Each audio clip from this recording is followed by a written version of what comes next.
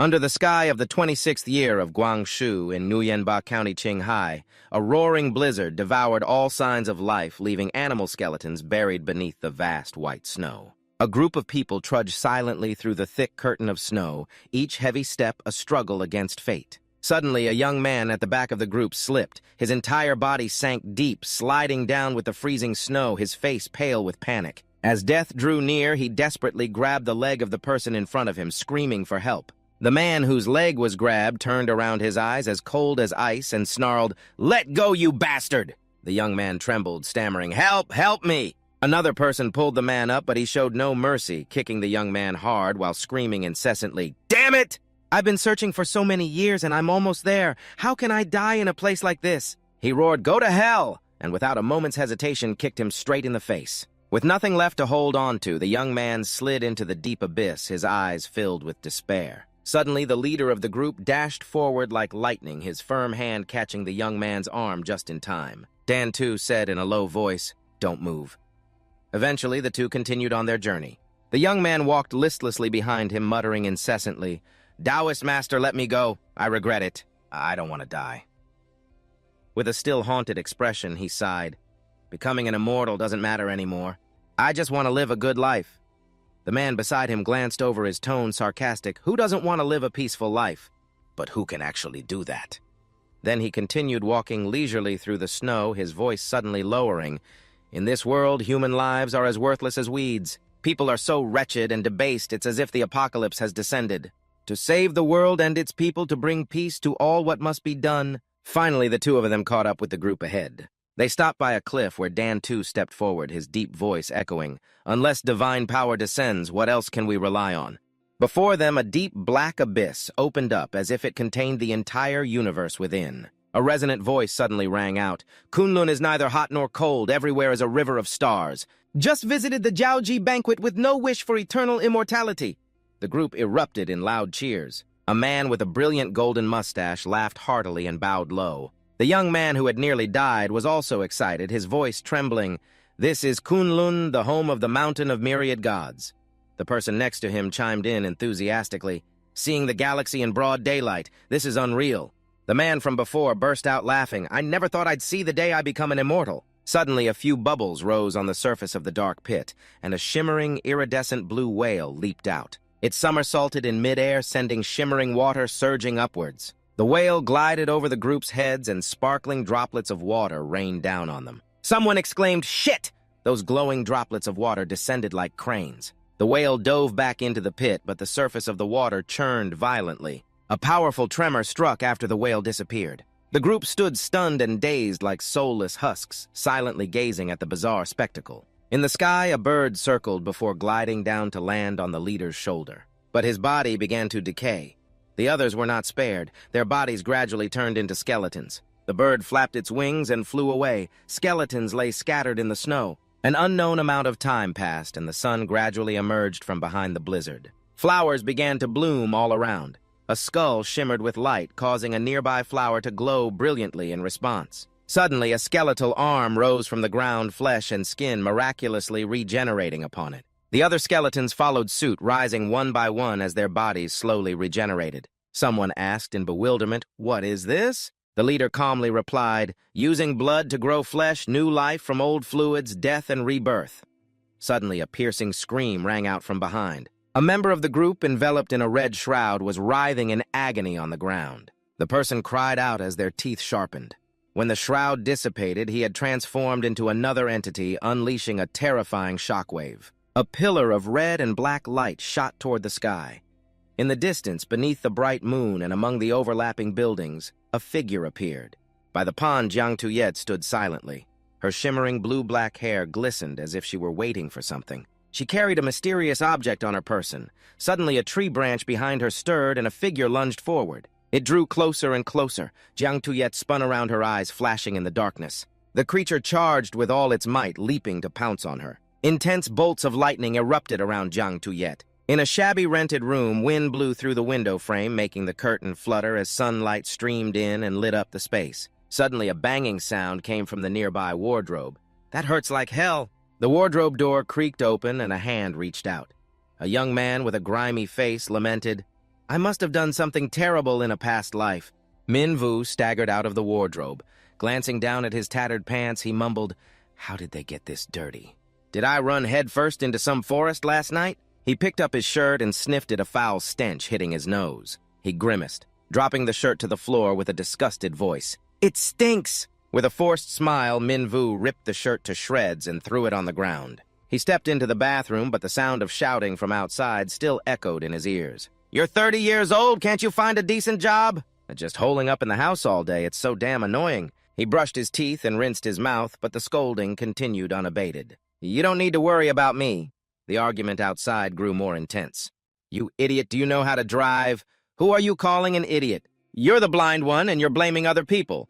Mouthwash spilled from Min Vu's mouth, but the argument dragged on. "Why did you hit him? So what if I did?" "I just gave him a little push." Min Vu put on fresh clothes, but the shouting relentlessly continued. "My head is killing me. I can't take it anymore." Trying to block it out, he gripped the curtain tightly. Even the cat outside seemed to be screaming, "You damn stray, daring to steal my fish again." Min Vu decisively pulled the curtain aside, and the noise from outside grew even more intense. He quickly put on his headphones, trying to block out the chaotic sounds, and then let out a helpless sigh. On the street, a yellow cat dashed past with a fish in its mouth. Min Vu sped by on his bike, startling both the cat and the fish into a panic. With music still playing in his headphones, he rode through the streets, suddenly thinking of Ma Ding and an anime he once watched where the main character woke up as a different person every morning. Min Vu grimaced and muttered, "I've had this habit since I was a kid, waking up in the strangest places." Memories flooded back. One time he woke up next to a whole family of pigs in a sty. Another time was even more dramatic, on top of a high-voltage power line tower. "To this day, I still wonder how I managed to climb up there," he thought to himself. As a child, Min Vu would cry and scream for his life. Back in the present, he biked past a minor accident. The car's driver was pleading, "Hey man, wake up! I barely pushed you." The person on the ground feigned injury. "I'm hurt, pay up." Min Vu rode past. Then the driver pulled out a baseball bat from somewhere, pressed it against the other guy, and roared, "Fine! I have to pay you anyway." The other person fled in panic, shouting, "Wait!" Min Vu thought coldly to himself, "My hearing is so sharp I can hear everything within 100 meters. He recalled a doctor's visit where the old physician, after an examination, concluded it was just sleepwalking and overly sensitive, hearing nothing serious. Min Vu gave a bitter smile. This sleepwalking is going to get me killed. He pedaled harder, thinking, God only knows what I do while I'm sleepwalking. His bike passed the crowded school gate and the whispers grew louder. Despite wearing headphones, Min Vu could still clearly hear every whisper in the classroom. He sat near the back in front of a couple who were flirting animatedly and a table away from two girls who were whispering. The girl in the red dress said, "On the way to school, I saw her talking to a pretty girl." The other replied, "I don't know her, she was looking for someone." The girl in red continued, "She was looking for a guy named Cha Nam. He's cheating on her. That guy is playing around with so many girls at once." The girl beside her chuckled softly.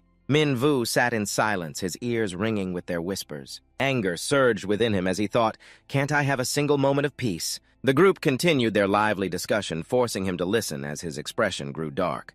He has such a beautiful girlfriend, yet he still cheats. A wolf in sheep's clothing! So who is this Cha Nam at our school? What was his name? Min Vu twisted the cap on his water bottle and took a sip. But just then, the name Chu Min Vu rang out. It made him choke, spraying out the water he had just sipped. Coughing violently, he bent over his face, flushing red with irritation. Min Vu glared and shouted at the two girls, "Hey, you up front, can you stop spreading rumors? Who are you calling a scumbag?" The two girls turned around looking at him in astonishment and asked, "Who are you?" Min Vu puffed out his chest, his voice clear, "I'm Chu Min Vu." Hearing that, they whispered to each other, "He really is that scumbag. So creepy he was even eavesdropping on us. He's in our major, too. Let's just ignore him. Getting involved will only bring us trouble." Min Vu gritted his teeth, seething with anger. He thought to himself, is it this easy to start rumors nowadays? He plopped down casually, putting a hat on his head, his mind reeling. I'm so pissed off. Where did this rumor even come from? Or is it just someone with the same name? Min Vu buried his face on the desk, muttering, "A scumbag. What right does a 19-year-old punk like me have to be one?" Glancing at his phone, a notification popped up. He scoffed lightly, picking up his phone to read a message from an unknown number. "Hello, Chu Min Vu, I am Li Van Phi. I want to spar with you. Location 167 Vongsun Street." He smirked, his eyes as cold and sharp as if he wanted to devour the phone. He thought, "You asked for this. Just you wait." the sunset casting an orange-red glow over the desolate land. Looking at the old dangling sign, Minvu read aloud, 167 Vongsan Street. He trembled with rage. He thought to himself, how long has this place been abandoned? Why do I feel like I'm being tricked? He cursed and kicked a piece of wood nearby. Suddenly, he heard the clicking sound of a coin being tossed. Minvu froze his mind on high alert. What's that sound? Looking up, he saw a figure on the rooftop of a tall building sitting there flipping a coin. Minvu muttered, is someone up there planning to jump? At that thought, he rushed into the building, his feet flying. On the rooftop, the person was still casually flipping a coin, watching the sunset. Van Phi caught the coin, spun it in a neat arc, and cheered with delight. With a cheerful expression, he looked at the coin in his hand and muttered, looks like my luck isn't bad today. A loud noise came from behind. Minvu rushed onto the rooftop. He was panting, drenched in sweat, having to lean against the wall to stay upright. He approached, his voice urgent. Hey, buddy, calm down. Seeing the other person stand up, Minvu awkwardly rushed to say, think about your family, your mother. Don't break their hearts. I know life isn't easy, but if you die, what will your family do? He continued, his voice hurried. Think about the rent, the car payments, all the things you still have to pay for. Even if you die, your debts will still have to be paid. Besides, insurance doesn't cover suicide. You look older than me. Do you have kids yet? Formula, tuition, all kinds of insurance. Those are all problems. The images of debt and responsibility came alive with his every word. Van Phi turned around and asked blankly, what are you talking about? What was that? Minvu was stunned, his head full of question marks, and then he blurted out, huh. The other person jumped down and walked toward Minvu, exuding an imposing aura. Pointing at him, he said in a commanding voice, I've been waiting for a long time. I'm glad you came. Minvu frowned, looking at the other person suspiciously. Who are you? Do we know each other? The person came closer and replied calmly, allow me to introduce myself. I'm Li Van Phi. I heard a senior mention you before and was intrigued, so I came here to meet you. Minvu was dumbfounded, asking blankly, wait a minute.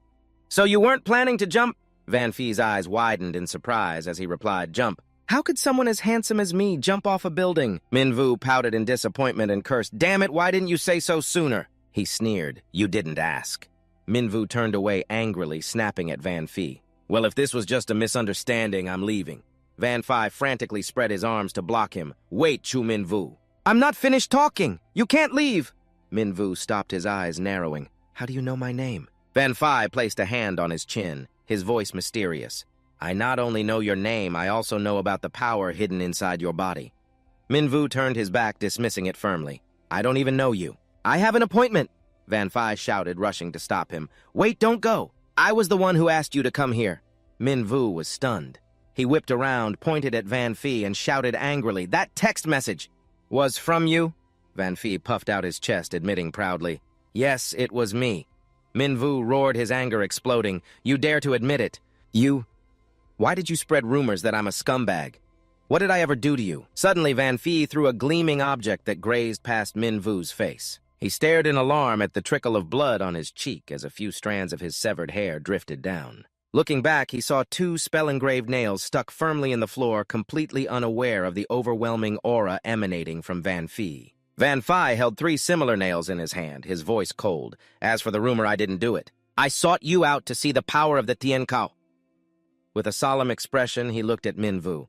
They say this power is different. I want to see exactly how it's different. Minvu broke out in a cold sweat, thinking to himself, Tien Kao. What kind of power is that? His legs trembled, and he unconsciously took a step back. Seeing Van Phi approach, he quickly waved his hands. Bro, this has to be a misunderstanding. I'm just an ordinary person. I don't have any magical powers. Van Phi's eyes glinted with determination. Turning around, he flashed with strange sparks of light, his voice firm. Whether you do or not, I'll find out by fighting you. Without another word, Minvu turned and fled in an instant. Van Phi was stunned, stammering. He ran. Away! Minvu sprinted at full speed, dripping with sweat, cursing inwardly. Is this guy crazy? He wants to fight after one disagreement. He flew down the stairs, thinking in terror. This disaster came out of nowhere, and I even got ambushed. His figure flashed by like the wind. Minvu lamented internally. This is such bad luck. What kind of day is this anyway? He ran for his life out of the building. From the rooftop, Van Phi could still see his scurrying figure. From above, Van Phi threw another nail, intending to stop Minvu. He only had time to turn his head and let out a cry. Ah! His eyes filled with terror as he saw the nail hurtling toward him. 2 nails plunged into the ground right at his feet, releasing an astonishing wave of power. A bolt of lightning struck down. The aftershock caused Minvu to convulse, foam at the mouth, and fall face first to the ground amidst the dense smoke. Van Fee walked over, muttering, "How strange." He frowned in doubt. How could he not withstand a single blow? Could I have gotten the wrong person? Van Fee turned to leave. "Looks like I came here for nothing. I might as well go home and play games." Just as he finished speaking from behind Van Fee, Minvu had transformed into a beast and stood up. His entire body erupted with a terrifying power, and an overwhelming oppressive aura exploded forth. The wounds on Minvu's body healed so quickly it was visible to the naked eye. He growled like a wild beast. Witnessing this, Van Fie was secretly thrilled, thinking to himself, "I knew it. This guy was indeed hiding his true abilities." He raised his hand in a taunting gesture. Hey! If you're this powerful, why didn't you show your true strength sooner?" Minvu responded with a deafening roar, planting his hands firmly on the ground. Van Fie muttered coldly, "Can't he hear me?" He slowly approached, telling himself he wasn't beaten stupid, was he? Standing in front of Minvu, Van Fie waved his hand and called out repeatedly, "Hey, are you really out of it?" Minvu remained motionless, which made Van Fie a bit flustered. After that, Van Fie tried everything to snap Minvu out of his statue-like state. He flicked his forehead, poked his ear, and even pinched his cheeks, but nothing worked. Finally, Van Fie pulled at Minvu's cheeks apart, revealing sharp fangs. Suddenly, Minvu reacted, his hands that were gripping the ground tightened. In a flash, he lunged forward and gave Van Fie a powerful choke. Minvu's blazing red eyes seemed to be issuing a challenge. Van Fie smirked, but inwardly he was trembling at the terrifying sight. Power enveloped Minvu. He lifted Van Fie into the air, causing the surrounding rocks to levitate as well. Van Fie was being choked so hard that drool dribbled from his mouth. He tried to grab Minvu's arm, terrified, thinking, "This power is incredible. Is he even human anymore?" Van Fie's hands quickly formed a seal as he chanted inwardly, "Vidyu chan kong than tiu triu kong." Lightning flared and the wind howled fiercely. One nail flew in from a distance while two others began to vibrate. Van Fie bent two fingers, his eyes full of expectation. 4 nails shot forward and embedded themselves in Minvu's face, accompanied by a terrifying explosion. Seizing the opportunity, Van Fie leaped away, coughing violently. He touched his neck, thinking, "I was too careless. I didn't expect this guy to be so powerful." The dust and smoke gradually cleared. Minvu was still standing there unharmed after the explosion, only lightly rubbing his cheek against his shoulder as if it were itchy. Van Fie scoffed, frowning, and thought, "Is this the power of the Heavenly Hound?" Minvu suddenly lowered his stance, ready to attack. In the blink of an eye, he disappeared. Van Fie was stunned, thinking to himself, he disappeared. But in reality, Minvu was already right beside him. A sudden uppercut shot out. Luckily, Van Fie managed to raise his arm to block. The good news, his chin and face were not hit. The bad news, his arm bone was broken. A powerful blow sent Van Fie flying into the sky, blood spilling from his mouth. Minvu didn't stop launching himself after him. Van Fie thought to himself, "This isn't good." Minvu flashed a taunting smile. Van Fie, his mouth full of blood, smirked back as his hands quickly formed a seal, executing the divine firmament thunder method technique. Van Fie's figure flickered in midair like a broken screen, causing Minvu's punch to pass through nothing. While Minvu was still off balance, a nail on the ground below flashed. Van Fie instantly teleported to the nail, panting heavily. Wiping a streak of blood from his lips, he thought, "Good thing I left one nail on the ground. No more playing around, I have to finish this in one move." He quickly formed a hand seal. Minvu, realizing what was happening, landed on the ground, causing it to crack open. Van Fie silently chanted, "Subtle true void divine firmament reappears. Which god dares not submit, which demon dares to advance?" Minvu's face grew even more excited while Van Fie trembled in fear, continuously chanting, "When the divine dragon appears, 10,000 demons are vanquished. I summon you now, descend at once!" A brightly glowing seal appeared at Minvu's feet, and a golden dragon erupted from the ground. Van Fie assessed the situation, thinking, "I didn't want to use this move on you, but I have no other choice. I refuse to believe you can block this." Minvu's arms and legs were tightly bound by lightning. A giant golden dragon faced him, lunging forward with its mouth wide open to devour him. The divine firmament ascending dragon strike submerged Minvu in lightning. Smoke and dust filled the air. Looking at the devastated battlefield, Van Fie said, "No matter how powerful you are, there's no way you're unscathed." He gave a wicked smile, thinking to himself, "So much fun I almost got burned playing with fire." Suddenly, a car sped over and screeched to a halt right behind him. The car door swung open and a familiar figure stepped out. The girl walked straight toward Min Vu, her gaze resolute. Van Phi turned around curiously as she spoke without hesitation. Could you leave first? This is the person I want. Van Phi looked up at her as she approached Min Vu, his voice laced with doubt, telling me to leave. She replied coolly, without hesitation, yes, you can still make it if you leave now.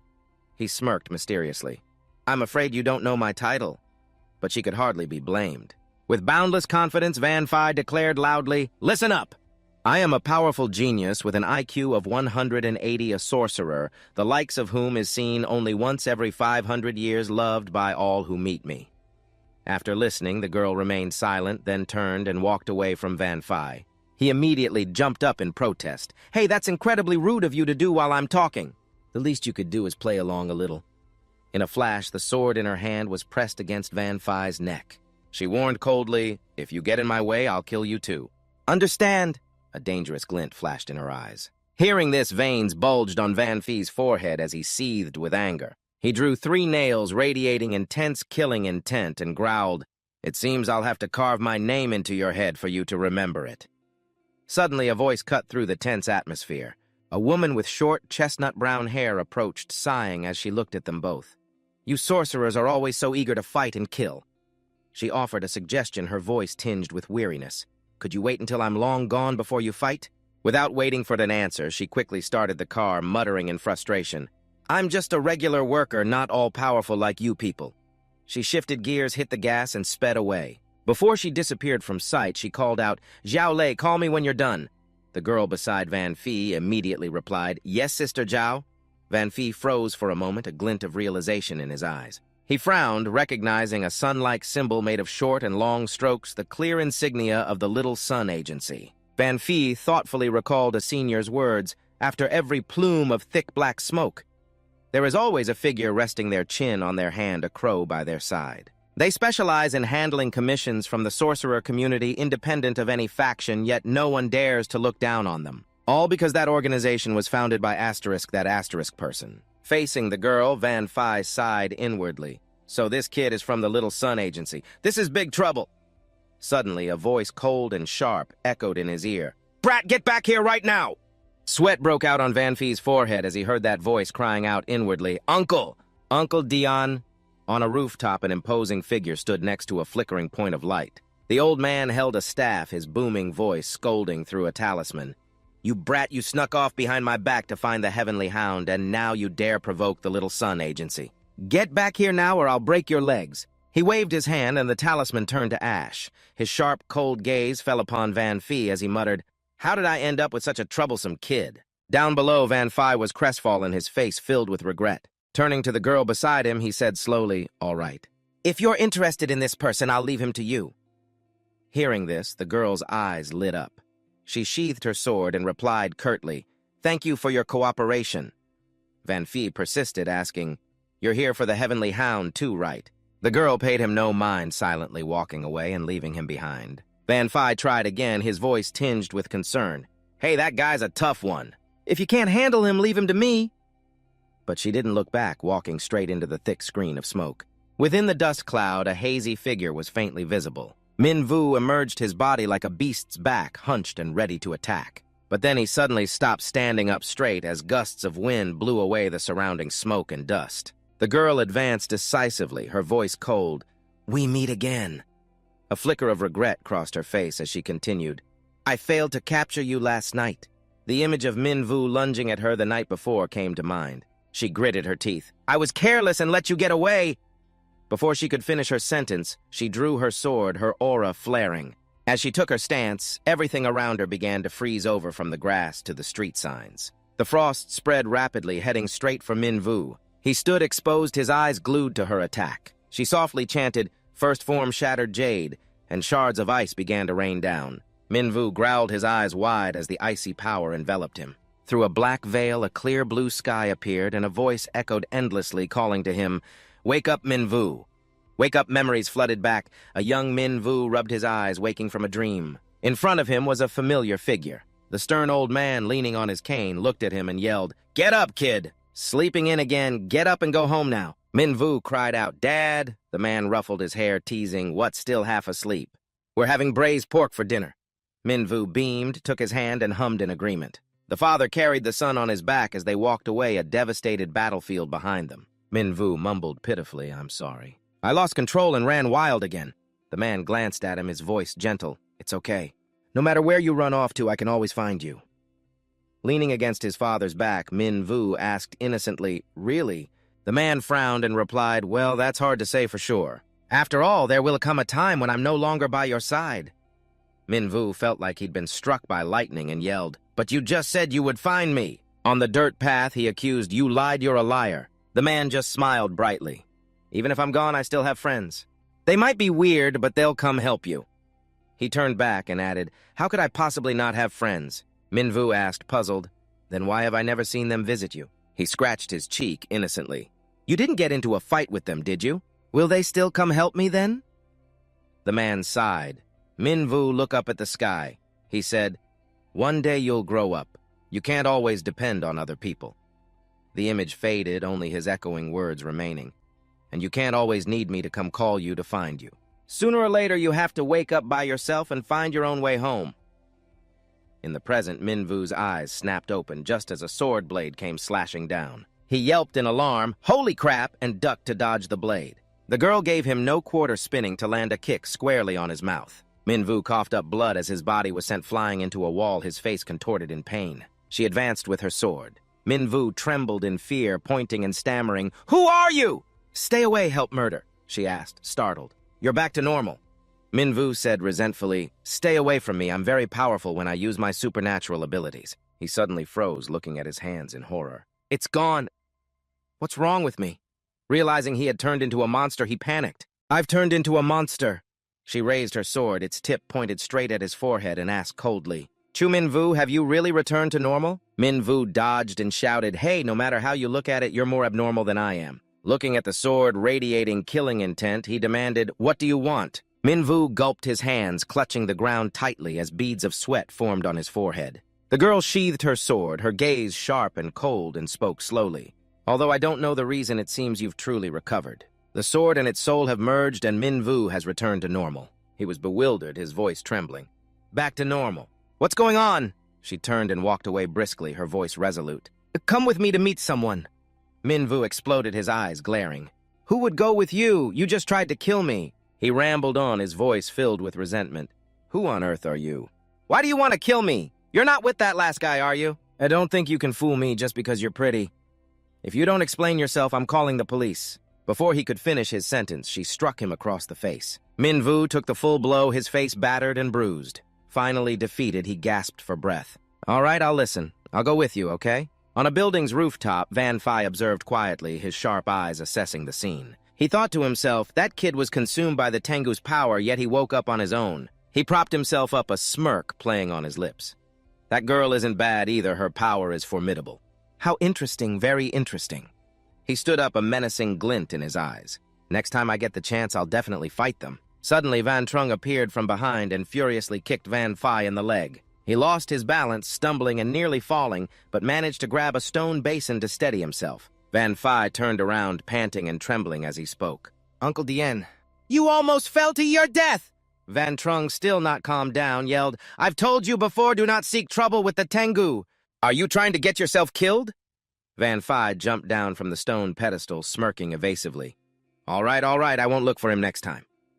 He looked up and suddenly spotted a figure in white standing above, observing them quietly. Van Phi growled, "Who's there?"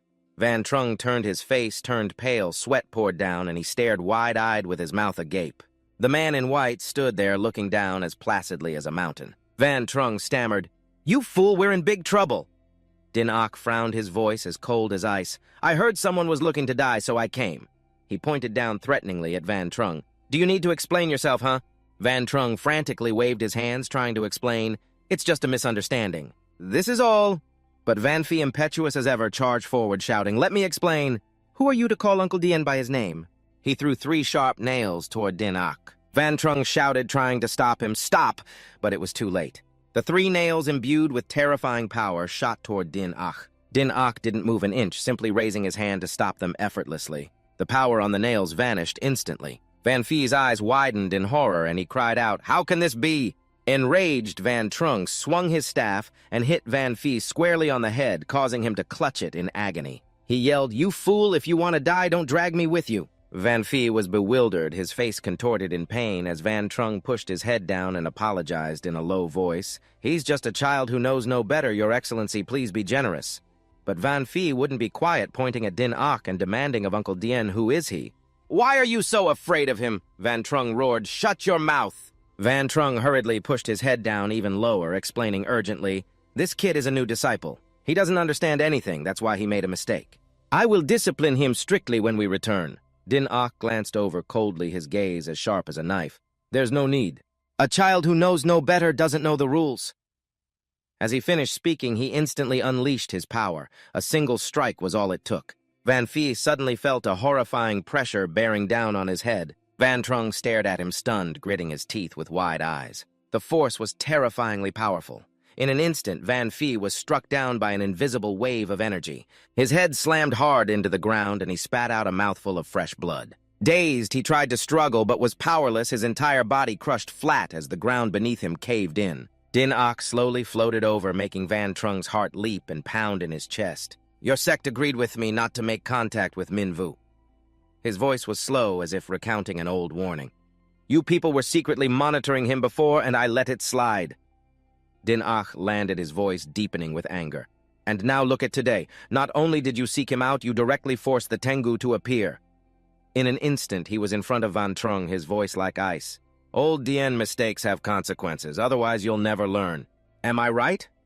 Van Trung trembled, hastily explaining, "This kid Van Phi caused this disaster because I failed to discipline him properly." Van Phi remained motionless, panting. Van Trung tightened his grip on his sword, his hand trembling. "Sect Master, I beg you to spare his life. As for the consequences, your only option is to draw your sword." His voice was firm. "I am willing to bear it for him." Van Phi gritted his teeth, wanting to stop him, but unable to. Din Ak smirked coldly, his gaze sharp. "Then by all means." Then he waved dismissively, his mocking tone leaving Van Trung stunned. "You should take care of your health at your age. At your left shoulder, I've already sealed the pressure points to stop the bleeding."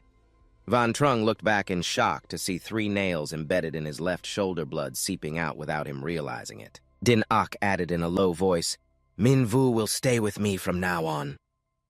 Only when he had left did Van Trung dare to sigh in relief, drenched in sweat. He looked at the sword in his hand, deep in thought for a moment, then gritted his teeth and aimed the blade at his left arm. Sweat trickled down his forehead as the blade began to cut into his flesh. A harrowing scream echoed as Van Trung's left arm was severed, blood spreading across the ground. He struggled to remain calm, using his sword to prop himself up as he sank to his knees, his voice trembling.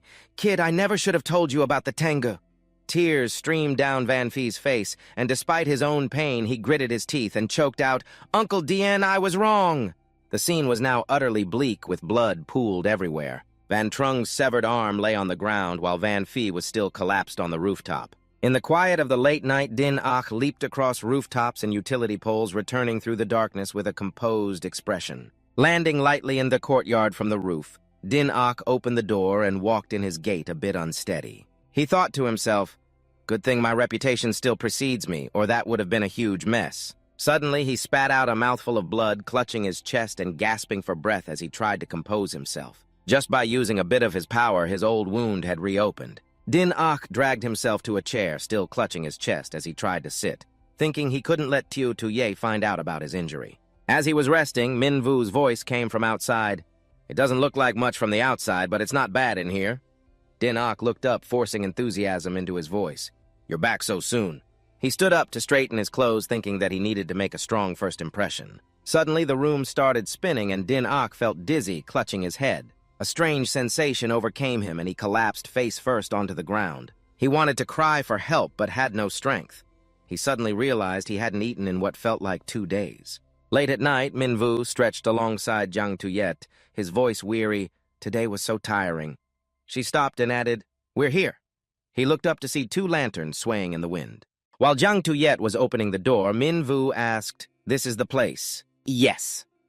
He didn't ask further, just turned to look at the sign, thinking Little Sun Workshop. A preschool Jiang Tuye pushed the door open and called back, "Come on in."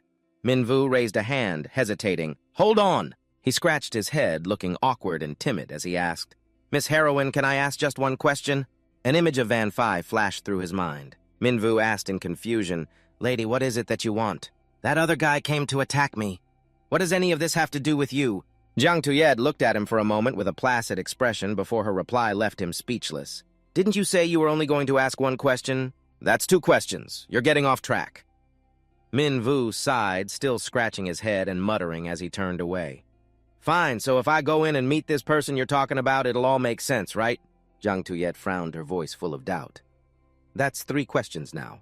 Well, which one should I answer first? Minvu stepped inside ahead of her with a sigh. Fine, forget I asked. The moment he set foot inside, he was stunned by the completely unexpected sight. Sparkling fireflies fluttered about, creating a scene as dreamy as a painting. He looked up at the gently glowing lanterns, then curiously walked around even mischievously, sticking his head into the mouth of a stone lion statue. Jiang Tuyet could only stand and watch, a speechless expression on her face. Minvu walked under the flower trellis, his voice full of delight. It's so dilapidated and wild on the outside, but the scenery inside is so poetic and charming, isn't it? Yes. Suddenly he heard a strange sound. Minvu turned and asked Jiang Tuyet, Do you hear that strange sound? He pointed in one direction. I think it's coming from over there. The 2 of them headed in the direction he pointed. Sure enough, a mournful groan echoed from a distance. Minvu asked again, his voice tense. You hear it too, right? There is indeed a strange sound. He was at a loss for what else to say. Jiang Tuyet still didn't understand what was happening. Then, suddenly remembering her mission, she immediately drew her sword, stepped back warily, and opened the door to enter. Minvu peeked in curiously, his voice a reminder. Heroine, be careful. As soon as the door opened, a strange smell assailed their nostrils. Then a trembling hand reached out. Next, a pale, gaunt face appeared, its eyes bloodshot and red. Looking just like a hungry ghost, it trembled and cried for help. Minvu was petrified by the sight and immediately collapsed. Meanwhile, Din Ak tried to whisper to Jiang Tuyet, I'm starving to death. After a while, Jiang Tuyet and Minvu sat in a corner watching Din Ak eat ravenously. Trash piled up behind him, a stack of 8 plates and wrappers growing ever higher with no end in sight. Din Ak continuously chewed on a bun, then picked up a bowl of noodles and slurped it clean, a satisfied look on his face. Minvu muttered his assessment. This guy eats like a monster. Chewing ravenously with tears welling in his eyes, Din Ak said in an accusatory muffled voice, You were gone for 2 days! Wanna starve me to death? Minvu kindly translated for Jiang Tuyet. He said you were gone for 2 days and didn't come back and asked if you wanted him to starve to death. She pondered for a moment, then replied, But I left money for food. Din Ak slammed the table, his voice annoyed and muffled. You still da say that the little bit of money wasn't even enough for a 10 pull. Minvu continued to translate, though he was a bit speechless himself. He's asking how you dare say that. That little bit of money wasn't even enough for him to do a gotcha pull. He couldn't even do a 10 pull. How can I even understand him? Jiang Tuyet stood up, her voice serious. But boss, we're out of money this month. She explained the situation. We haven't had a commission in 2 months. The electricity, water, and internet bills are 6 months overdue. If this keeps up, they'll cut off our electricity, water, and internet. Din Ak mumbled while gnawing on a chicken leg, but this time Minvu couldn't translate, I can't make this one out. He chugged a large bottle of water, then let out a loud burp that left the other 2 speechless. Din Ak said calmly, Don't worry about the money, I can handle it. You just need to do the job I give you. Minvu spoke up, his voice tinged with surprise. Hello. Unexpectedly, Din Ak enthusiastically rushed towards him. If you hadn't spoken up, I wouldn't have noticed. Din Ak's hands moved quickly, feeling from his eyes down to his nose as he muttered, Let me get a closer look. Then he quickly shifted his focus elsewhere. How are these legs smoother than a girl's? Din Ak casually patted his head, pinched his cheek, and then groped and hugged Minvu's leg, making him increasingly uncomfortable. He tried to stop him, his voice sharp, Wait, don't do that. But Din Ak wouldn't listen, and continued to poke his cheek, making Minvu's blood boil. Hey, are you going to stop or not? Suddenly, he blushed with embarrassment, hugged himself, and tried to run away. Hey, what are you doing? Din Ak, as if he had discovered something strange, stopped his playful expression, vanishing. He frowned, rested his chin on his hand in thought, then shook his head and did nothing. Looking at the situation, Minvu seemed to be in a difficult position. Minvu blushed and shouted, What do you mean by that? I think you're just taking advantage of the situation. Don't think you can do whatever you want just because you're handsome. Din Ak laughed it off, waving his hand nonchalantly. Don't be so tense. It's really nothing. Then he added nonchalantly, But your little life is about to be lost. Minvu sighed in relief, his voice light. Is it just that my little life is about to be lost? I thought it was something serious, but immediately after he realized something was wrong. He immediately turned back, his face blank and eyes wide, shaking from shock. He pointed to himself, his voice cracking. What do you mean my little life is about to be lost? Din-ok distractedly pretended to clean his ear, whistling. Min-woo glared angrily. He thought to himself, this guy is really asking for a beating. Suddenly, Din-ok remembered something and exclaimed, I almost forgot. He enthusiastically waved to Jiang Tuyet, Xiao Tuyet. We have a job. Meanwhile, Min-woo tried to interject, his voice annoyed. Hey, don't ignore me. Din-ok cheerfully clasped his hands and said to Jiang Tuyet, Sister Wang's cat from next door is missing. Can you see if you can find it? Jiang Tuyet frowned, questioning, sir. Finding a cat again. This is the third time this month. You haven't forgotten what kind of work we do have you. Din-ok put on an innocent look, drooling and making an eating gesture that left her speechless, eating. You see, the company needs to stay afloat. He pulled out a photo and continued enthusiastically. Sister Wang is a rich lady. The reward is 5,000. Here, this is the photo. The photo showed a cat with a grumpy face with a phone number written below. Isn't it adorable? Din-ok tried to persuade Jiang Tuyet. It's probably just near Taeha Park. Jiang Tuyet nodded. Yes, all right. She took her sword and walked out. Din-ok waved excitedly, cheering. Wishing you a swift success. Be back soon. This month's hopes are all riding on this money. Min-woo tried to call after her. Hey, can I say something? He hurriedly voiced his questions. What do you guys actually do? The sign on the door says Little Sunshine Workshop. I thought it was a kindergarten class. Din-ok smiled brightly and replied, That's just a disguise. Min-woo was bewildered. What do you mean? Din-ok explained patiently, his voice calm.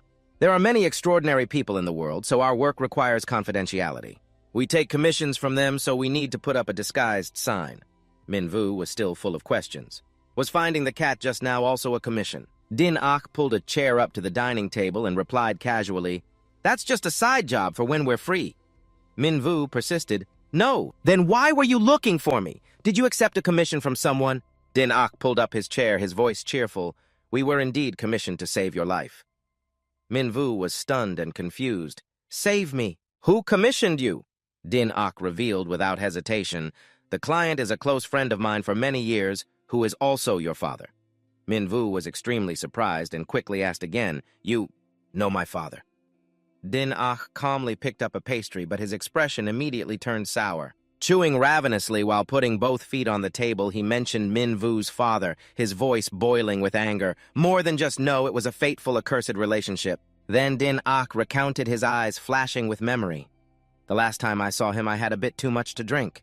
And as a result, guess what? He recalled the image of himself dead drunk and slumped over a table, appearing vividly, his voice annoyed. In the middle of the night, a waiter woke me up to say the place was closing. When I came to, I found out your dad had bailed, and the staff member who woke me up was some muscular pervert brandishing the bill. When I asked, they said he'd been gone for a while and told me to pay. Din-ok shuddered, the terrible memory still haunting him. How could I have had any money then? 30 minutes later, Min-woo was numb with boredom from listening. Din-ok, however, excitedly jumped onto the table and continued his story. After working for half a year, I finally became a master chef skilled in the art of cooking. Then someone came to wreck the place, tore down the sign, and suppressed the whole crowd in the blink of an eye. Min-woo trembled, foaming at the mouth, his voice sarcastic. You a master chef, more like a master eater.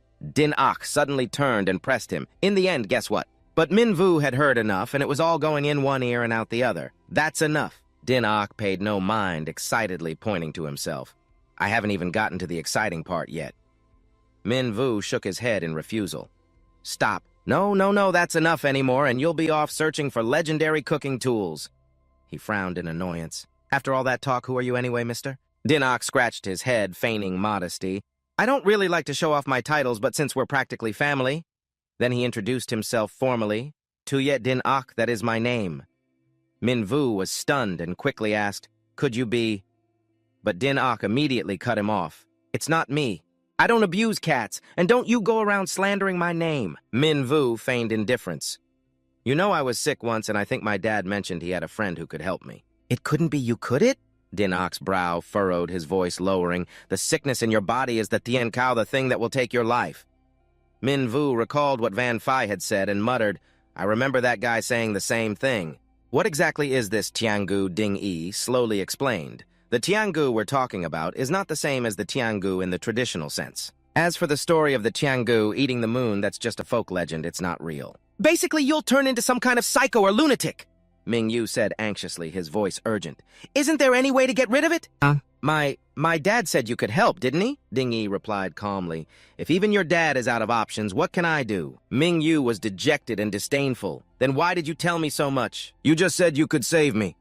Ding Yi smiled brightly, putting an arm around his shoulder, his voice confident. It's impossible to completely eliminate it, but I have a way. He patted his chest and declared, I've found a way to help you suppress the Tianggu. Ming Yu was stunned, then it dawned on him, and joy flashed in his eyes. Really? Ding Yi leisurely walked towards the bookshelf, his voice low and steady. Over the years, I've been constantly searching for a way to completely resolve the Tianggu threat. Finally, after integrating a lifetime of ultimate skills with the techniques of 100 schools, I created a marvelous method that can turn the Tianggu into your own possession. He looked up his eyes, scanning the shelves, searching for a book. Hearing this, Ming Yu felt a flicker of doubt about his words. Ding Yi reached out and pulled an old notebook from the top shelf. Without hesitation, he pulled down his hood and carefully examined the notebook. Ding Yi held the notebook out to Ming Yu. This is it. The old notebook in his hand was covered with cute, childish drawings, a complete contrast to the majestic name Erlang Shen's divine art. Ming Yu shook his head, finding it hard to believe this tattered notebook could be reliable. He flipped through the pages, growing more bewildered the more he looked. It looked just like an elementary school student's scratch pad. Ming Yu curiously read a passage. Jiang Shui, my dream is to grow up to be a robber, specializing in robbing capitalist banks and local tyrants, and give the money to the poor so they can buy houses and cars and live happily. Jiang Shui's comment, your dream is wonderful. When you grow up, don't forget your teacher. Keep it up. You should pay attention to your desk mate. His dream is to be a police officer. Ding Yi chuckled, a bit embarrassed. This was Yao Shui's homework notebook from when she was a child. She only used half of it, so it was a waste. I wrote the divine art in the back. Hearing this, Ming Yu immediately flipped to the last page, only to be startled to find that the scrawled handwriting was even worse than the elementary school students' writing in the front. Ding Yi snatched the notebook back in annoyance. Learn it if you want, stop being so picky. Am I saving you, or are you saving me? His face darkened and he hugged the old notebook tightly. If it weren't for your dad, I wouldn't even bother with you. You're ruining my secret manual. Ming Yu quickly tried to soothe him, his voice conciliatory. Don't be angry, I'll learn it, I'll learn it, I'll learn it. He tried to persuade him, then pointed to the chicken scratch handwriting. You translate it for me. Ding Yi confidently opened the notebook. Fine, I'll read it for you so you'll know. But his confidence didn't last long. The smile vanished from his lips. Ding Yi's face fell and his hands trembled, unsure of what to do. He quickly used the notebook to hide his embarrassment. Ming Yu was speechless, thinking to himself, could it be that he can't even read his own handwriting? Ding Yi scratched his head defensively. It's been a while. He cheerfully tucked the notebook into his shirt and said sheepishly, but it's still a technique I created myself. In about 10 days to half a month, I can probably translate it. Then he put his arm around Ming Yu's shoulder, his tone friendly. The world of sorcerers is extremely interested in the Tianggu. It's not safe for you outside. Just stay here for now. Hearing this, Ming Yu was overjoyed. Isn't that just perfect? Ding Yi waved his hand and chuckled. There's nothing not perfect about it.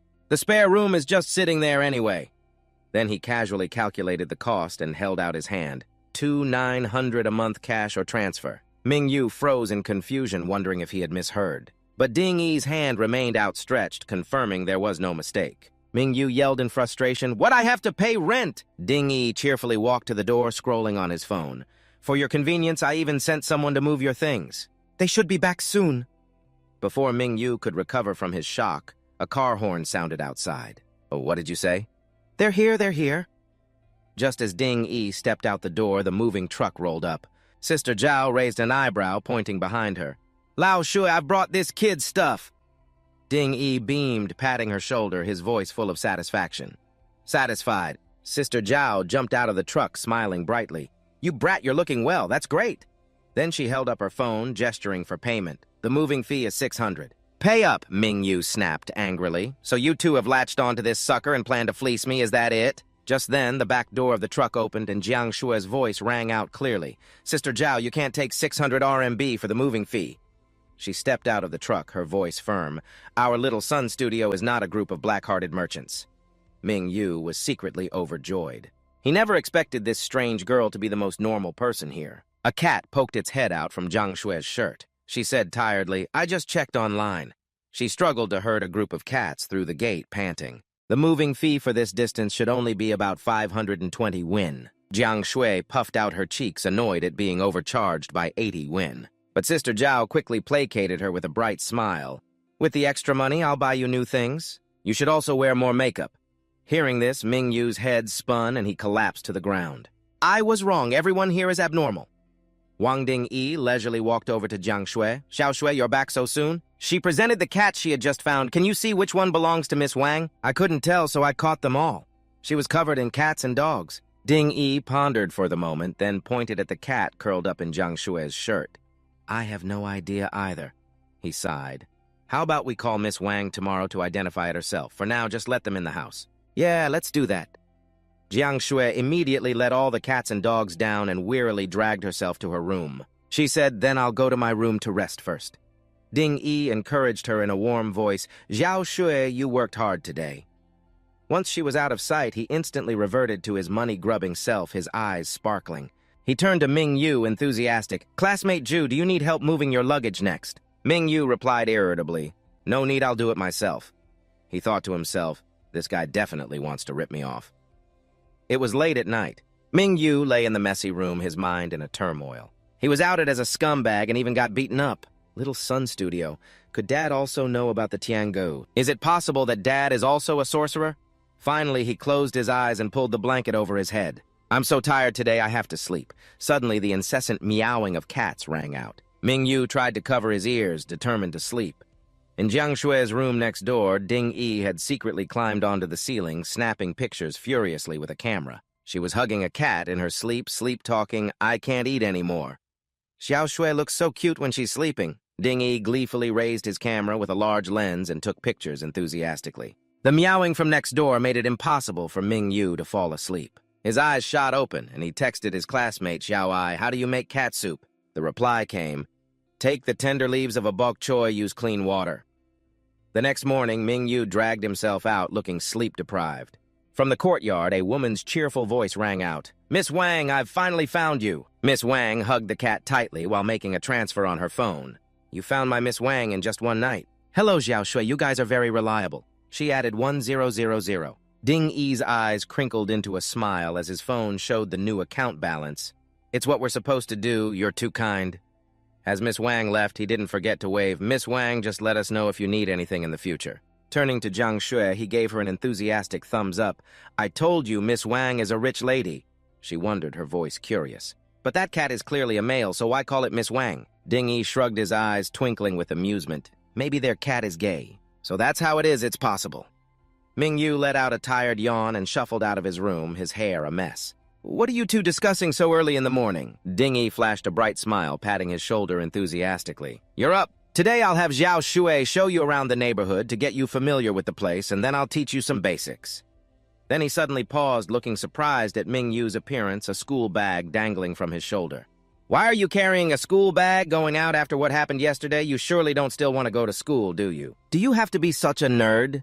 Ding Yi sighed, his voice full of distress. "I often oversleep and have been marked down several times. If I get caught skipping class, I'm done for. Nowadays, everyone has a master's degree or higher. People from Tsinghua and Peking University are all studying hard. If I don't have a degree, people will look down on me when I enter the workforce." Ding Yi and Jiang Shui stared at each other blankly, their eyes filled with a silver-like haze of confusion. Neither of them had ever held a job or set foot in a university, so they couldn't possibly understand. "Oh, is that so?" Din Ok nodded, then turned to Zhang Tuyet, his voice cautious. "It's too dangerous for him to go out alone these days. What if he gets sneak attacked again, or his animalistic nature erupts and he attacks someone else? That would be a huge problem." Zhang Tuyet nodded vigorously before he even finished, "Okay." Min Vu suddenly became wary, his eyes narrowing. "Wait a minute. This protection service doesn't charge a fee, does it?" Din Ok frowned, his voice annoyed. "What kind of person do you take me for?" The scene shifts to the south gate of the Third University of Science and Technology, where an old van sputters to a stop. Min Vu jumped out of the van, grinning from ear to ear. "Sister Triu, thanks a lot." But Sister Triu was quick as a flash, her voice deadpan. "The fare is 168. Min Vu was startled, lost his footing, and fell flat on the ground. His face pale, he clutched his wallet and begged for mercy. This little lamb was about to be fleeced. Sister Triu burst out laughing and waved her hand. Sorry, just kidding. Then Jiang Tuye gently opened the car door and stepped out with a poised demeanor. Minvu looked up, saw her walking toward him, then glanced behind her, his voice tense. I'd advise you to get up. Around them, students started whispering, what's with that guy? A pervert lying on the ground staring at a girl's thighs. Unbelievable, why don't people like him just die? Ugh, so disgusting. That girl looks so familiar. Rumors spread like wildfire across campus. Isn't that the girl who was going around looking for a scumbag earlier? The scumbag crawling on the ground seems to be Minvu. Really? Minvu sat up, his face contorted, not knowing what expression to make. He pointed at himself and chuckled awkwardly. And what's more, that scumbag is me. Jiang Tuye didn't bother to deny it, nodding calmly. That's right, I came to the school looking for you yesterday. The realization hit Minvu, and he stomped his feet angrily. This is all your fault again. From a distance, Sister Triu could only sigh. What a poor kid. Minvu walked on muttering complaints and fuming with anger while Jiang Tuyet quietly followed behind. Yeah, this is unbelievable. My reputation is completely ruined. Do you know that... Jiang Tuyet tilted her head slightly, explaining gently. The campus is too big and I couldn't find you, so I used a little technique. That day, she had disguised herself among the students, put on a pitiful expression, and asked a girl, do you know a scumbag named Minvu? Then she covered her face, her eyes welling up with tears, and sobbed while wiping them away, her voice trembling. Yesterday, that Minvu had indecent intentions toward me. I didn't consent, so he forced himself on me. What's more, he's two-timing with over a dozen other female students playing with their feelings. He's an enemy to all women. Hearing the story retold, Minvu was truly speechless, his mouth agape. Jiang Tuyet continued in a monotone voice. Once the news of you being a scumbag spread throughout the school, I knew you would come find me yourself. Then I could take you back. Minvu gritted his teeth, his eyes wide. It's a real miracle you could come up with such a damn stupid plan. Jiang Tuyet sighed, a hint of helplessness in her eyes. I didn't come up with this method, someone else taught me. Minvu clenched his fists on the verge of tears. An image of Din Ok with a cunning smile flashed in his mind, and for some reason he was certain who the mastermind was. He walked on, muttering and complaining, so what am I supposed to do now? I can't be known as a scumbag for all 4 years of college. Jiang Tuyet tilted her head, her tone sincere. Master and Sister Triu said that women love bad boys. I think you'll be more attractive to girls now. With tears in his eyes, Minvu yelled, Are you kidding me? Where did that logic even come from? Suddenly, Jiang Tuye stopped, her gaze turning sharp as she looked behind them. On high alert, she quickly pushed Minvu to the ground. Get down now! Instantly, a flock of strange birds swooped down, the sound of their flapping wings like a storm. Their eyes glowed red, aimed straight at Minvu. Luckily, they both hit the ground just in time to avoid the attack. Minvu dazedly lifted his head, his voice trembling. What's going on? They both looked up. A lead bird was perched on a branch, its wings spread wide, its blood-red eyes terrifying. The other birds also began to growl their gazes as if they wanted to pierce through them. The path ahead was blocked by the flock of bizarre birds, the air thick with killing intent. The lead bird let out a sharp, commanding cry, and immediately countless bird shadows rained down. Minvu dusted himself off and glanced at Jiang Tuyet, his voice apprehensive. Hey, swordswoman, they're coming again. In contrast to his panic, Jiang Tuyet was calm, her eyes sharp. She opened her bag and drew a sword that glinted with the light of steel. Standing protectively in front of Minvu, she instructed in a calm voice, Stay right where you are, don't run around. Stay close to me. There might be other enemies, so we need to avoid an ambush. Facing the ferocious flock, the magical energy from the sword began to radiate heat. The air vibrated rhythmically.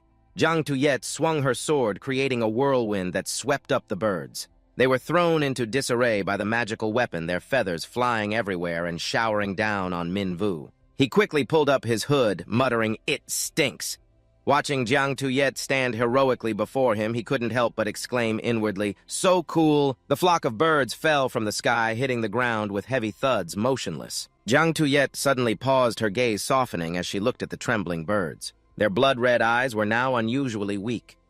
She bent down gently, cradled one, and said in a low voice, These pigeons seem to be controlled by a spell, probably a type of voodoo curse cast using some kind of poisonous insect concoction.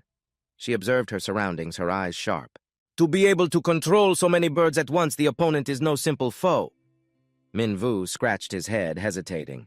Someone is controlling these birds to attack me. No way, why do people hate me so much? Jiang Tuyet turned back, her voice soft. For now, let's go back and report to Boss Sese first.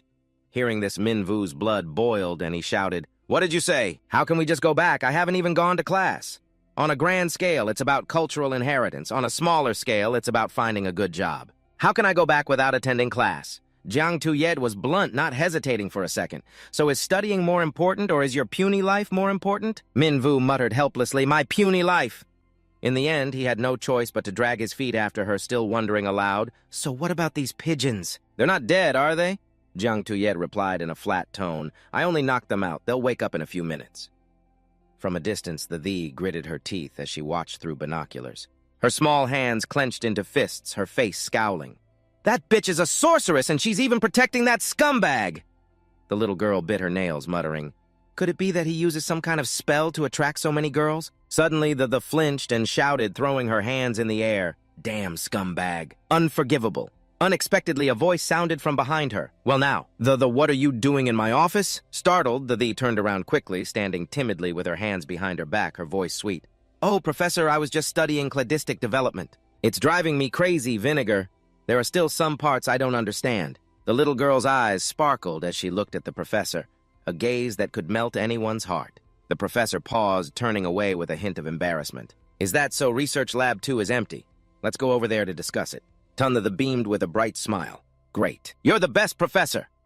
3 hours later, in a cozy room, the little girl bowed politely, her voice soft. Thank you, Professor. I feel more confident about my next thesis now. The skipped down the hallway, beaming with joy. The little girl clasped her hands, a radiant smile on her face, as she muttered that Vinegar was truly interesting. Tunda a 14-year-old student, a sophomore majoring in molecular biology in the biology department's youth class. Suddenly, Xiao Hui swooped down from nowhere and landed gently on the little girl's head. A silent breeze swept by, and the space suddenly fell into silence. The clutched her head in alarm, her voice full of confusion. I came here to deal with that scumbag, so how did I end up studying? Xiao Hui raised a wing solemnly and replied, chirp, chirp. The little girl stood up straight and nodded confidently. That's right, Xiao Hui. We must become allies of justice. Xiao Hui chimed in with a loud cry. Chirp around them, passers-by whispered among themselves. She's mentally challenged? And she has a bird on her head. So cute. Embarrassed, the lowered her head and hurried away, muttering. How annoying they called me cute again. Suddenly the phone in her pocket rang. The little girl slowly answered the phone. Hello, a voice came from the other end. Vigilante Tun. A young man sitting at the bar spoke in a deep, steady voice. We've finished the investigation on the lawyer you asked us to look into. The files have been sent to you. The bartender across from him chimed in while wiping a glass. Who is Vigilante Ton targeting this time? He poured milk into a glass while the young man rested his chin on his hand, his voice serious. Wasn't there that murder case involving the rich kid not too long ago? That lawyer was the investigator. The plaintiff was accused of fabricating evidence, threatening witnesses' tax evasion, and using yin-yang contracts. A lawyer committing major crimes indeed. The bartender held up a carton of 82 fresh milk and continued. She commissions us twice a week. The fees are enough to live on for a while. Just be her informant, that's all you need to do. The young man finished his glass of milk, shook his head wearily, and still left. That little girl doesn't know her own strength. I don't dare get close to her. The empty milk glass rolled across the table. In the dark room, two girls huddled together, trembling on the bed. On the floor, things were thrown about messily. The unfortunate young man was tied up tightly, hanging from a tree, screaming in fear. Heroine, spare my life, I was wrong. I'll turn myself in tomorrow. The watched with amusement, her voice stern. Go right now. The naked young man trudged to the front of the police station. The strolled down the street, excitedly waving a tree branch in her hand. The little girl examined the branch, judging it to be an excellent sword. Seriously, she mumbled, 10 years honing a single sword, its sharp edge has never been used. The swung the branch forcefully. Today I'll let you all see it. Is anyone being bullied? The little girl leaped up and struck the tree trunk in front of her hard. Under her power, a branch broke and fell. Quickly, the branch from above landed right on the thief's head. The little girl collapsed in pain, holding her swollen head, her eyes welling up with tears. Xiao Hui, perched across the street, let out a dejected cry. The leaned against the tree trunk, looking at the city before her, and said softly, Xiao Hui, tell me, why are there so many bad people in the world? The little girl looked up, her voice pensive. They're shameless for money, disregard morals and laws, and even risk their lives. Under the pale moonlight, the little girl whispered, and then there are those perverts always with their insatiable desires. Xiao Hui chirped loudly, Cha-cha. Then the lay on the grass, nodding, That's right, I'm talking about that damn old man. The little girl raised her voice angrily. Mom is so beautiful, yet he keeps a mistress here and has two more on the side. Suddenly, the Thi's expression changed a mischievous glint in her eyes as she raised her trembling hands. Although I later found out Mom was also keeping a man, the Thi looked annoyed. Damn scumbags, both the men and the women. Birds of a feather really do flock together. Suddenly, the little girl sat up. Neither of them are good people. I have to cut ties with them, Zhao Hui chirped as if in agreement. Suddenly, the Thi's stomach rumbled. Cars sped past her. The lay down again, saying loudly, I've been away from home for 5 days now. They haven't even looked for me. They're probably off having fun with their lovers. The little girl turned her head away and whispered, a bunch of trash. Even worse trash than that Chu Minvu guy. The thought of Minvu and Jiang Shui and a feeling of annoyance welled up inside her. And that person protecting Chu Minvu was probably tricked and deceived too. The little girl looked straight ahead, frowning. But don't think I'm out of options just because he has a protector. The jumped up, her eyes cold, and said to herself in a determined voice, I can't beat my parents, but you think I can't beat you. The little girl put her hands on her hips, exuding immense confidence. Xiao Hui, let's show them how formidable Heroine Sun is. Suddenly, Xiao Hui swayed. A wave of sleepiness hit it, causing it to tumble over. The shouted, her voice echoing, Xiao Hui, don't fall asleep. On the bustling street, lively chatter and laughter rang out, lamb skewers here. This milk tea is so good, the stopped in front of a restaurant. The door opened slightly and a bell chimed. The little girl froze at the sight of the large space inside, lively music echoing in her ears. A drunk man slurred, Hey, you guys, let students in here. The woman next to him quickly reminded him in a soft voice, She's a college student. Don't let her hear you call her a kid. The walked through the door and steadily descended the stairs. The bar was on the B1 level. As soon as she appeared, lively, teasing voices rang out, Heroine, why are you here so late today? I've got the soda you like over here, come on over. Come on, have a drink with me. The little girl frowned, lowered her head, and walked on, ignoring them. Dali and 2 other guys cheerfully asked, Not in a good mood today. Heartbroken, maybe it's because of the school health check being both short and flat-chested. The exploded, shouting, Everyone! The little girl put her hands on her hips confidently, her voice firm. I have a favor to ask of everyone. Her words left the crowd baffled and confused. What is it? You can count on us to help. The bartender asked softly, the what's got you so angry? The lifted her chin and answered concisely. There's a scumbag at school who's two-timing a dozen girls. I went to teach him a lesson, but an intern stopped me. The little girl held up Jiang Shui's phone, her eyes blazing. It was this girl who protected that scumbag. The's face turned sinister. Tomorrow, whoever can keep that girl busy, I'll take care of the scumbag. After it's done, payment is negotiable. Dali puffed out his chest confidently. A small matter, leave it to me. The guy next to him chimed in enthusiastically. Dali requests to go into battle. Suddenly, the guy froze, looked at the phone screen, and shouted, Isn't this Gi Jianchou? In an instant, the 3 guys' expressions changed, becoming wary. Heroine, maybe we should just drop this one. The drunk guy held the bottle, his voice trembling. This girl Jiang Shui, her boss is Xue Dinge. Their underworld nickname is Gui Jianchou. Can't mess with them. The 3 guys crossed their arms, their voices lowering as they wondered, Zhu Dinga, that cat abuser. The 3 guys burst out laughing. He doesn't abuse cats, but he might treat us like cats to abuse grinding our faces into the ground. That's like a cow riding a rocket badass to the extreme. The little girl held up 2 fingers, her eyes cold. I don't care how badass she is, I'll pay double. Dali shook his head awkwardly. Can't mess with her. The guy next to him forced a smile. Let's just drop it, our lives are more important. 3 beer bottles clinked together, and the group said in unison, That's right. Come on, let's sing and dance! In the end, the had no choice but to leave yelling angrily, A bunch of stupid cowards! Suddenly, a voice spoke up. Young lady, don't be angry. An old man slowly approached from behind his voice, deep and warm. Perhaps I can help you. He smiled kindly and continued, Just don't be late with the payment after the job is done.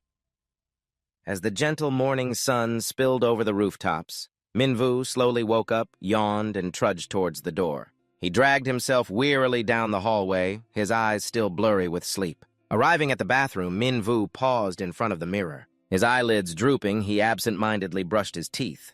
With his hair a mess, he distractedly reached for the doorknob. Without hesitation, Minvu pushed the door open and walked in. Inside, Jiang Shui was sitting on the toilet, looking at him calmly. Minvu jumped, spitting out the toothpaste in his mouth, and hastily slammed the door shut. His panicked voice rang out, Sorry, I didn't realize someone was in here. The toothbrush in his hand clattered to the floor. Jiang Shui remained seated, covered in toothpaste foam. Suddenly, a pair of staggering feet approached. Sister Zhao, her eyes still bleary with sleep, opened the bathroom door and said in a drowsy voice, "Xiaoshui, are you done yet? I can't hold it in much longer." In front of her was Minvu kneeling on the floor with an awkward expression. Sister Zhao asked blankly, "What are you doing here?" Minvu scratched his face and stammered, "I came to brush my teeth and wash my face." Sister Zhao looked down at the toothbrush lying on the floor, even more confused. "Then what about this toothbrush?" Minvu quickly cut her off, his voice apologetic. "I'm offering a sincere apology." "Oh!" From inside the bathroom, a soft sound was heard. Jiang Shui pushed the door open and came out saying softly, "Sister Zhao, you've been waiting long." Sister Zhao looked at her and was startled. "Oh, Xiao Shui," but she immediately froze. Jiang Shui, in her flimsy, soaking wet pajamas, stood there with an unusual calmness. Sister Zhao immediately shot a cold glare at Min. Vu rushed over to grab his collar and yelled angrily, "You brat, what did you do to Xiao Shui?" Ignoring his explanations, Sister Zhao attacked furiously, while Min Vu could only stammer, "Wait, it's not like that. Hold on, help me." On the early morning, street stalls began to open for business. Min Vu and Jiang Shui walked side by side, each carrying a bag of youtiao. He spoke up, his voice embarrassed. "Sorry, I had just woken up and couldn't see clearly." Min Vu's face was bruised and swollen. He mumbled, "A yard and then a VKFC. Is just too brutal." He held up the 2 bags of youtiao and wondered, "Can the 4 of us finish all these youtiao?" Jiang Shui turned back and replied nonchalantly, "My dad alone can eat 7 or 8 of them. This amount would only make him 30% full." Min Vu thought for a moment and mumbled, "You guys were eaten into poverty by him, weren't you?" Suddenly, Jiang Shui raised a hand to stop him, her voice lowering, "Wait." In front of them, a dog with glowing red eyes was growling. Min Vu chuckled, trying to act calm. "Pfft, it's just a puppy, don't be so tense. Don't worry, I'll handle it." But when he turned back, his face went pale. Behind them, dozens of dogs were barking up a storm on the rooftops. The cats with a dense, murderous aura were baring their fangs. Chu Minvu trembled and stammered, "Actually, I'm also really scared of dogs. We should still let the heroine go first." Then Jiang Tuye didn't answer, stepping forward 1 step at a time. A lead dog with glowing red eyes bared its fangs menacingly. Killing intent billowed up. Beside it, a black cat growled, its golden eyes blazing with hatred. She whispered a reminder, "Be careful, don't stand too far from me." The cat suddenly charged toward Chu Minvu like a whirlwind. He flailed his arms in terror, shouting, "Who the hell is targeting me?" The ferocious dog lunged, opening its mouth to bite. Chu Minvu nimbly dodged. Jiang Tuyet immediately rushed forward, landing a heavy blow on the dog's head. Behind her, Chu Minvu was tightly surrounded by the cats, screaming, "Help! The cats are eating people!" Suddenly, the sound of steady footsteps echoed. Jiang Tuyet turned around to see an old man calmly approaching, his voice gentle. "Young lady, I have a small matter to discuss." Jiang Tuyet's voice tightened, her eyes sharp and cold. "Chu Minvu, go on ahead." Chu Minvu flailed his arms, his feet hastily fleeing as he shouted, "Heroine, you can do it." But right after he turned back, roaring angrily, "But why do they keep targeting my pants to bite?" In an instant, the space between Jiang Tuyet and the old man fell silent. Her gaze was as sharp as a knife pinned directly on him. In contrast, the old man remained composed, the corner of his mouth twitching slightly. "Young lady, don't look so scary."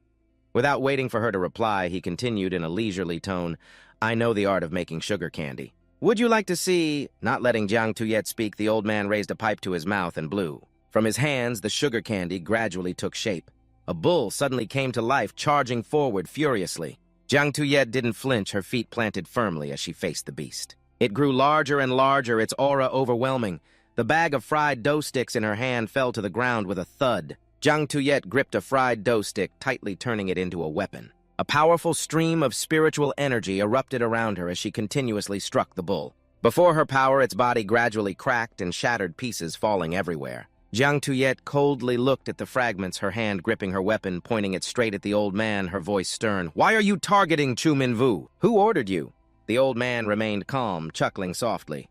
"Young lady, isn't it a bit rude to fight me with a fried dough stick?" From his fingertips, sugar strands as fine as silk appeared. His voice suddenly deepened. "I hate brats who don't understand etiquette the most."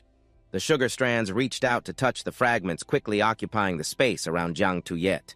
The fragments immediately reassembled, transforming into countless bulls that surrounded her. Jiang Tuyet's eyes scanned the scene as she muttered, "What kind of technique is this? To be able to control so many fragments at once." The old man laughed heartily, his hands continuously manipulating the sugar candy. "My art is ever-changing. Isn't it fun?"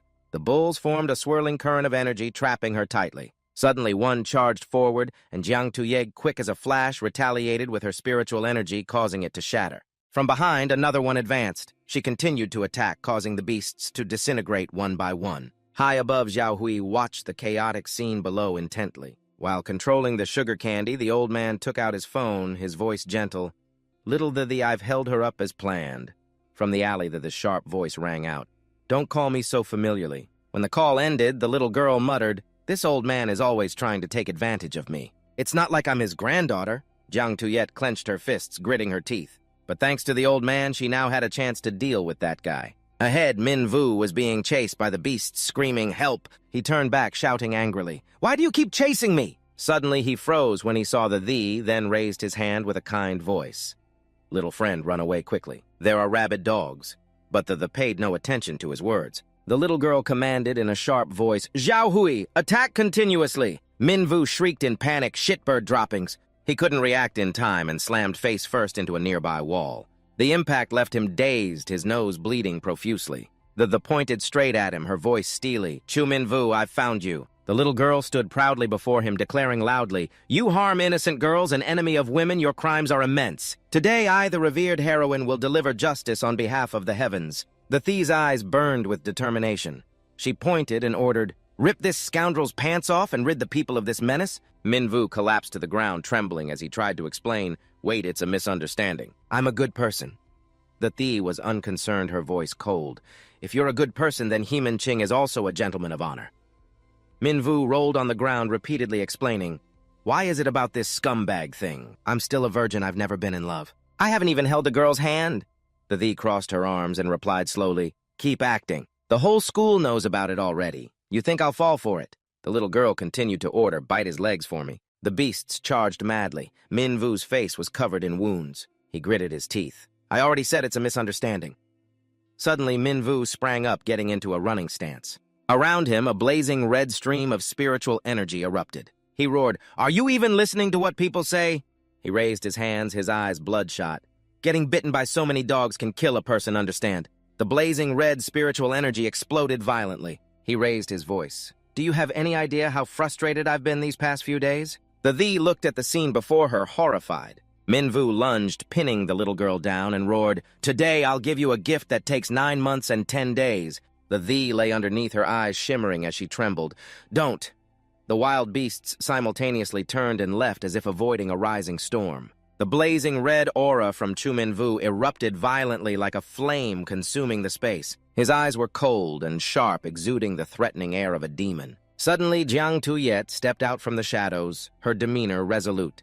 "Chu Min Vu, do you know what you're doing?" The sound made him turn his head, his gaze meeting hers. Without hesitation, Jiang Tuyet swung her hand and slapped Min Vu hard across the face. The blow sent him stumbling back, his back hitting the wall with a thud. He clutched his head in pain, yelling, "Hey, what did you hit me for?" Jiang Tuyet stood towering before him, her voice as cold as ice. "Just now you almost lost consciousness." She glanced at the Thee who was sneakily trying to slip away. "Where do you think you're going?" Startled by being called out, the froze and turned back abruptly. "Hello, sir and ma'am, I'm just a girl passing by." Still leaning against the wall, Min Vu pointed at the little girl, his voice full of anger. "She's the one who ordered the dogs and cats to bite me." The Thee turned around, her shimmering eyes filled with innocence, her voice as gentle as a breeze. "Pretty sister, this big brother is a pervert. He suddenly pounced on me. It was very scary." Jiang Tuyet raised her weapon, her face radiating a cold, murderous aura. "You can't fool me, don't try to act cute. Tell me your real purpose." The trembled, her voice pleading, "Please spare me." The little girl pointed at Min Vu, her voice hardening as she placed the blame. "It's all that scumbag's fault. It's all his fault." Hearing this, Min Vu jumped up and retorted angrily, "I already said I'm not a scumbag." The Thee stood tall, surrounded by a sparkling light like a hero stepping out of a legend. "I am a friend of justice who specializes in righting wrongs, lending a helping hand, and eliminating evil. In the martial world, I'm known as the revered heroine. I heard this Chu Min Vu has harmed over a dozen young women, so I came here specifically." But Jiang Tuyet remained calm, her voice even. "So you didn't come targeting the Tianggu?" The muttered in confusion. "The Tianggu that swallows the moon." The little girl sighed, looking disappointed. Jiang Tuyet moved closer, her voice soft but captivating. "The thing about Chu Min Vu being a scumbag is just a rumor. According to our investigation, he's still a virgin and has never had a girlfriend in his life." The Thi's eyes widened, her voice stunned. A rumor, the little girl insisted angrily. But everyone says he's a scumbag. Seeing that the Thi was still stubborn, Jiang Tuye slightly pulled down her collar, revealing a fatally seductive look. Then watch this. She slammed one foot against the wall right next to Min Vu. He broke into a sweat, a giant question mark appearing over his head as Jiang Tuyet leaned in gently, lifting his chin with her hand, her voice full of provocation. "Come to my room tonight, okay?" Min Vu's face turned beet red as he stammered awkwardly. "What are you talking about? We've only known each other for a few days. This is developing way too fast." Jiang Tuyet pulled her leg back calmly, turning around, her voice soft. "Understand now." The Thi nodded her head repeatedly, giving a thumbs up, her eyes shining brightly. "I get it, you're definitely a virgin!" Min Vu cried out in frustration. "Hey, aren't you guys going a little too far?" The Thi covered her mouth, trying to suppress a laugh. "Sorry, virgin guy, I misunderstood you." "I know I was wrong." Min Vu's anger flared up, but he could only grind his teeth helplessly. "This little brat is so annoying." The Thi smiled brightly, turning to leave. "Well then, pretty sister, the misunderstanding has been cleared up. If there's nothing else, I'll be going." The little girl ran off, waving goodbye to the pretty sister and the virgin guy goodbye. Min Vu shouted, his voice full of frustration. "What?" He said with a scowl, "Who are you calling a virgin?" He turned to Jiang Tuye and questioned her. "That brat definitely wasn't sincerely sorry. Are you really just letting her go like that?" Seeing her engrossed in her phone, Min Vu frowned and asked, "What are you looking at?" Jiang Tuye replied slowly, her voice as calm as a rippleless lake. "I'm looking up that kid's identity." A conversation appeared on the phone screen. "Help me look this person up. This kid looks very familiar." In just a moment, the other party sent back information on Tun the Thi. The data appeared clearly line by line. Named Tun the female, 14 years old, 144 centimeters tall, hometown Qinhuangdao Island Han ethnicity. 14 years old. 14 years old. At 14, she is a sophomore majoring in molecular biology at the junior class of the 3rd University of Science and Technology. Knowledgeable in Hong Kong sorcery, tame head sorcery, Miao witchcraft, spiritualism, divination and astrology, and Quanzhen Longmen internal arts. A jack of all trades, master of none. Personality, lively, generous, and righteous. Well-liked in the Jianghu, she calls herself a friend of justice, hates evil with a passion, and specializes in righting wrongs. Illustrious family background, parents are entrepreneurs with assets of 10 billion, but have recently been mired in scandals over their kept lovers, causing the family relationship to become strained and cold. Afterwards, Jiang Tuye scanned the information and commented thoughtfully, "She's not a bad person. Just a kid who's obsessed with movies and likes to play the role of a righteous crusader. And her family is very rich." Min Vu frowned and pointed at the screen, his voice bewildered. "There's a lot to unpack with this person. I don't even know where to begin." Then Jiang Tuye rubbed her chin, her gaze sharp. "At least she wasn't lying, so she probably won't bother you again." She bent down to pick up the fried dough stick from the ground. Jiang Tuyet spoke softly, her voice gentle but firm. "Let's go home." "Pick up your fried dough stick, everyone is waiting." Min Vu scratched his head and replied sheepishly, "I was so focused on running that I dropped them all." In a small alley, the Thi was bent over, panting, with beads of sweat on her forehead. "Good thing that big sister was nice, otherwise I would have been in trouble," the little girl mumbled, suddenly recalling the words she had just heard. Jiang Tuyet, Jiang Tuyet. That beauty works for Tuyet Din Ach. Her Jianghu nicknames are Ghost's Bane and the Unprovocable. The They rubbed her head and mumbled, "Those people said this big sister is Ghost's Bane." "What a lie!" Angrily, she threw a decisive punch into the air. "I don't care who it is spreading baseless rumors to harm me and getting an innocent person hurt. I will definitely drag them into the light." An image of Jiang Tuyet flashed through her mind like the mastermind behind it all. But just as she was about to leave, a voice suddenly called out, "The Thi, is it done?" The Thi glanced over, annoyed. "I thought you'd been defeated and wouldn't dare show your face again." The man slowly walked over, his voice deep. "That girl's skills are not bad. In a residential area, I couldn't use my full strength, which is why I let her escape." He gestured, his voice light but meaningful. "Why did she save the person and then just leave?" The quickly denied it. "That's not what happened." He nodded and continued. "Since the job wasn't botched, then my payment?" The Thi held up her hands, her demeanor calm and confident. "Who do you think I am? Would I stiff you? Just name your price." He nodded with a faint smile. That's right, that's right." Suddenly, a strange piece of candy flashed in his hand. "As for me, I don't like money," the frowned. "Then what do you want?" His expression suddenly changed. His eyes became bloodshot and his voice turned sinister. "Of course I want you, my good little niece." The words terrified the Thi and her body froze, unable to move. Meanwhile, the three of them sat around the dining table and began to eat. Din Ok spoke up, annoyed. You two were out for so long and only came back with one soggy fried dough stick. Jiang Tuyet was about to answer, but Min Vu cut her off, his voice strained. It was crowded today, they were sold out. Then Jiang Tuyet took a sip of water from the glass Min Vu handed her and said calmly, the person who ambushed Chu Min Vu before came again. But she wasn't targeting Tian Kao. It was just a misunderstanding, and it's been resolved. Din Ok asked while chewing on the fried dough stick. It's good that it's resolved. So how much did you get for medical expenses and emotional distress? Jiang Tuyet maintained an innocent expression, focused on drinking her water, and didn't answer. Min Vu gave a forced smile and answered for her. We let her go, didn't take any money. Din Ok sighed in frustration, but then he suddenly shot to his feet, his brow furrowed, his voice booming like thunder. Little Tuyet, I've taught you since you were a child. In the Jianghu, everything is about money. When a golden opportunity comes along, you have to milk it for all it's worth. Looking at the meager meal on the table, he continued, his voice full of weariness. We have to eat pickled vegetables and mushy rice every single day. We can't even afford to buy fried dough sticks every day. It's just pickled mustard greens with chili pickled radish with garlic. He shook his head, his voice growing more frustrated. We're already this poor. Why would you pass up a chance to make money? Hearing Din Ok, Min Vu glanced at him and muttered wearily, and just the other day you were feasting like a king. Din Ok walked over to Min Vu, squeezed his cheeks, and said in a half-joking, half-serious tone, Look at little Chu here ambushed twice in a row. How tragic asking for 800,000 in hospital fees wouldn't be unreasonable. Min Vu's voice trembled. Big brother, luckily thanks to heroin Jiang, I wasn't hurt. Din Ok patted his head, his tone teasing. Even if you weren't physically hurt, your fragile little soul must have been terrified. We can't forget about the emotional distress. Min Vu played along, pretending to cry. Big brother, she called me a virgin. Jiang Tuyet's fingers flew across her phone as she spoke. I've sent the intelligence department's file to you. You can go find her and demand payment? Din Ok's eyes lit up as if he'd struck gold. Let me see. What does this person look like? How much can we get out of her?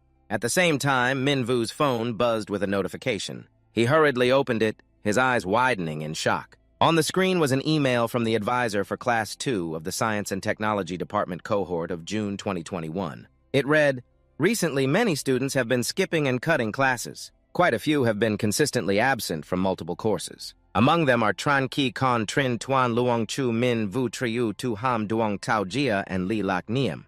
These 6 students are in serious violation.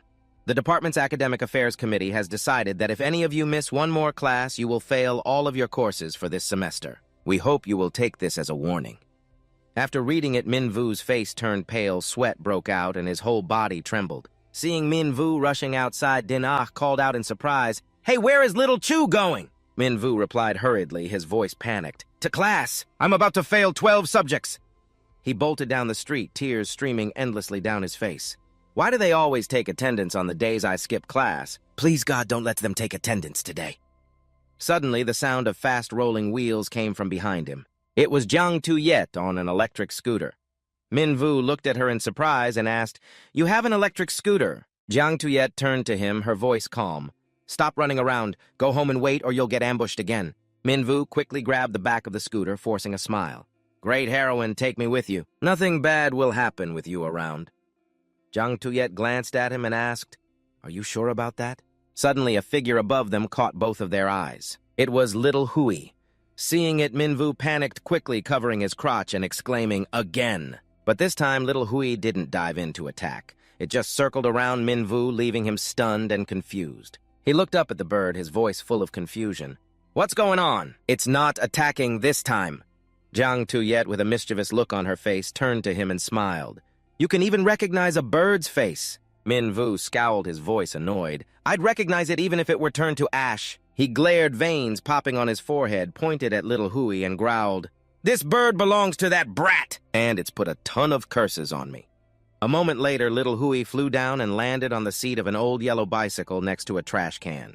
It spread its wings wide and let out a few sharp cries. Then it pointed with one wing, put the other to its beak, and chirped something. Finally, it pretended to tremble as if it were about to faint. Jiang Tuyet frowned, pointed at little Hui, and asked, What is it saying? Translate. Min Vu was speechless and shook his head. I don't understand bird language. A second later, little Hui began squawking loudly again as if trying to convey something. Min Vu rubbed his chin, mumbling as if he'd just realized something. But I think I'm starting to understand. He watched little Hui's gestures intently, his brow twitching slightly. After a moment, Min Vu's eyes flew open and he exclaimed in alarm, "That brat was ambushed!" The scene shifts to the thee as she slowly opens her eyes. Her gaze swept over the unfamiliar surroundings as she faltered, "Where is this?" Suddenly, the thee's eyes widened as she felt something sticky clinging to her arm. She screamed in panic, "It's so sticky! What is this?" From the darkness, an old man with a sinister smile spoke. "My dear grandchild, are you awake?" The shot up, her voice trembling. "Where is this? What do you want?" The old man chuckled, his eyes cunning.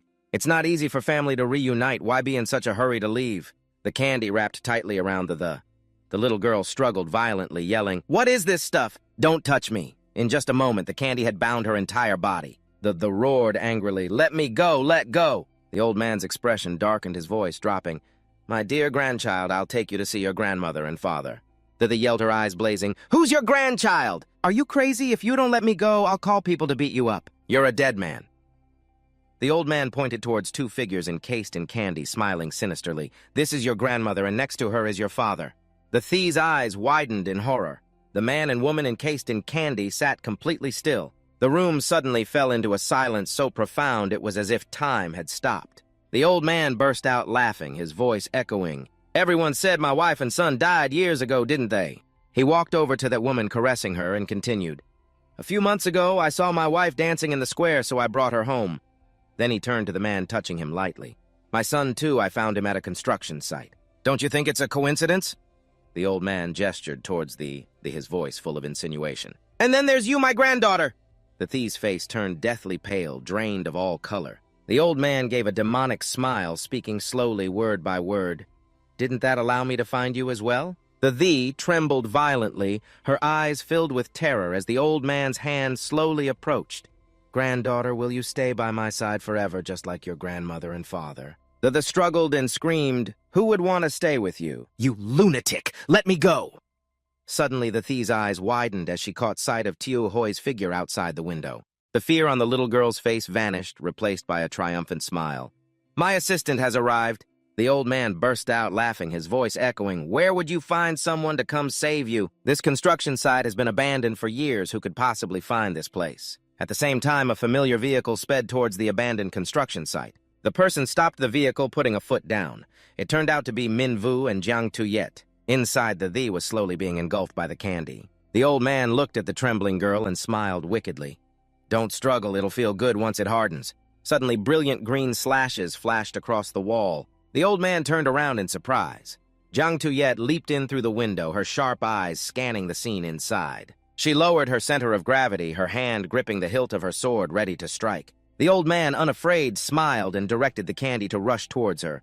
"What a troublesome girl!" Then Jiang Tuyet focused her energy into her sword, her eyes never leaving her opponent. In an instant, she unleashed two slashes of sword energy, cutting straight through the old man's candy attack. The old man's eyes widened in astonishment. He was immediately thrown outside, leaving a large hole in the wall. Jiang Tuyet immediately jumped after him in pursuit.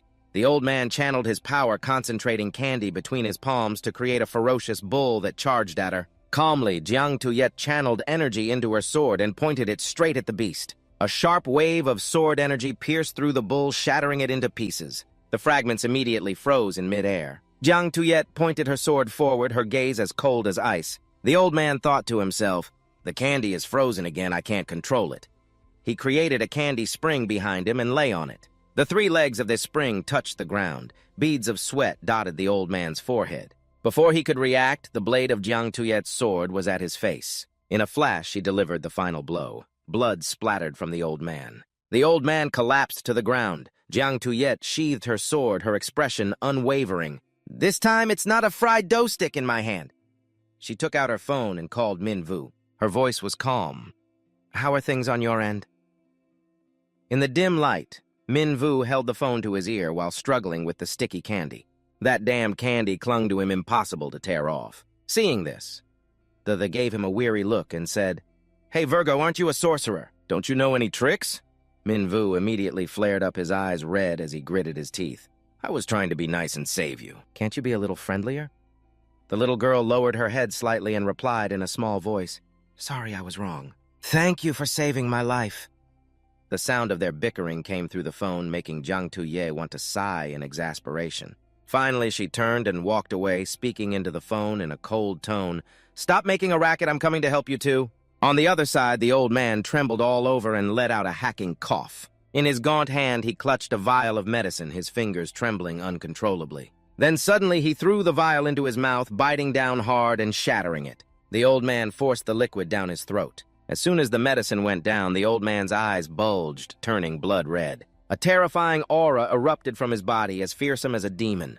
"Whoever killed my wife and son deserves to die?" Feeling that surge of power from behind, Jiang Tuyet, who was on the phone, immediately turned her head. The old man's eyes were now blazing red, and the smile on his lips was twisted and crazed. Seeing him approach, Jiang Tuyet hurriedly said into the phone, her voice urgent, "Figure it out yourselves. I can't come help now." From the old man's feet, candy spread out, wrapping tightly and crawling up the arm of the Tan Mu Huyen Kung. The old man's mouth mumbled incessantly, "Din chi puang trung that took huatru. Your grandpa here is very angry."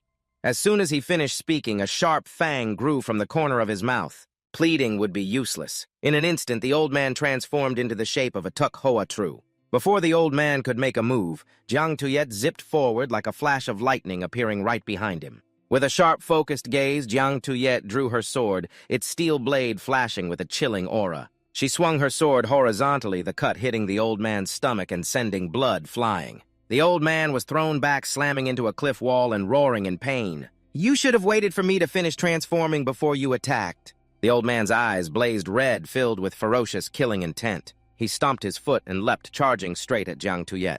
"An undisciplined child like you needs to be taught a lesson by me." He clenched his fist and punched the ground hard, causing it to crack and tremble. The old man's eyes gleamed as he flashed a sinister smile, revealing sharp teeth. He threw another punch aimed directly at Jiang Tuyet's sword. She frowned as she watched her sword vibrate violently from the impact. Not only did it fail to break her defense, but her own vital energy was repelled. Lost in thought, she was startled to see the old man's foot right in front of her face. Quick as a flash, Jiang Tuyet raised her sword to block the powerful kick.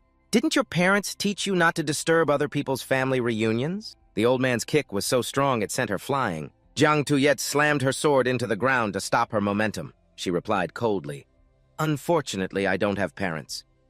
She frowned and added, "But someone once taught me the art of the great Tao's path."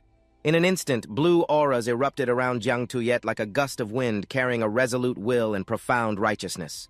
The old man charged, clenching his fists and roaring in frustration. "Who can understand what you're talking about?" Jiang Tuyet slowly opened her eyes, sighed softly, and then suddenly unleashed her technique, her voice sharp and clear. Plum Forest returning crane first form, all directions intersect and fall. As soon as she finished speaking, 5 streams of energy descended from the sky, transforming into sharp ice spikes that pierced the old man's body in an instant. He collapsed to the ground, spitting fresh blood. The ice shards shattered, forming a thin layer of frost on the ground. Jiang Tuyet pointed her sword at him, her voice cold. "It means don't use magic to do evil things." The old man struggled to his feet, his eyes bloodshot, and growled, "I just want my family to be reunited. What's wrong with that?" Hearing that, she replied with wide-eyed surprise, "I just said that kidnapping is wrong." Suddenly, the old man's expression darkened. Black auras poured out from nowhere, enveloping his body. In an instant, he transformed into the Tuk Hoa Chu again. Sensing the danger, Jiang Tuyet's eyes widened in silent horror. "This aura, it's a Tien Kao!" Instantly, the old man vanished. He shot forward, roaring with hatred. "I hate all of you!" Jiang Tuyet's sword flew into the air, spinning like a flash of lightning. She took the full force of the old man's blow. The terrifying power made her spit blood, sending her body flying far away. The old man erupted with a terrifying aura, roaring, "No one can stop me from getting what I want!" Meanwhile, watching the battle from above, Minvu couldn't help but exclaim. He stroked his chin, trying to remain calm, and muttered, "This isn't good. The swordswoman is injured. I have to find a way for her to escape first. But if I go, I'll just be throwing my life away. What do I do?" Suddenly, his eyes lit up as he remembered the power of the Tengu from before. But then he shook his head and told himself, No. That's not something I can just use at will." After a moment's hesitation, Minvu gritted his teeth and slid down, thinking, "So what if I throw my life away, saving her comes first?" Down below, Jiang Tuyet struggled to her feet, wiping the blood from her mouth. Suddenly, a voice called out. Minvu rushed over to support her, asking worriedly, "Are you okay?" He helped Jiang Tuyet stand steady, his voice urgent. While he's still in a frenzy, let's go! Though severely injured, she still managed to say, his power is a lot like yours. We can't just ignore it. Minvu hoisted her onto his back and rushed off, muttering, this is no time for that. Staying alive is what matters. Just then, the crazed old man charged at them, his killing intent overwhelming. Seeing him closing in, Minvu yelled in panic, he's caught up to us! As the old man struck, Jiang Tuye unexpectedly shielded Minvu with her body. She took the full impact of the blood splattering from the wound in her abdomen. Minvu turned back, his eyes wide with horror. The scene shifts to the laboratory of the Thong Tien Corporation. On the 3D map, a small black hole appeared. Diep Tien stepped forward, saying, another user of the Tam Hoa Dan. She checked and continued, location construction site eastern middle section of Nam Ho Back Road, West 2nd Ring. Hearing this, the man sitting in the chair turned around and asked, what? What were you just saying? He smiled at Diep Tien. She replied softly with a slight smile. Team leader, I'll handle this. You can continue playing. But watch your health. You're getting old. Don't go senile on us. The team leader replied with a forced smile. I'll leave it to you then. Afterward, Diep Tien walked to a desk and sat down, her fingers typing rapidly as she said, hey, where's Class 7? I have a mission for you at the West 2nd Ring. Complete it immediately. The scene cuts back to Jiang Tuyet and Minvu. At this moment, she was shielding him from the old man's attack with her body. Minvu tumbled to the ground, landing face first with one leg sticking up in the air. He scrambled to sit up, blinking, and asked, are you okay? Before he could finish his sentence, the sight before him made his face darken and his eyes widen in horror. How did this happen? The old man had grabbed Jiang Tuye by the neck and lifted her into the air, blood pouring endlessly from her mouth. Suddenly, the little girl ran up from behind, shouting, Tiu Hoi Hoi! The little girl waved her hand, commanding, go save her! Tiu Hoi received the order, shot forward, and extended its sharp claws. It lunged forward, gouging the old man's eye. He roared in pain, flinging his arm out and releasing Jiang Tuyet.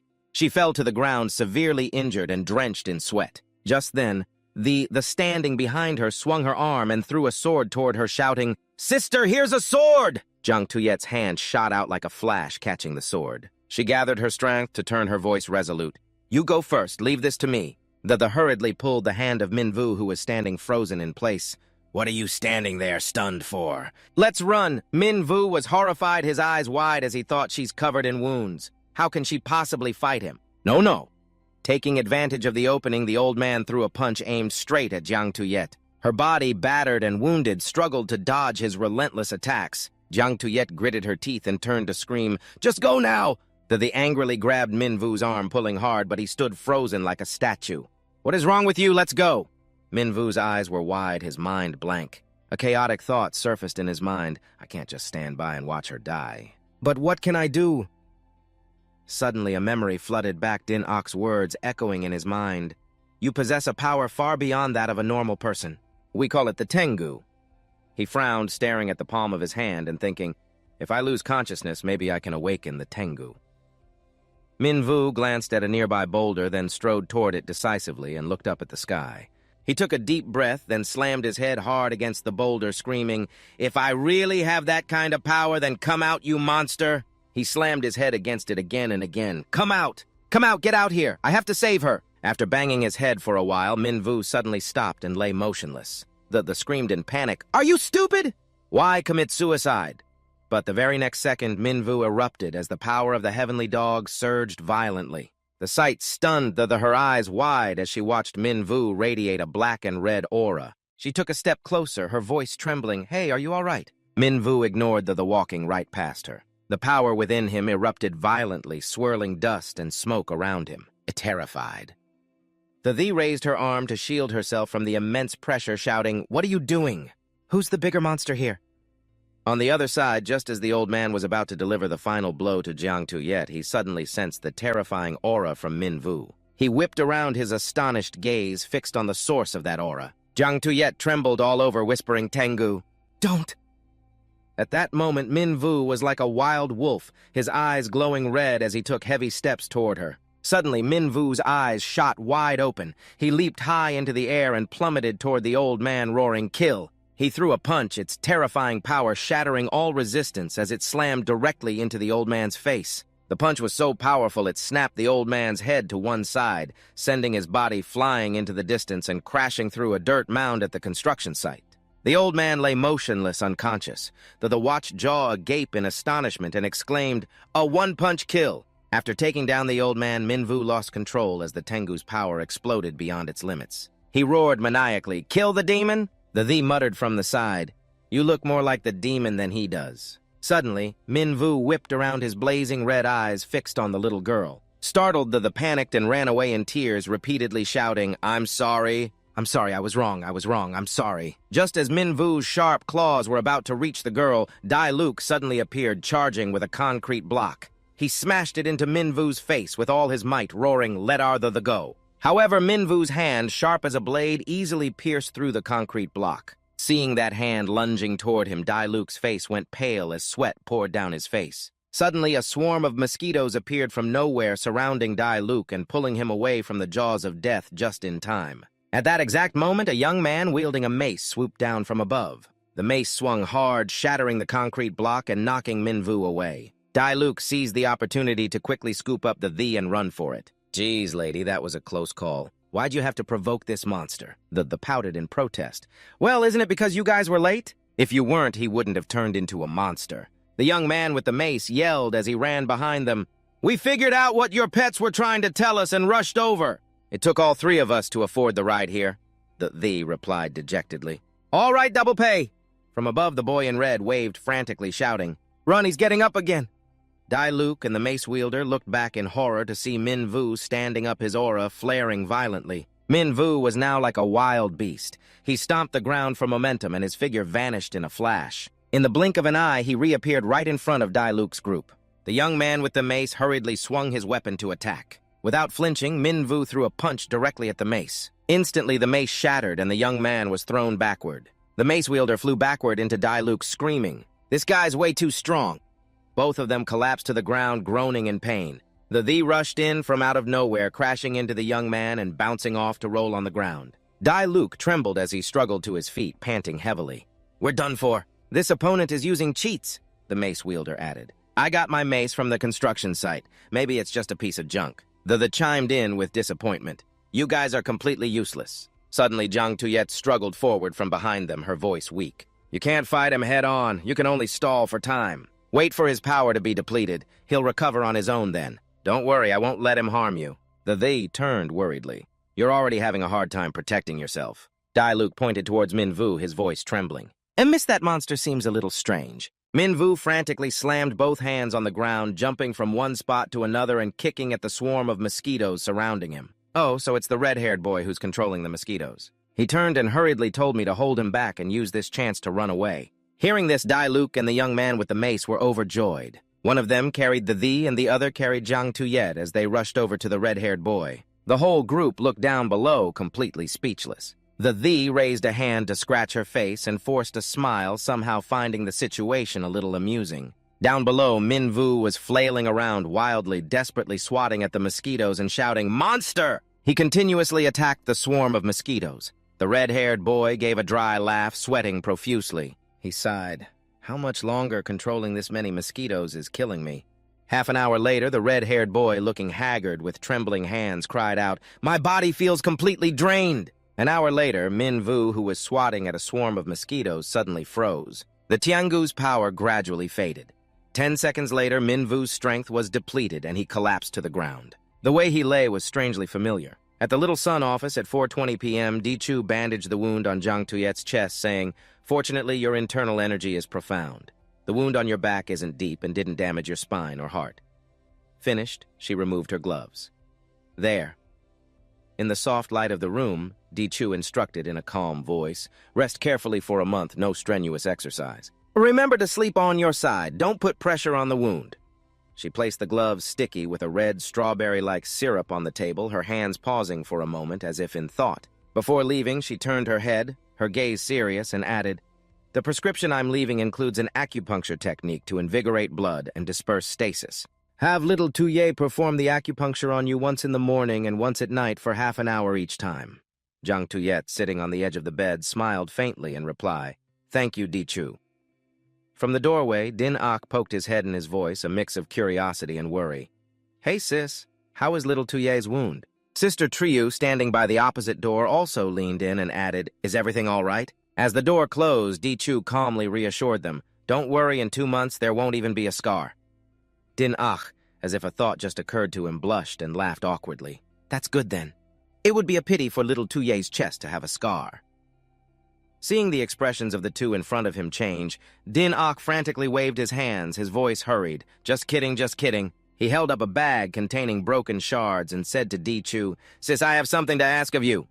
He held out the bag, his eyes lighting up. "These are shards from a medicine bottle the culprit left behind." "Sis, see what kind of medicine this is?" Di Chu sighed and waved her hand dismissively, her voice low. "No need. Someone has already reported the situation at the scene to Van Hop Duong." She paused for a beat, then continued. "We've also been looking for the Tiangu for the past few years. And not long ago, we discovered this thing and noticed its aura was similar to the Tiangu's, so we've been targeting it." She lowered her voice to explain, "This is called a Tam Hoa Dan. Am Vong has been circulating it on the black market for at least 3 months. It can enhance one's power in a short amount of time." At this, Di Chu's expression darkened, her voice heavy. "But how to buy it and who the creator is remains unknown. Those in the martial world who want to maintain good relations will naturally volunteer information." She raised an eyebrow, her tone sharp. "Didn't you all also take the initiative to tell me the identity of that Tiangu kid?" Din Ok gave a placating laugh and replied, "Isn't it because we felt you were trustworthy that we told you?" Di Chu snorted, retorting, "I think it's more that you trust in your own strength, so it doesn't matter if the information gets out." Din Ok laughed humbly, shaking his head. "How could that be?" Not wanting to drag it on, Di Chu turned and walked away, her voice decisive. "Let's go see the Tiangu kid. His problem is more serious than little Tuye's." In the backyard, a crowd stood around, their eyes glued to the young man sitting in a chair who was making strange noises. Seeing Min Vu's disheveled and dazed appearance, Sister Triu couldn't help but cover her mouth to laugh, her shoulders shaking. Young Din Ok stood nearby, scratching his face, his voice tinged with resignation. "I told this kid that using his power recklessly would make him an idiot.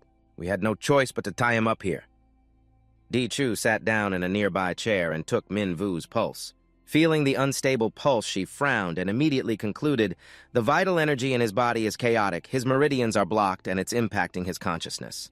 "To treat this—" Before she could finish, the jumped out from nowhere and shouted at them, the Yijin Jing.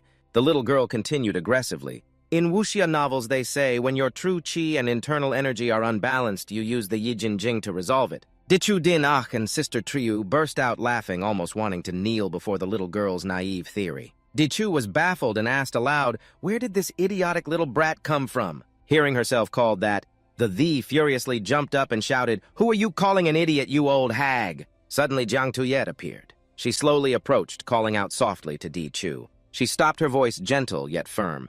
"Chu Minvu forcibly released his power and lost control because he was trying to save me. Please, Auntie, find a way!" Looking at Min Vu's dopey expression and runny nose, Di Chu sighed helplessly and muttered, "To be so reckless despite knowing the dangers of the Tiangu." At that moment, the puffed out her chest, trying to look as confident as a queen, but appearing as clumsy as if she'd just stepped out of a comedy skit. Holding a piece of paper and pretending it was money, she declared loudly, "As long as you can save him, name your price." Di Chu walked over, grabbed one of the thief's pigtails, and pointed at her, saying in an annoyed voice, "This little girl is too noisy. Someone take her away," the struggled, shouting loudly, "Let me go." "Someone take her away," the struggled, shouting loudly, "Let me go." Sister Triu quickly hugged the and gently coaxed her, "Stop it, sweetie. Dr. Chu is a very important person." The pouted and retorted, "More like a damn old hag." Din Ok knelt on one knee beside the adopting an enlightening tone. "Right now, the world of sorcerers has 3 great sects, the Thong Tien Corporation, the Quoc Thuat Guan, and Van Hop Duong." He paused, then continued. "This Dr. Chu is one of the 5 great branch masters of Van Hop Duong." He lowered his voice and added, "She's also the paternal aunt of Van Hop Duong's master." Hearing this, the Thi's eyes widened in astonishment as she exclaimed, "The aunt from Van Hop Duong. Oh my God, does her family also have someone named Duong Qua?" Di Chu paid no mind, turning to look at Min Vu, her voice thoughtful. "His problem isn't necessarily difficult, but it's not simple either. His vital energy is chaotic and his meridians are blocked. We just need someone to clear them." She stroked her chin thoughtfully. "But the vital energy in this boy is too powerful. Clearing all his meridians will be extremely draining and could easily cause a backlash. She turned her head slightly, her gaze sharp. Unless that person's power far exceeds the ordinary. Din Ak understood her meaning and immediately summoned his power. A stream of energy flared in his hand as he said, "In that case, it looks like I'll have to do it." Jiang Tuye quickly spoke up, worried, "Wait." But Din Ak had already decisively placed his hand on Minvu's head, reassuring them in a confident voice, unafraid of the backlash. "Don't worry, I'm just that awesome." A powerful force emanated from his hand, enveloping Minvu. The screamed in alarm, "Don't," she witnessed. Din Ak's internal power spread out in all directions. She couldn't help but purse her lips and exclaim, "My God, what realm is this?" In a gloomy shrine, the sound of apologies echoed ceaselessly. A figure knelt in the middle of the hall, shoulders trembling repeatedly, muttering, "I'm sorry, I'm sorry. I'm sorry, I'm sorry, I'm sorry." Nat Khan suddenly spoke in a cold voice. Lao Dian reported that the arm has been reattached. "I pleaded for you." Van Phi, drenched in sweat, exclaimed in terror, "I'm sorry." Suddenly, a foot stomped hard on his head. "Yes, Nat Khan," forcefully pressed Van Phi's head down, his voice cruel. "I'll let you off this time, but there won't be a next time." Van Phi struggled to reply, "Yes." Nat Khan turned away and said to another figure, "Second brother, can that broken-down body of yours really protect the Tiangu? Don't come asking this little brother for help in the future." Meanwhile, in a laboratory at the Thong Tien Corporation, two people were performing surgery on a motionless body. One person used forceps to extract a crystal from the body, amazed. A heartfire crystal this big is a rare sight. That person carefully placed the crystal onto a tray. Diep Tien watched from behind a glass panel. Suddenly, a wisp of energy shaped like a small human face began to speak. "The Tiangu appeared today. Many people saw it. One of my two great wishes has now been fulfilled. But as for the wish to eradicate the great calamity, do you have any brilliant ideas?" She replied calmly, "All humans must eventually die. He cannot stop Master's grand plan of resurrection." At that moment, Minvu sat still in the chair, a raging aura surrounding his body. His eyes slowly opened, his face still dazed. Seeing this, the cheered joyfully, "He's awake." Minvu turned his head with a start, his mind in turmoil like a raging storm. Dao had once warned that if the Tiangu's power wasn't controlled properly, it would turn him into an idiot. But for little Tuye's sake, that courage was admirable. Minvu frowned worriedly, wondering to himself, "Has my consciousness been devoured by the Tiangu? I think I just saw something strange." The chimed in excitedly, her voice bright. "Hey, Virgin Big Brother, did you know? When this Big Brother here was channeling his energy to heal you, he was totally awesome." Hearing this, Minvu grew pensive. Channeling energy to heal wounds in wuxia novels usually consumes a tremendous amount of power. Could it be that Din Ak appeared this way due to his exhaustion? He looked like he was about to turn into a dried-up corpse. He quickly turned to Din Ak and bowed respectfully. "Uncle Tiet, thank you." The who had snuck up behind Din Ak at some point chimed in, That's right. You really don't know how to talk." Then the little girl tried to curry favor, her voice as sweet as honey. "From now on, I'll give you a massage every day. And when you're free, you can teach me a few moves, okay?" Din Ak, getting his shoulders massaged comfortably, directed her a little to the left, a little lower. Minvu took the opportunity to get closer, his eyes full of hidden meaning. "Brother Tiet, thank you for saving me. I will definitely repay you." Ding Ek looked disgusted and pushed him away immediately. No. You should still call me uncle. Otherwise, the order of seniority will be all messed up." The giggled while rubbing Ding Ek's shoulder. "Big brother, even a 34-year-old woman can be called big sister. What's there to worry about with seniority?" Her words annoyed Ding Ek, who turned to Ming Yu. "This little brat is talking like she's asking for a spanking, isn't she?" Then he propped his hands on his knees, stood up abruptly, and said in a serious tone, "Ju Ming Yu, let's get down to business. You should consider dropping out of school and focusing on your training to control the Tiangu as soon as possible." Ming Yu nodded and replied succinctly, "Oh, okay, no problem." But Ding Ek, seemingly not hearing him clearly, continued to ramble. "I know you've just been introduced to the world of sorcerers and don't understand much. Since you were a kid, you've dreamed of college life, getting a job, getting promoted, marrying a beautiful and rich wife, and having children. But now you have to put all that aside and focus on your training." Suddenly, he stopped frowning. "Wait, what did you just say?" But then Ming Yu pointed to himself and repeated, "I said I agree to drop out and focus on training. I'm too weak. I can't keep letting others protect me, and I certainly can't let them risk their lives or get hurt because of me." But then, as if remembering something, he raised his hand. "Wait a minute." Ming Yu lowered his head, his voice a regretful whisper. Isn't dropping out directly a bit too rash? It was so hard to get into college. How about finding a reason to defer my studies?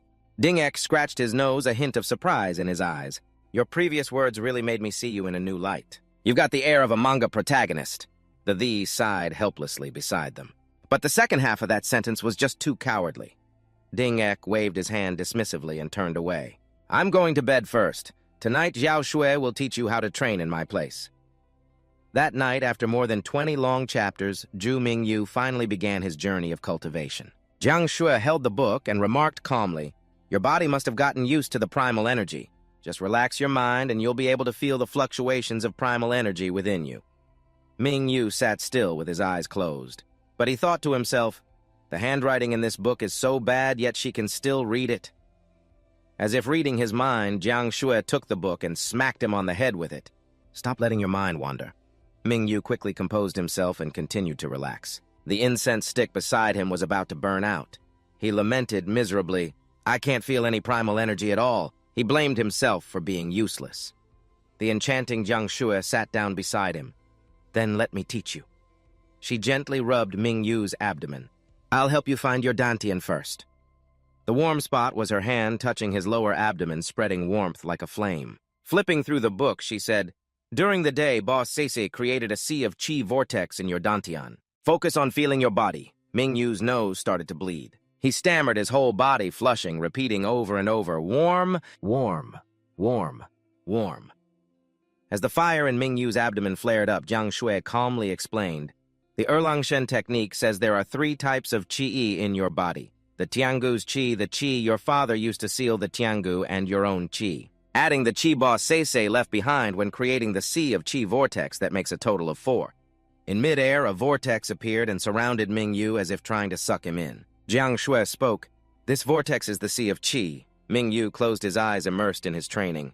As Jiang Shui's hand gently rested on him, transmitting warm streams of qi, she said in a steady voice, Let your consciousness follow the movement of the sea of qi, go with its flow.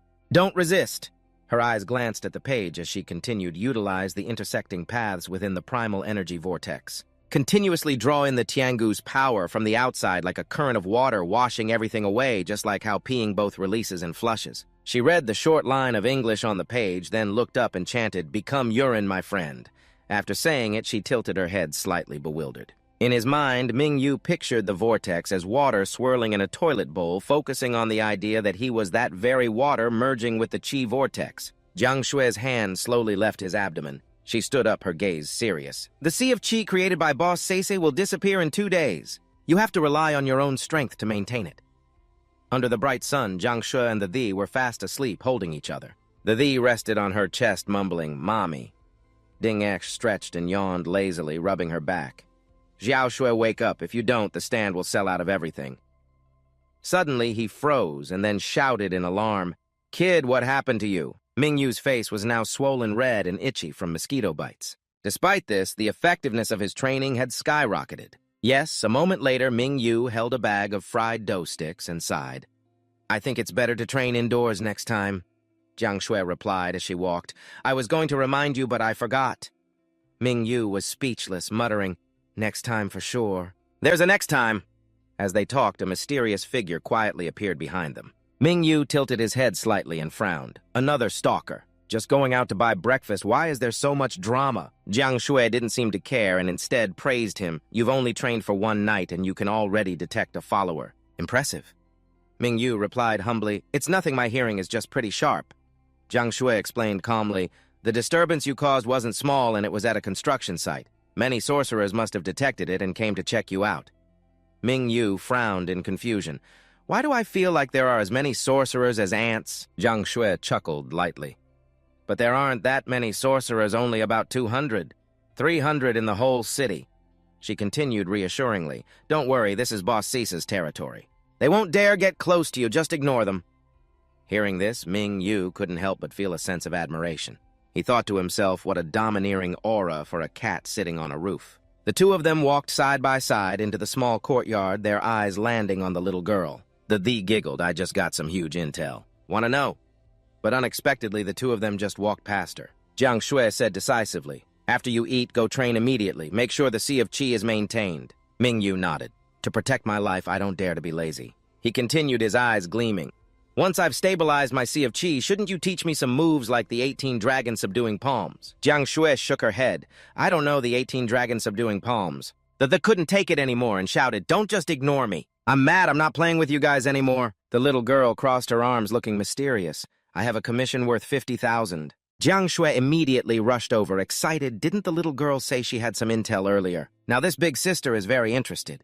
Mingyu was stunned by the sudden turn of events, not expecting the heroine to act like this. The petite girl was just as flustered. Mingyu had thought Shu Nan would be the one to fall for the trap, but it turned out to be his older sister. A while later, the whole group gathered around the dining table, the atmosphere slightly tense. Her hands froze, her eyes sparkling with the sight of money, her mouth nearly drooling. She spoke up. So my smart and beautiful little girl, what commission do you have? The replied in a steely voice, I learned from CZ about the elixir trafficking ring from last time, and I want to investigate its source. At this, the little girl's eyes sharpened like blades as she muttered, when the time comes, we'll catch them all in one fell swoop and rid the people of this scourge. Mingyu frowned and asked curiously, what is CZ? Jiang Shui, still chewing her food ravenously, immediately explained, it's the name of an information broker in the martial world. She paused for a moment, then continued. He's a real estate agent who also sells intelligence. He's a shady merchant with a thing for cute and lively little girls. After hearing this, Mingyu muttered in a daze, so we really don't need to call the police to have him arrested. The immediately shouted, drawing everyone's attention, hey, can you two be serious? We're talking about important business. Mingyu took a bite of fruit, chewed slowly, and said in a low voice, that power is very similar to mine. I want to investigate too. But I'm too weak, joining in would only drag you down. Hearing this, the snorted contemptuously. I wasn't counting on you anyway. Then she turned to Jiang Shui, suddenly excited. Sister Shui, let's go catch the bad guys. Before Jiang Shui could hesitate and answer, Ding Esh waved his hand and said sternly, you haven't recovered yet, you can't work for the next 2 months. The thief's sparkling eyes immediately shifted to Ding Ek, her voice sweet. So the domineering big brother is willing to take action himself. Hearing this, Ding Ek choked on his strawberry juice, coughing violently, then weakly explained, I used my power to heal someone, so my strength is greatly diminished. I can't do it either. Besides, who are you calling domineering big brother? Can't you come up with a better nickname? Hearing this, the's face soured. The little girl stood up abruptly in frustration. Fine. So you're saying none of you want to help me, is that it? Not even for more money? Mingyu, Jiang Shui, and Ding Etch refused one by one, their voices soft but firm. I'm too weak, bosses won't let me go. I just bought a new game, I'm planning to grind it for the next few days. The trembled with anger, her cheeks flushed, and her eyes welling with tears. Then she stood up decisively and left the table. You have no sense of justice at all. She called out, Xiao Hui Hui, let's go, Xiao Hui Hui. The little bird landed on her shoulder, gripping it tightly with its feet. Before slamming the door, the turned back, her eyes filled with disappointment. And I thought you were the good guys. I was wrong about you. Goodbye, the little girl added. Also, thanks for saving me. Let's not meet again. With that, she walked away, her footsteps filled with frustration. Min Vu mumbled worriedly, she's not going to do something reckless on her own, is she? Jiang Tuyet glanced at a stack of documents and replied, she hates evil and she's very smart. Din Ak nodded in agreement, adding, she's probably not that foolish. She'll find someone else to help. In a small shop, the looked up at the person who had just entered, her voice firm. You're finally back. Deliver the goods first, you'll get your money. A man in a green hat stood in front of the shop, his eyes fixed on the sign, muttering, I'm a financially struggling worker.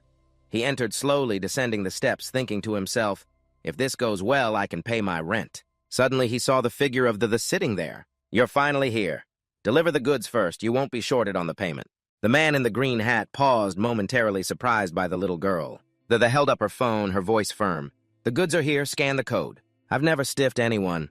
The old bartender nearby smiled kindly. Don't worry, our lady hero's son is good for it. The man in the green hat touched the brim of his hat, his hand in his pocket, and muttered, if Boss Liang guarantees it. He then held out a small vial. This is what you need, it was just made this week. It's guaranteed effective and hasn't expired. The took the vial, examining it and asking curiously, so this is the Heartfire pill, it can increase one's cultivation level? The man in the green hat nodded, his voice low. Those with an unstable temperament can easily lose consciousness if they take it. He paused for a moment, advising, you're young and have plenty of time to cultivate. It's best not to take this. The Thee glanced at him, her eyes sparkling with interest. Mr. The Intelligence Bureau says you can also create custom formulas. The man in the green hat was startled and frantically waved his hands. I'm not greedy enough to have a death wish. The Thee immediately spoke, her voice sweet but persuasive. I can help you with housing or find you a place in a good school district. My family has several properties in good school districts. You can take your pick. The man in the green hat wavered for a moment, his eyes filled with hesitation. But in the end, the allure of a house in a proper school district in a big city was irresistible. With the transaction complete, he quietly left the shop. The old bartender frowned slightly, reminding the Thee in a low voice. Real estate speculation is unethical. That's ill-gotten money, you know. Hearing this, the grinned mischievously. Of course I know, but my parents are the unethical ones, not me. The old bartender sighed helplessly and shook his head.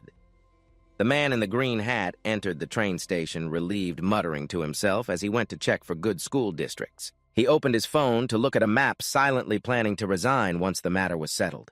I wonder how little Lou is doing. Suddenly, a familiar voice spoke next to his ear. Class President Lou of the 6th grade, I hear you've come into some money. Someone had just approached him. He said in a cold voice, swapping expired pills slated for destruction for new medicine. Did you think the team leader wouldn't find out? Brother Chiang and his underling suddenly appeared, blocking the man in the green hat's path. From behind, another figure slowly approached. Liu Yi, carrying a bag on his shoulder, spoke softly as if recognizing an acquaintance. Boss. He ran over, his voice full of surprise. Boss, what are you doing here? Are you here to see me? The man in the green hat quickly waved his hand. Little Lou, stay back.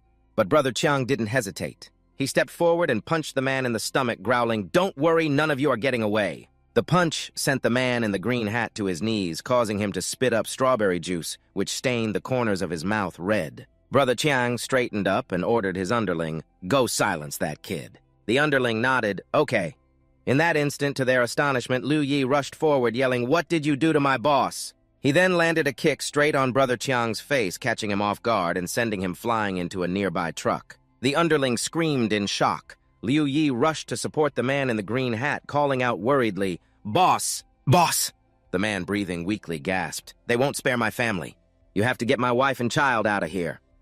He held out his phone with a trembling hand and said, The password is 6 digits.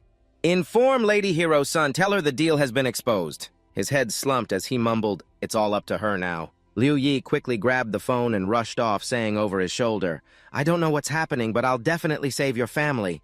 The man in the green hat lay collapsed on the pavement, thinking with deep regret, Sure enough, greed makes you risk your life. On a busy road, the sat in the back of a car, thinking smugly to herself, I handled that all on my own. I didn't need you guys at all. She imagined Jiang Tuyet and Min Vu kneeling at her feet in admiration. Lady Hero-san, you're incredible. We are in complete awe, Lady Hero. Please accept me as your follower. At this thought, the Thee couldn't help but smirk, smugly, completely oblivious to the driver's expression twisting into a sinister look. The held her phone, her eyes bright as she giggled. I got the item. Aren't I amazing? The car suddenly swerved, causing her to sway, but she continued. In 2 more days, there will be an even more shocking secret. She said loudly, So are you impressed or not? The car lurched again, and the lost her balance, but she excitedly continued. I can even give you the credit for it. Isn't Wan He Tang investigating this too? You can take the item and claim the reward? Suddenly, the Thee's face slammed into the seat in front of her. Trembling, she said, Driver, that's some reckless driving. The sat up straight, rubbing her nose as she continued. This road is straight and wide. Anyone who didn't know better would think. Suddenly, she turned to look out the window, her voice lowering, that we were on a mountain road. After saying this, her face darkened, her eyes glued to a text message announcing the pill seller's failed transaction. Realizing something was wrong, the asked, What do you want? The driver replied with a smirk. What do we want? He sneered. To kill someone, of course. And with that, the car continued toward the meeting point. Rolling mountain ranges came into view. Then the tires screeched as the car stopped. The Thee's lips were pressed together in anxiety. Ngui stepped forward, resting a hand on the car roof with a cigarette in his mouth, and asked her, Little girl, who sent you? The pointed straight at the driver and replied, He said he wants to silence me. So wouldn't it be incredibly stupid of me to say anything? Ngui touched the car door, his voice gentle and coaxing. Don't listen to his threats. You're just a kid tricked by someone into doing something you shouldn't have. We uncles don't blame you. Just tell us everything you know. We're all on the same side here. We won't hurt you, okay? Hearing this, the smiled and clasped her hands together. Really, you're such a good person. Then her expression suddenly changed, her voice turning cold. Did you really think I'd say that? Provoked, Ngui gritted his teeth, cursing inwardly. You damn little brat! The driver lost his patience and snapped, Stop wasting your breath on her! She mentioned Wanhei Tang on the phone earlier. We'll know everything once we check her call log. Fo Ngui sighed with feigned regret. Oh, to have to end another innocent life with my own hands. From behind, an underling holding a gun spoke up, Captain, the hole is dug. At that moment, the touched the glass, her voice trembling. Wait. I'll turn to the dark side. I'll talk, okay? The girl put on an aggrieved look and hesitated. Actually, Ngui smiled expectantly. Actually what? The clasped her hands, her voice resolute. I am a friend to justice. I heard a harmful pill was in circulation, so I was investigating. This enraged Ngui, who bellowed, Men! Drag this brat out! An underling moved forward to pull the out of the car, and she screamed, Let go of me! Immediately, the clasped her hands and began muttering an incantation. Insects suddenly stirred, and the tip of the parasol seat emerged. As swift as the law commands, as swift as the law commands, the two men cried out in shock, Gu insect sorcery! A stone suddenly flew through the air and struck the underling square in the face. Ngui shouted in alarm, Who's there? Another nearby underling was also struck by a stone. Immediately after, another stone hurtled toward him. Ngui raised his hand to block it, and the stone shattered on impact. Before he could recover, a figure flashed toward him. Without a word, Liu Yi landed a heavy punch on Ngui's stomach, causing him to spit up a mouthful of blood. Liu Yi jumped up, snapped Ngui's head back, then brought his clasped hands down hard, slamming Ngui's entire body onto the rock below. Liu Yi. The whites of Ngui's eyes showed as he lay motionless, completely defeated. The still terrified, muttered, This goo insect art doesn't work at all. I should have studied harder. She suddenly froze, staring blankly at the figure outside the car, and let out, Huh, who is it? Liu Yi just stood there quietly, glancing at Cheeky. A car sped up the mountain. Ming Yu looked at the digital map and confirmed, This is the place. Jiang Shui put her foot down, stopping the vehicle. The two quietly entered the nearby bushes. Ming Yu, glued to his phone screen, said, That girl's location is here. Jiang Shui wondered, when did those two separate? Ming Yu, still focused on the screen, replied, I don't think that's the main point. What's important is that the girl might be in trouble. Both of them suddenly stopped and looked up at a group of people standing in the distance. Then Jiang Shui asked, Do they look like good people to you?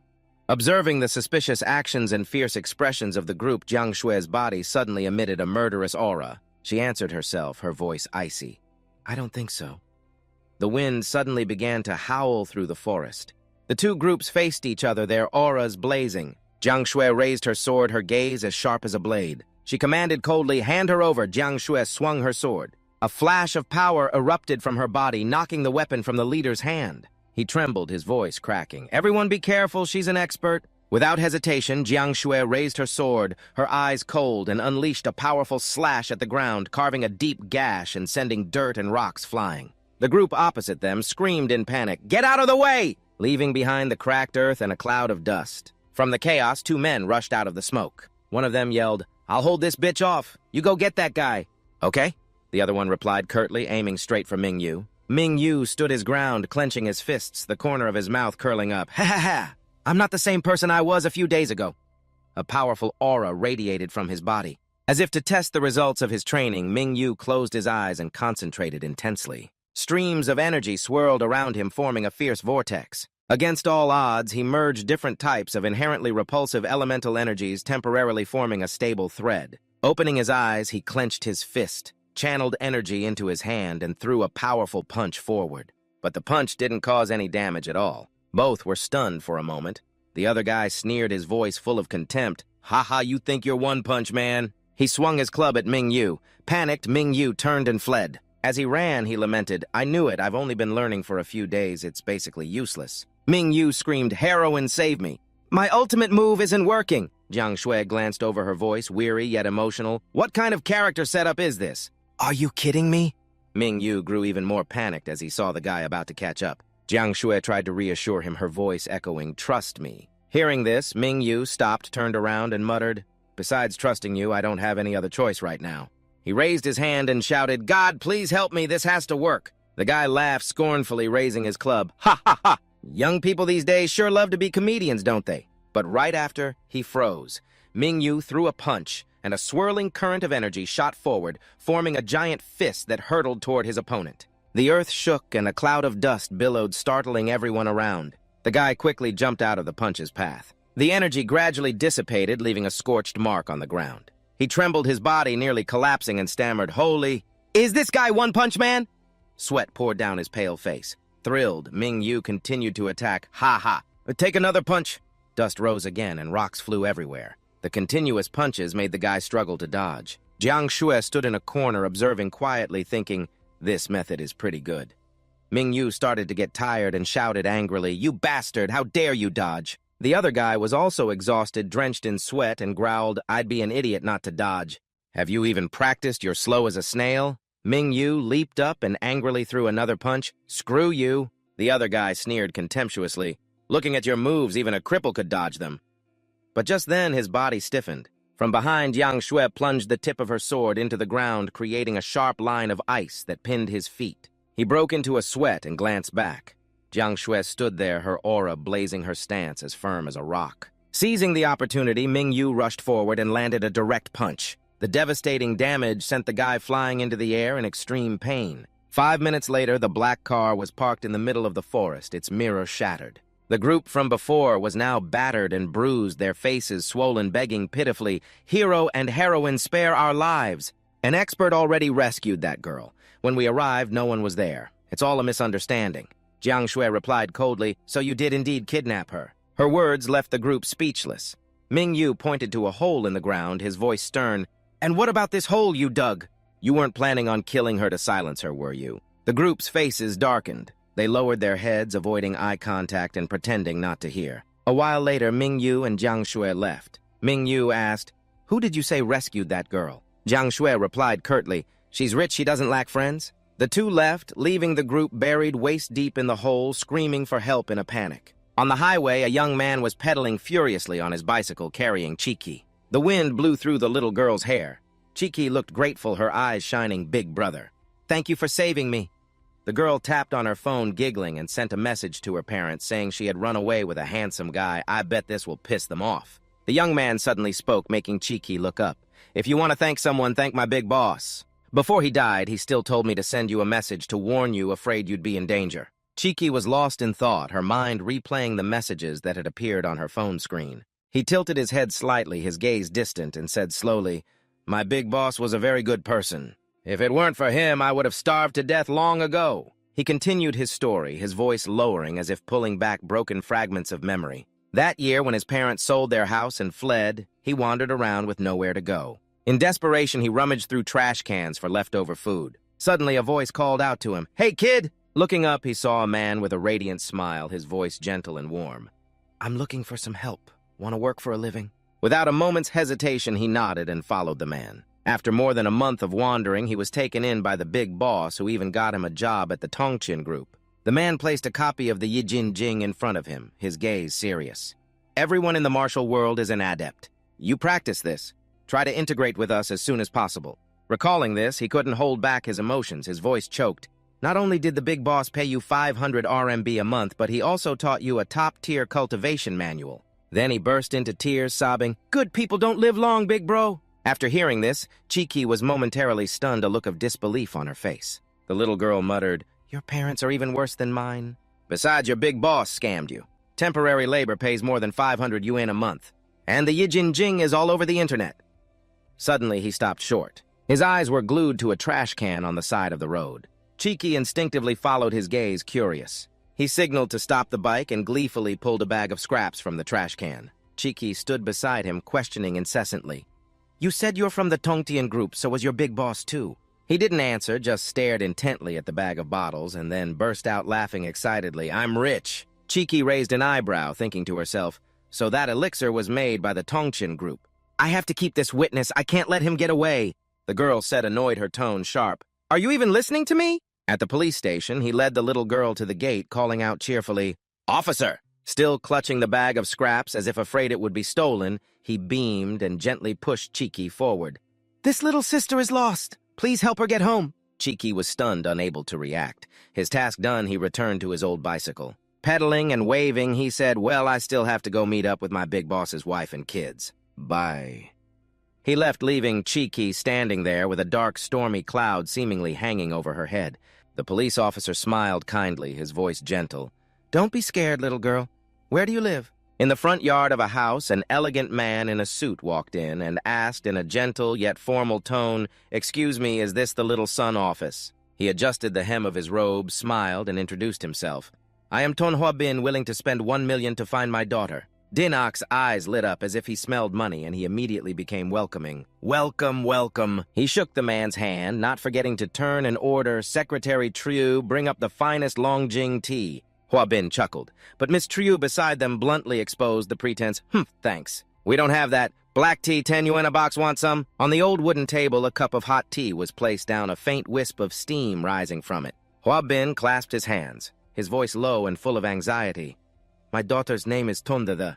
She left home about 7 or 8 days ago. She suddenly sent a message saying she eloped with a handsome guy." He continued, his voice earnest. "A 14-year-old girl. How can she fall in love so young and get married? As her father, I absolutely cannot accept this. Please, great hero, help me." Dinok beamed, his eyes sparkling with only the thought of money. Yeah, of course, of course." He rubbed his hands together enthusiastically. Miss Trieu beside him stroked her chin thoughtfully. That little girl?" Hua Bin paused to look at Miss Trieu, his voice tinged with suspicion. You are Miss Trieu." She lowered her face slightly, placing her index finger on her lips as if hiding something. Hua Bin cleared his throat, inwardly suspicious. "The eldest young lady of the Trieu family. Why is she here?" He took out a check, his gaze firm. "Consider this check a meeting gift. Please bring my daughter back." A brilliant aura of wealth seemed to radiate from him. Dinok looked serious, his hand clenching slightly, his voice resolute. "Rest assured, I guarantee it will be done." Overhead, the deep blue sky was dotted with lazily drifting clouds. The Thee walked in, her hand on the door frame and a weary look on her face. "Hey, is anyone here? I have something I need you to solve." The girl looked up, her eyes flashing with surprise, and she cried out, "Dad?" Hua Bin immediately turned at the sound of her voice. The father broke into a radiant smile, his eyes sparkling with joy and his voice filled with emotion. "Daughter." He rushed forward to hug the girl tightly, raising a hand in gratitude. "I've long heard that you are a master sorcerer, but I never expected you to use a spell to make my daughter walk right into the trap. I'm impressed." The smile on Dinok's lips froze for a moment. He replied succinctly, Yeah, it was nothing." Holding the check, he thought to himself, making money is so damn easy. At the bustling train station, people moved back and forth like a weaver's shuttle. In waiting room number 11, an emotional woman placed her hand on a young man's shoulder. "Xiao Lu, thank goodness for you." Beside her, her son looked up, his eyes full of gratitude. Suddenly, she covered her face and burst into sobs. "He was so desperate for money, he risked his life, and in the end, he brought ruin upon himself. If you hadn't arrived in time, my son and I—" The image of the young man fighting alone against a gang of thugs with clubs reappeared in her mind. She lifted her head slightly, her hand still on her son's shoulder, her voice trembling. "You said you had to go save someone else. Were you able to save them?" The young man smiled gently. "Yes, they're saved." When it was time to say goodbye, the mother and son walked toward the ticket gate. He stood there waving, "Sister-in-law, take care." They smiled back and gradually disappeared from view.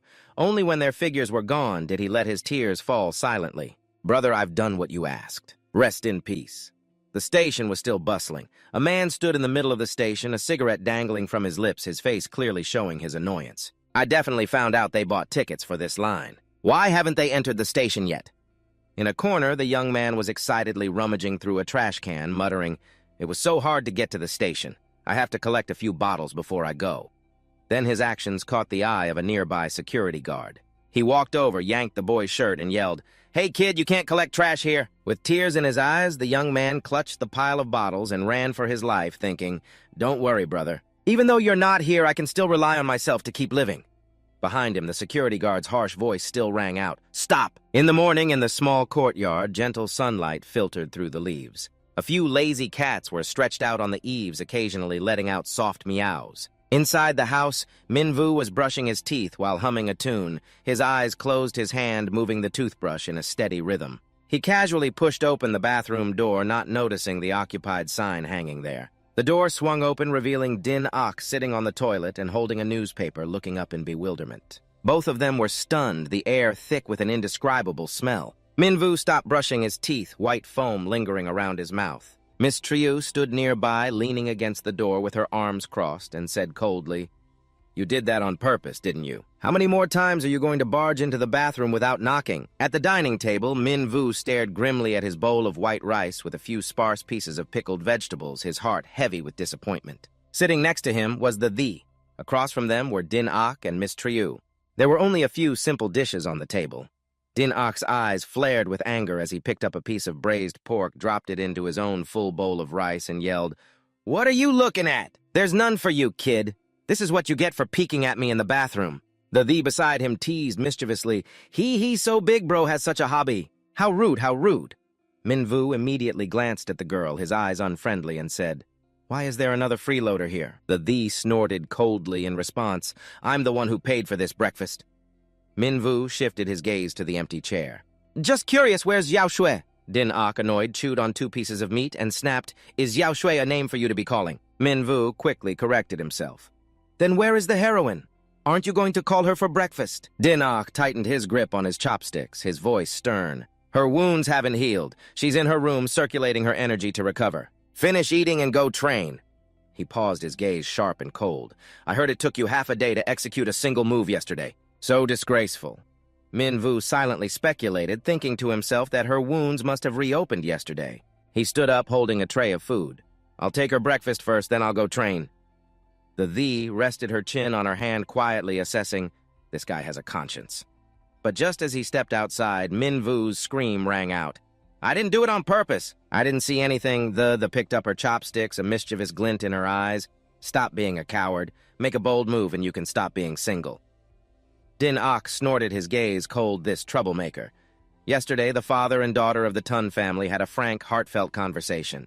Despite encountering many obstacles, they gradually found common ground. Mr. Tun gently coaxed his daughter, his voice full of hope. "Come home with Dad." The resolutely refused, crossing her arms and turning her back to him. "I'm not going back. I refuse to live with that scumbag and that bitch." With no other choice, Mr. Tun turned to Din Ak, standing nearby, offered a check, and said sincerely, "Great Hero Tiet, please let my daughter stay here. Room and living expenses will be 100,000 a month, is that all right?" Din Ak's eyes lit up, his gaze blazing with excitement. Filled with a sense of righteousness, Tiet Din Ak nodded in agreement to let Tonda the stay long-term. He suddenly turned to the girl, his voice stern. "Little sister, if you're going to stay at my place, you have to follow the rules here." The Thee tilted her head, her eyes questioning, "What rules?" Din Ak slowly instructed, his voice low but clear. "The martial world is treacherous, and you've already been in danger several times. From now on, don't go looking for trouble, but it's a different story if others provoke you." The closed her eyes, her voice stubborn. "But I still have to be a champion of justice." Din Ak suddenly smiled, a hint of cunning in it. Upon hearing about this primer on mystical arts, the Thee's eyes immediately lit up, her desire palpable. "From today on, I'll be good." Din Ak thought to himself, his mind full of calculations. With more and more people, this place is about to get lively. Under a deep blue open sky, a small deserted alley came into view. The young man was diligently rummaging through a trash can, beads of sweat on his forehead. Suddenly, a voice from behind startled him. "Part-time worker 36, Lou Ditch, right? The higher-ups told me to—" Lou Ditch's gaze immediately sharpened, and he glanced quickly behind him. Before the man could finish his sentence, he dropped the bag of bottles and lunged forward like a flash. The opponent immediately created a magic talisman, casting it to attack, but Lou Ditch was faster. He threw a punch that shattered the talisman, following up with a powerful kick to the stomach that sent the man tumbling to the ground. The man looked up, his whole body trembling. "The mother and son are in our hands. Bring his phone to Kulong Mountain Villa in the western suburbs of that due for the exchange." Lou Ditch's voice was cold, radiating killing intent, his gaze fixed on the man like daggers. "You people have no humanity." The man smirked triumphantly. "Get it now, kid. If you dare!" Lou Ditch turned and walked away quickly, his eyes as cold as ice. "You just wait." In the western suburbs of that due, the scenery was picturesque. Mountains and rivers blended together, dotted with the sweet pink of cherry blossoms. Kulong Mountain Villa was hidden amidst overlapping cliffs surrounded by suspension bridges. On the bridge, a young man spoke softly, his voice tinged with sarcasm. "Finding a place this remote, do you think I came here for a vacation?" The middle-aged man beside him quickly waved his hands, his voice slightly panicked. "Everyone says that guy is extraordinary. Isn't this because we're afraid of causing too much of a commotion and exposing ourselves? So we chose a deserted place." The young man glanced at him, his eyes cold and sharp. "Later, if the fight isn't satisfying enough, I'll throw you off."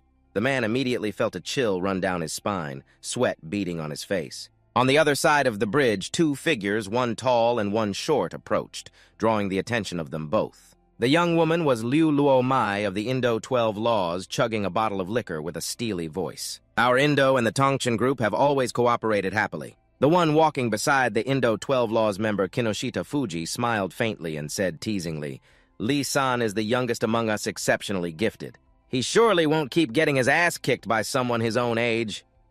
The words hit a nerve, and Li Yunfei of the Indo-12 Laws Wu Shi, his eyes blazing with killing intent, stomped furiously across the suspension bridge. He was Liu Yi, a part-time worker at the Tongchen Group's Biomedical Research Institute. Suddenly, a powerful surge of energy descended from above, causing the bridge to shake violently. Yunfei landed opposite Liu Yi, his eyes flashing with excitement and his lips curling slightly. "Get it now, kiddo! If you dare!" After that, Liu Yi clenched his fists. His sharp eyes stared forward, a fierce aura radiating from his body. In a nearby room, a gagged mother and child could only let out faint, muffled sobs. They were tied up securely, lying on the bed with two guards beside them. One of them looked bored. "I heard quite a few masters are coming today. I really want to see the masters fight." The other one leaned back in his chair, arms crossed, and said bluntly, "The hostages are our leverage. Isn't that just putting us in the line of fire?" The other guy muttered, startled, "Damn, that actually makes sense." On the suspension bridge between the cliffs, Liu Yi and Yunfei faced off, their killing intent flaring intensely. From a higher vantage point, three figures stood watching, their gazes fixed and unwavering. Luo Mai lifted her liquor bottle, commenting in a level voice, "Wasn't it just about secretly selling medicinal pills? He's already dead. You guys even captured his wife and child. That's a bit much." The old man beside her suddenly became agitated, his voice trembling. "What if he also stole the pill formula? If the other sects find out how to refine this Zuodan, we're done for." His face grew stern, his expression grave. "Anything he left behind cannot be overlooked. We must investigate it strictly and be extremely careful." He clenched his fists again, furious. "Don't forget this pill formula was given to us by you people from Indo. If we get targeted by the other sects, you won't be able to escape either." Fuji waved his hand. "Don't get so worked up. Luo Mai is an upright person. She just doesn't approve of your kidnapping methods. Getting the pill formula back is our business. But," his expression hardened slightly, "if the trader's phone doesn't have the pill formula, our trip here will have been for nothing. How do you plan to compensate us?" The old man forced a smile, holding up two hands to negotiate. 2 jars of 15-year-old Mao Tai liquor and a first-edition signed album set by Old Songs Nemec. The other two perked up upon hearing this. Luo Mai yelled, "Xiao Lizi, hurry up! Finish him in 3 minutes for me, go Li-san, Li-san, I love you like a mouse loves rice." The old man and Luo Mai immediately shot him a judgmental look. This old guy is truly sinister and shameless. On the suspension bridge, the heavy atmosphere had not yet dissipated. Billowing clouds swirled beneath the bridge's deck. The surrounding majestic mountain scenery further highlighted the aura of the two people standing there. Yunfei sized him up. "You must be Liu Yi." Unable to contain his excitement, he suggested, "Fight around with me." The old man above heard this and flew into a rage, shouting a reminder, "Fight my ass! We have the hostages, tell him to hand over the phone." Liu Yi held out a brick phone, saying seriously, "Here. Let the people go." The old man lost even more control. "Whose piece of shit phone is that?" "I want the trader's phone." Ignoring the shouting, Liu Yi handed the brick phone to Yunfei. "Here, let them go." He casually took it and had the people released. "Huh? So obedient?" Yunfei held the item up towards the three people above and shouted, "Got the item. Let's release the people." The old man suddenly gave a profound look. "Is there a need to be so kind? God sees them again. The devil only knows if he has another copy saved." He looked displeased, glancing upwards. "You dare give me orders? After this is over." But in the next moment, Yunfei's eyes widened in astonishment. He was so surprised by the scene before him that he couldn't react in time. Liu Yi was rushing towards Yunfei at lightning speed. His hand was extended, about to grab his opponent using the 9 stances of the Azure Dragon's probing claw technique. Yunfei frowned and yelled, "You're playing dirty, a sneak attack!" He sidestepped nimbly, successfully avoiding the incoming attack. Liu Yi slightly rotated his hand and streams of energy coiled into a ring. He said with a stern face, "A bunch of villains like you have the nerve to use the words playing dirty." Immediately, Yunfei's body was bound tightly by that stream of energy, unable to move. He began to panic. "I'm screwed!" Liu Yi's body then shot forward, grabbing Yunfei's head. He squeezed his opponent's head with force, his eyes ice cold. Liu Yi slammed Yunfei down in one smooth motion, smashing his head hard against the bridge's surface. The resulting impact caused the suspension bridge to shake violently, sending shock waves rippling outwards. The three people above witnessed everything. One was surprised, one was panicked, and one began to scheme. The force of the blow caused the wooden surface of the bridge to crack and splinter, sending dust and debris flying everywhere. Liu Yi's gaze remained sharp and resolute. He suddenly glanced upwards. The old man, terrified, hid behind Luo Mai. "He's looking over here! Sister, save me!" Liu Yi pushed off with a powerful kick, launching himself straight up at lightning speed. Fuji was sweating a look of disbelief on his face. No way Li-san was insta-killed just like that. As Yunfei lifted his head, a large section of the bridge's surface was gone, and several suspension cables had snapped. He shouted loudly, "Who said I was insta-killed? I just underestimated my enemy and got hit by one move." Beneath the cold moonlight, Liu Yi shot up towards the stone bridge, his body like an arrow cutting through the wind. The old man trembled, his face pale, and stammered, "He's coming! He's here!" Liu Yi's terrifying leap caused the cliff face to shake, sending loose rocks clattering down. He hovered in midair, hand raised in a stance, eyes blazing, and roared, "Give me back my big brother's wife and child." Then his hand swung down forcefully with the momentum of a thunderclap. Fuji's eyes widened in terror at the sharp sword energy, but Luo Mai, as graceful as a drifting cloud, raised her hand and blocked Liu Yi's attack. He was momentarily stunned while she skillfully sidestepped, deflecting the trajectory of his attack. Liu Yi's eyes widened in utter astonishment. Luo Mai smiled faintly, her voice gentle. "Brother, the people are in the room behind us. Don't hurt them." Liu Yi lost his momentum and fell onto the bridge, creating a thunderous explosion that sent earth and rocks flying everywhere. Luo Mai leaned on the railing, leisurely taking a sip from the liquor bottle in her other hand, as her gaze swept over the chaotic scene. Liu Yi staggered to his feet, his aura still blazing, and said in a firm voice, "You're a reasonable person. I've already given you what you want, so give the people back to me." Opposite him, the two men trembled as they hid behind Luo Mai. The old man snarled, his eyes cold. "How can you guarantee you don't have a backup copy?" Fuji interjected, "Don't come over here, Mai-chan is really formidable." Liu Yi held up the phone, his voice unwavering. "I don't have a backup copy. I can't afford a USB, a computer, or a phone. I just want to take my brother's wife and child home." Wu Yu, cradling a crystal ball, spoke up. "My divination says he's not lying. I also calculated that he's so poor he can't even afford to eat vegetables." The old man frowned doubtfully. "Is that so?" "Is your divination reliable?" Luo Mai gently rubbed her temples, her voice soft but sharp. "Being too cautious isn't a good thing." She glanced at the old man, her eyes twinkling with amusement. "But those 2 bottles of Mao Tai aren't getting away." Fuji smirked and chimed in. "Miku's first edition album isn't escaping either." On a table, the phone was connected to a laptop, its screen flashing with data. A young man turned his head to report, "This phone has had no data copying activity in the last 20 days. He continued in a monotone voice, "Whether it contains our research materials still requires time to investigate." "Could it be that the research data really wasn't leaked?" Fuji smirked. "Being cautious is good, but being overly cautious is just stupid." The old man, furious and red-faced, retorted, "Cautious-type protagonists are trending right now." "I'm just following the trend!" Fuji yelled back, his voice dripping with scorn. "A bald guy like you could never be a protagonist." Hitting a sore spot, the old man roared, "I'm a genius scientist. Why can't I be the male lead?" Fuji shot back. "Are there any bald male protagonists, huh?" "Male protagonists are all average-looking with nothing special about them." Suddenly, a cold voice cut through their argument. "You two get out of the way." Liu Yi clenched his fists, his gaze as sharp as a knife. The old man's face grew stern, his voice deepening. "What an arrogant brat! Have you forgotten whose territory this is?" Fuji smirked dangerously.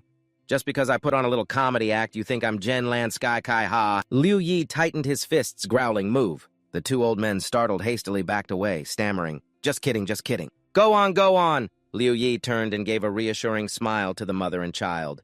"Don't worry, I'm here." The mother nodded slightly, her voice trembling. Thank you." Luo Mai leaned against the railing, her voice calm. "I'm letting you go this time because we have no conflict of interest. Don't even dream of avenging your big brother." She took another sip of wine, her eyes sharp and cold. In the world of sorcerers, revealing the organization's secrets won't lead to a better end than his. Liu Yi clenched his fists, thinking to himself, "This woman is unfathomably cunning. For the sake of my sister-in-law and the child, I can't get any more involved." He looked her straight in the eye, his voice firm. "From now on, we'll stay out of each other's way." Then he cupped his hands to bid farewell. Luo Mai raised an eyebrow slightly, calling after him, "Wait." A golden card flashed as it flew towards him. Liu Yi caught it between two fingers, his eyes scrutinizing it. Luo Mai smiled. With skills like yours, dressing in such rags is a disgrace to all sorcerers. Take this shopping cart and get yourself some decent clothes. She looked up at the sky and waved leisurely. Take care. We'll meet again if fate wills it. Liu Yi turned to the mother, his voice warm and deep. Sister-in-law, take big brother's remaining money and go live somewhere else. Luo Mai commented softly, her eyes twinkling with amusement. Fuji stroked his chin, musing. What's that supposed to mean? Luo Mai replied gently. Can't you feel that this guy's energy is very similar to his? Fuji was startled, an image of Ding Yi flashing in his mind. No wonder you stepped in to end the conflict and even showed concern for that kid. Fuji narrowed his eyes, a mocking sneer on his face. However, among us, there's an idiot who just can't read the room. At some point, Yun Feizi had appeared standing imposingly in front of Liu Yi. His eyes blazed like fire, the corners of his mouth curling into a challenging smirk. He. You can leave, but you must fight me first. His aura erupted like a tempest, his posture ready for battle. The old man observed the scene, his brows furrowed, his voice filled with doubt. Is that guy really one of the 12 laws? Fuji chimed in, his voice heavy. Don't ask. The Grandmaster selected him personally. There were objections at first. Luo Mai stood there, her expression darkening, her anger flaring up like a wildfire. Liu Yi, she yelled forcefully, throwing the wine bottle at Yun Feizi. Brat, stop causing trouble. Get your ass back here for me. Both Liu Yi and Yun Feizi looked up startled. Yun Feizi's mouth fell open in surprise, but still unwilling to back down. He pulled out iron nails and held them between his fingers, his voice resentful. Why? I haven't even done anything yet. The wine bottle shot forward like a cannonball, tearing through the air with immense force. Yun Feizi couldn't react in time and was struck by the bottle getting knocked backward. He lay sprawled on the bridge floor, the rim of the bottle clearly imprinted on his forehead, completely unconscious. Liu Yi glanced over, a worried look in his eyes, silently hoping he was okay. The woman gasped softly, and the child clung tightly to her in fear. Luo Mai sighed, resting her chin on her hand with a weary expression. At the train station, Liu Yi waved, seeing the mother and child off with a lingering gaze. Goodbye. I'll visit you both when I'm free. He looked up, the image of the worker's smiling face flashing through his mind. Liu Yi had fulfilled his wish, seeing off the wife and child of that unreliable big brother. He muttered, his voice choked with emotion. Big brother, in the end, I didn't let you down. A tear gently rolled down from the corner of his eye. He stood in a daze, feeling relieved, as if a great weight had been lifted, ready to start a new life. Then he cheerfully rummaged through a trash can, casually picking up a few more bottles and muttering, the security guard dragged me away last time, so I have to get more this time. Suddenly he pulled out the card and wondered, right, I wonder how much I can sell this shopping card for. Afterwards, he sold the 5000 value shopping card for 18. A few days later, a surprising rumor began to spread. In the living room, Ding Yi sat in an armchair. Beside him, Auntie Chu was sipping a cup of hot tea. Auntie Chu tilted her head and asked, I heard you took on another disciple and even fought with one of the Yin Tu. Ding Yi turned to her, bewildered. Don't you already know about Tiangu? Unsatisfied with his answer, Auntie Chu dropped her nonchalant demeanor, her voice serious. Not the kid Tiangu, another disciple. Zhao Shui is practically your daughter, so don't change the subject. Tell me the truth. Upon hearing this, Ding Yi's face contorted as if his pressure points had been struck. Outside in the courtyard, Chi led Liu Yi in. Her clear voice rang out, Everyone come on out, let me introduce you. Liu Yi forced a smile, waving his hands in embarrassment. There's no need, really. Saving my life was nothing. A moment later, in front of everyone, Chi enthusiastically introduced Liu Yi. This is my lifesaver, he can take on 10 guys at once. Plus, he practices the Yijin Jing. Isn't that awesome? Ming Yu shouted excitedly, the Yijin Jing, that's a legendary martial arts technique, so badass. Chi trotted over to Jiang Shui and Ding Yi, saying cheerfully, this handsome guy and beautiful lady are the heroes I told you about. They help those in distress and fight evil. They saved me before and even took me in. They're the best. Ding Yi beamed, waving his hand. That's right, I'm that good person. Jiang Shui maintained her cold expression, saying calmly, I'm Jiang Shui, hello. Chi then rushed over to Auntie Chu and hugged her tightly, exclaiming, this lady of extraordinary grace and superior bearing is Auntie Chu, a big shot from Wanhei Tang. Although she's powerful and holds a high position, she's down to earth and approachable. She's a divine doctor. Auntie Chu smiled, her eyes still on the girl. A bit over the top, but I like it. When it was Chu Mingyu's turn, Chi shot him a glare and pointed at him reluctantly. This one's a tenant here. You can ignore him. Mingyu was indignant at her attitude and grumbled, Hey! Liu Yi, flustered, could only bow to each person. Hello, hello, hello. After the introductions, Chi got straight to the point. Although Benefactor Liu is powerful, he's down on his luck, has nowhere to live, and is extremely poor. Handsome uncle and pretty sister, are you still hiring? Ding Yi looked intently at Liu Yi, unconsciously stroking his chin in thought. He's already entered the Xiantian realm just by practicing half of the Yijin Jing. Moreover, why is his energy somewhat similar to mine? Could he be the person from the rumors? Ding Yi spoke up, his voice low. A few days ago, did you fight with one of the Yin Tu? Liu Yi asked back, puzzled. Yin Tu. Ming Yu, standing nearby, quickly sketched a picture and pointed at the portrait. Have you seen this guy? He's one of the Yin Tu. In the soft light of the room, Jiang Shue stood silently nearby. Her eyes glanced indifferently at the drawing as she offered a faint compliment. Oh, nice drawing. Liu Yi, in contrast, was stunned by Ming Yu's sketch. He pointed at the figure in the drawing, his voice trembling with astonishment. It's him! One of those weirdos who isn't all there in the head. Jiang Shue, Ding Yi, and Ming Yu nodded in unison, their eyes meeting as if they had all reached the same unmistakable conclusion. Ding Yi was lost in thought, his brows furrowed. His mind drifted through thoughts of the Yijin Jing being a half-step into the Xiantian realm and fighting a Yin Tu. If word of this got out, it would most likely spell disaster. He suddenly looked up at Liu Yi, his voice decisive. I can offer room and board $2,900 a month. You in? After hearing this, Chi-Chi, who was standing nearby, shrugged disdainfully. $2,900. Are you giving handouts to a beggar? But Liu Yi looked as if he had struck gold, his eyes shining like headlights, his voice full of excitement. I'll do it. Such a high salary, I have to take it.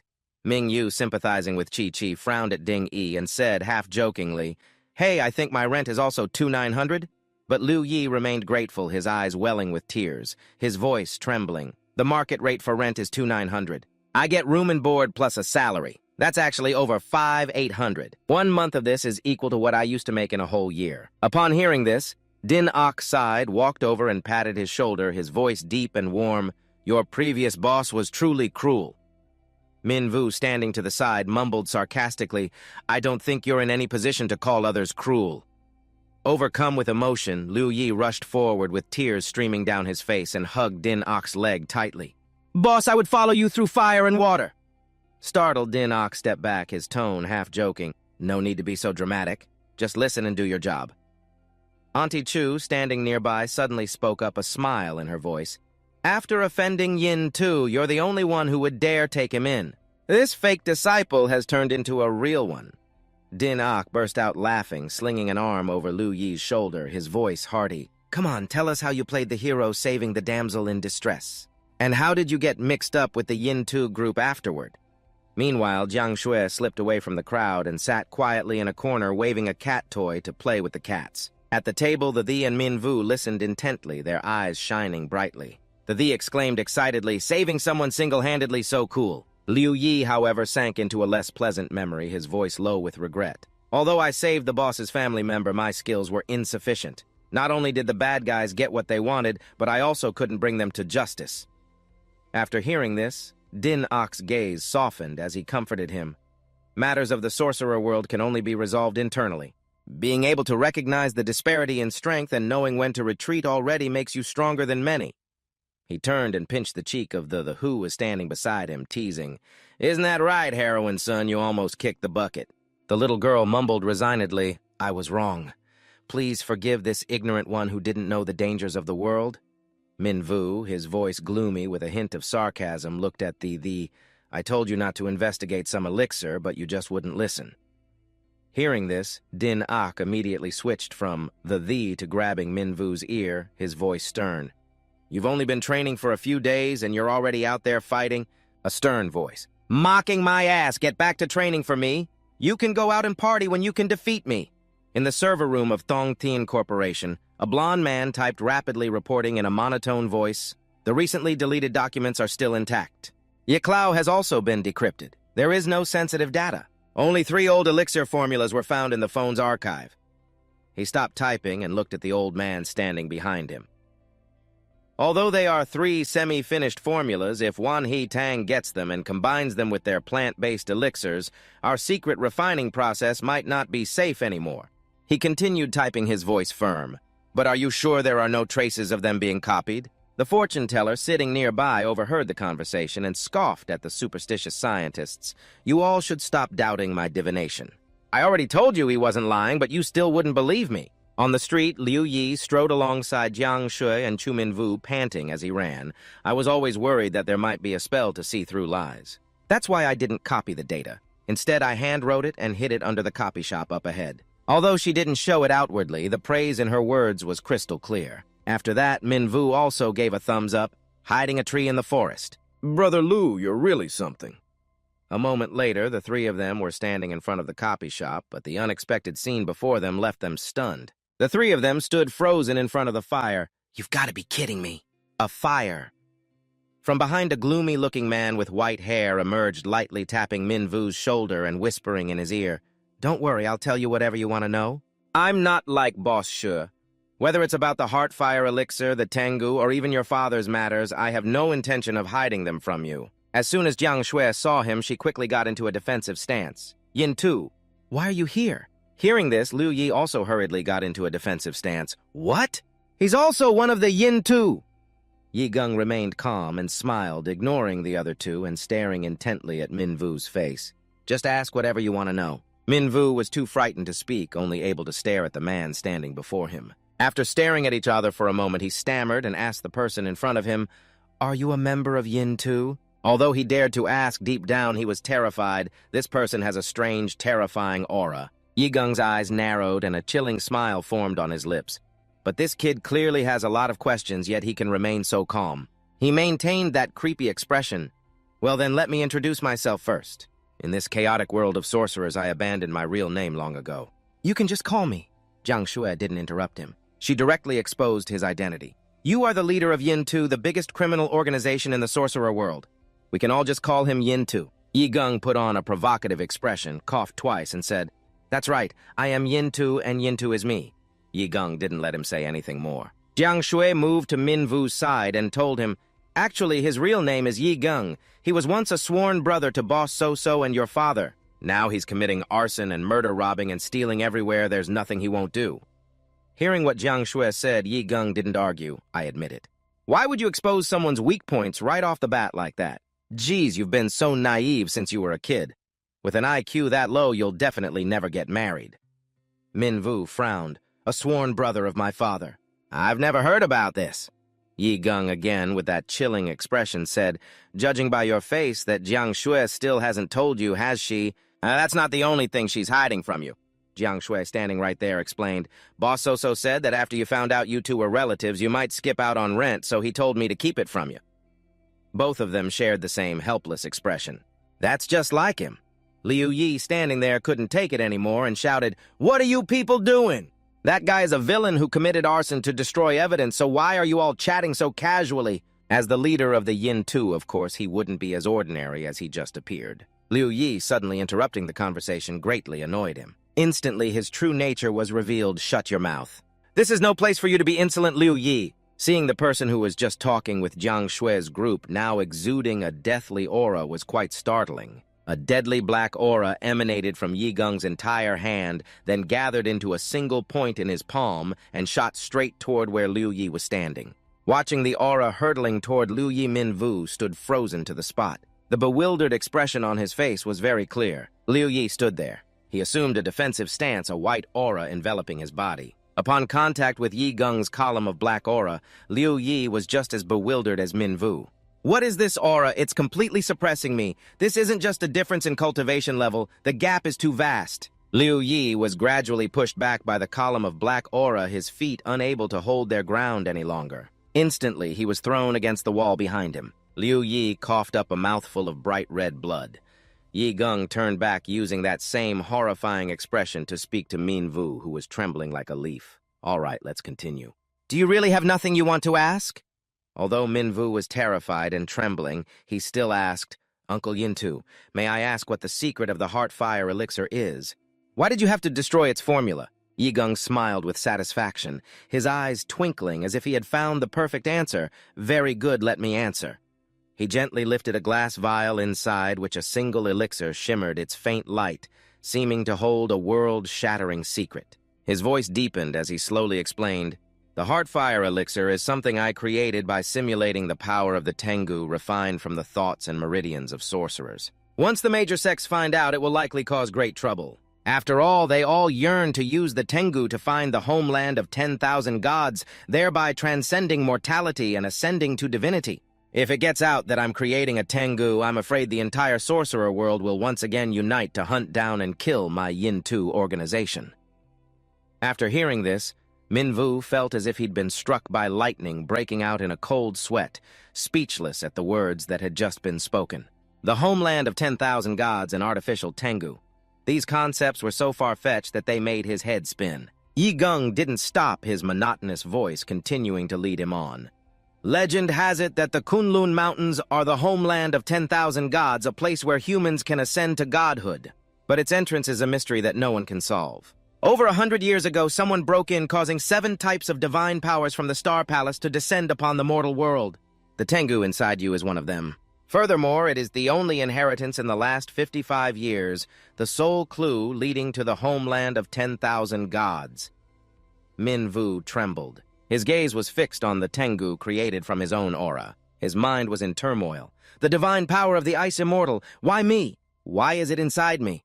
Nat Khan's initial nonchalance faded, his face turning cold, his voice as heavy as stone. The heavenly dog within you is what your father traded his life for, Jiang Tuyet. Suddenly, a sharp, cold voice rang out from behind Minvu, cutting through his thoughts. Say no more. Don't forget our agreement. Both of them turned simultaneously, their gazes landing on the phone in Jiang Tuyet's hand, where Din Ak's face appeared on a video call. His expression was as dark as a thundercloud. Chu Minvu has no obligation to shoulder the mess our generation left behind. Nat Khan narrowed his eyes, the corner of his mouth curling slightly, his voice full of challenge. He's the one who decides, not us.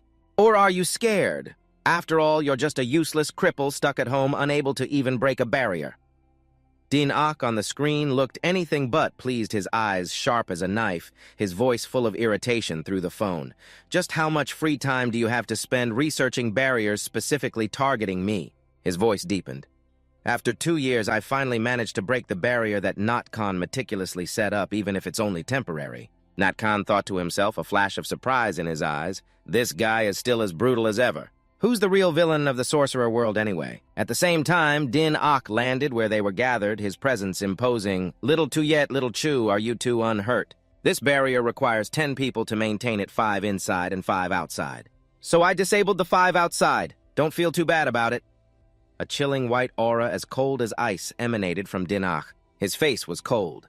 Not only did you act personally, but you also brought people from the Thap Nai Luat. Such an overwhelming presence. Are you trying to have a showdown with me? Watching Din Ak approach Nat Khan casually put his hands in his pockets. As for the matter concerning your father and the heavenly dog, just ask him. I'm sure that after you hear it, you'll come with me. After all, we are the inheritors of your father's will, allies of justice. Hearing those last few words, Din Ak shrugged, his voice sarcastic. Are you done talking ally of justice? He scoffed. Will you dare to look for my little Chu again in the future? Din Ak's black shoe lightly kicked a stone at his feet, sending it flying up. He kicked it again. The stone shot towards Nat Khan like an arrow. I'll get really angry.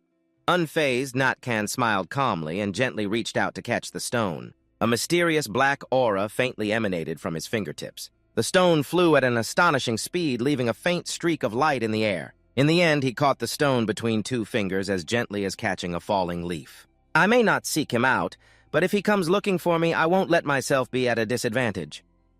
He flicked the stone back, and the black aura enveloping it sent it hurtling toward Din Ak. Quick as a flash, Din Ak raised his hand to create a power shield, catching the stone he had just launched. He growled in a low voice, You brain-dead fool, don't you dare twist the facts. Nat Khan just chuckled, his voice calm. Who gave me the letter of introduction in the first place, huh? Din Ak sneered, his voice dripping with sarcasm. That's right, you always liked to imitate me back then. You even had to dress exactly the same.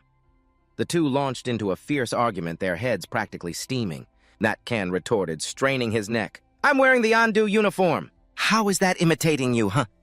Din Ak gritted his teeth, his gaze icy. Only the two of us wear this childish uniform. Minvu and Jiang Tuyet watched from the side, breaking out in a sweat rendered speechless. Minvu quietly asked her, Are they good friends, matching outfits? Jiang Tuyet replied sympathetically, Matching outfits. Hearing this, the two of them whipped around and yelled in unison, Who's friends with him? This is a uniform. Lu Ditch, who had just woken up, cracked open his eyes, glanced over, then quickly shut them again, muttering the enemy's situation is still unclear. Continue playing dead, playing dead. Nat Khan turned back to Min Vu, stood straight, and said in a firm voice, I am now the head of Endu. The uniform and all authority belong to me. You're the one imitating me. If you don't like it, then fight me. Min Vu silently watched the two of them. One was emitting a black aura while the other erupted with a sky-high white aura. He gave a forced smile and tried to mediate, Please calm down, both of you. I still have a few things I want to clarify. Earlier, you told my father you were sworn brothers. You are members of Endu. Does that mean my father was also a member of Endu? As if waiting for this question, Nat Khan replied in a firm voice, He was our big brother, a member of Endu. The image of a great father in Min Vu's heart collapsed and his mind spun. Then wasn't my dad a villain who committed all sorts of crimes? Nat Khan sneered, glancing at Din Akh. Aren't you going to tell him the truth? He'll misunderstand forever. Din Akh's face was ice cold as he asked in a low voice, Why must you drag everyone into this conflict? As if his sore spot had been hit, Nat Khan lunged forward, grabbed Din Akh by the collar and yelled, My wife is dead, my father is dead, the organization is disbanded. If I don't drag the entire sorcerer world down with me, how can I get my revenge? In the end, he only grabbed his collar before turning away. A black aura erupted, enveloping his entire body. You and Big Brother may have admitted defeat, but I haven't. Never. Din Akh's green eyes lowered slightly, hiding unspeakable sorrows. That Khan continued, his voice sharp and cold. In your current condition, how long can you protect him? It would be better to let him come with me. He didn't want his big brother's only son to follow the same disastrous path. Nat Khan emphasized, In the world of sorcerers, strength is the only thing that matters. Din Akh opened his calloused hand and then clenched it into a fist, his voice deep. We both know what lies at the pinnacle of power. Must you force everyone into a corner? Then Jiang Tuyet walked over to Din Akh's side. Her voice was soft but firm. You once said that once sorcerers get a taste of power, most of them lose their minds and rush down a path of endless pursuit. But I don't think Chu Min Vu will be like that. She pointed at Min Vu, who was standing there on the verge of tears, looking disheveled. He just wants to finish college and find a job with no interest in pursuing power. Din Akh nodded, sensing the logic in her words. But the next second he went off topic, his voice tinged with emotion. It's been years since I've heard you say this much. I'm so touched. In the boarding house courtyard, the Thee was carefully dabbing medicine on Lu Dish. The little girl asked curiously, Aren't you supposed to be very strong? Who hurt you? Lu Dish trembled in pain, but still managed to say, This cotton is expensive, use it sparingly. In the room, Jiang Tuyed sat quietly by the door, stroking a cat. At the table, Din Akh was telling a story to Min Vu. The story of your father and me begins on a night 15 years ago. He spoke in one breath. Back then, I was a cool 20-year-old hanging out with my friends at an internet cafe when we ran into a bunch of thugs who came in to beat people up. Turns out they were all sorcerers, so like a hero, I ended up offending the power behind them. A few days later, they brought a whole gang. But I was young and strong, powerful enough to take on 10 of them without breaking a sweat, and I wiped them out on the spot. Who knew they had hundreds of brawlers? Even I couldn't hold them off. Min Vu knew immediately that he was exaggerating, and with a weary look, held up a hand to stop him. Let's put aside your youthful image for now. Can you get to the point in 30 words or less? Din Akh, seemingly losing his enthusiasm for storytelling, answered concisely, Your father, the hero, saved this handsome guy. After that, we teamed up to become allies of justice under the name Endu. Min Vu had a sudden realization, as if he had just pieced together scattered fragments. Din Akh's eyes glittered sharply as he slowly recounted, Endu was actually a good organization punishing the wicked and eliminating evil. He once told me about the day he met Nat Khan. Later, we took in a kid who is now the current head of Endu, Lam Nat Khani. Lam Nat Khan's talent far surpassed that of ordinary people and the rest of Endu.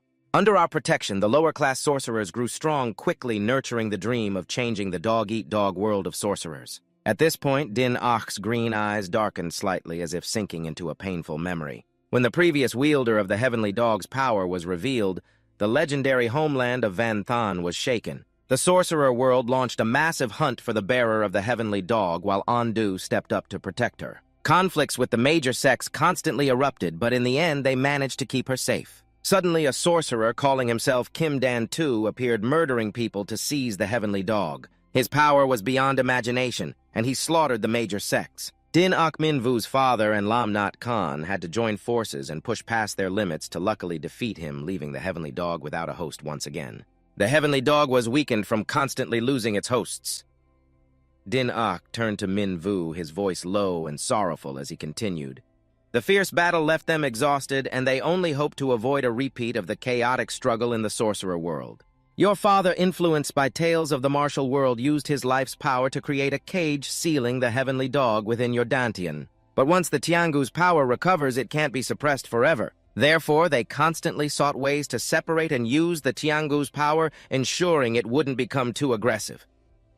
As memories flooded back, Ding Yi yawned, waved at Ming Yu, and said in a tired voice, "That's how it is. Go back to your room and rest. I need to catch up on sleep. Talking so much is exhausting." Ming Yu was momentarily stunned and hadn't yet replied when he quickly stopped Ding Yi. "Uncle Shua, don't go yet. There are probably at least 4 more things you need to tell me." The space fell silent, and Ding Yi looked annoyed as if he wanted to leave. Ming Yu poured out the questions he had been holding in for so long. "You still haven't told me why Yin Tu ended up like this, or what grudge it has with the world of sorcerers. You also haven't said where my father is, whether he's alive or dead. The Tiangu and the previous keeper are clearly very important, but you only mentioned them briefly. What's your relationship with that person? What did you mean when you said you couldn't protect me for many more years?" Ding Yi turned back, his face full of weariness. "Are you playing 20 questions?" A barrage of questions rained down from Ming Yu, and he continued, "Who is my mother? If you don't answer, I'll keep asking. How old are you? Are you married?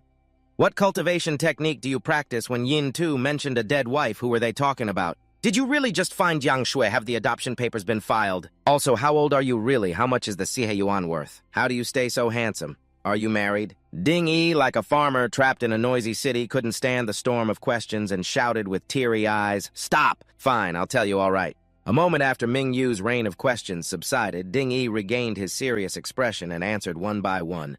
"If a person is too outstanding, they will inevitably be met with jealousy and resentment. That year we defeated Jin Danzi.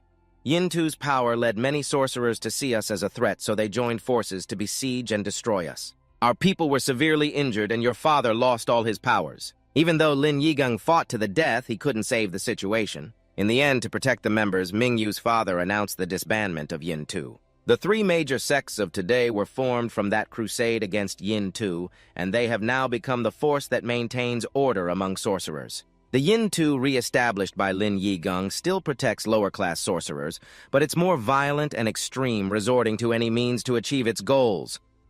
After hearing this, Ming Yu's heart burned with anger. "You guys stopped Jin Danzi from slaughtering sorcerers, yet those other sorcerers repaid your kindness with enmity." Second Ding Yi placed a hand on Ming Yu's head, giving a warm smile before suddenly raising his fist, his voice low. "The path of cultivation is inherently risky. The nature of sorcerers is that they are a bunch of madmen who trade their lives for power and benefits. There's no chivalry in the world of sorcerers." Looking at Ding Yi's wrinkled face, Ming Yu trembled. "That can't be true, right?" "Don't scare me." Ding Yi softened, putting his hands in his pockets, looking like a heartbroken man reminiscing about his big brother's smile. "Only your father was different. He was the last chivalrous man in the Jianghu. But the last time I saw him, he was like a lamp running out of oil. I don't know why he left without a word." Hearing this, Ming Yu's hope seemed to crumble. "Is that so? Is he really gone?" Ding Yi sighed and continued, "Your father left a cage of primal energy inside you, which is set to dissipate when you turn 20. At that time, you'll have to control the Tiangu on your own. There's nothing more I can do to help, which is why I said I couldn't protect you for many more years." Ming Yu was startled, his heart tightening. "What? 20 years old? What do you mean, many more years? Isn't that just 1 year from now? Right now, I rely entirely on you, old man, suppressing the Tiangu to use its power. If that suppressive force disappears—" Ming Yu rushed forward, crawling on the floor, kowtowing repeatedly, which made Ding Yi break into a cold sweat and feel awkward. He clung tightly to him. His voice was pleading, "Master Ding Yi, you dashing hero of unparalleled martial prowess, please continue to teach me how to cultivate."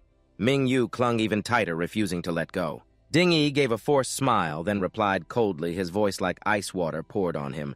"The primal energy in your body is too chaotic. You can't learn normal sorcery. I really have nothing to teach you." Ming Yu burst into tears, wailing loudly. "Uncle, don't abandon me. If you can't teach me sorcery, then teach me some fist and leg techniques or how to use a sword, at least for self-defense. I'm a magic practitioner. I don't know any physical combat arts. Even Xiao Shui's swordsmanship is self-taught." Jiang Shui, who was standing in the room, was about to speak up for Ming Yu, but her words unintentionally poked at his sore spot.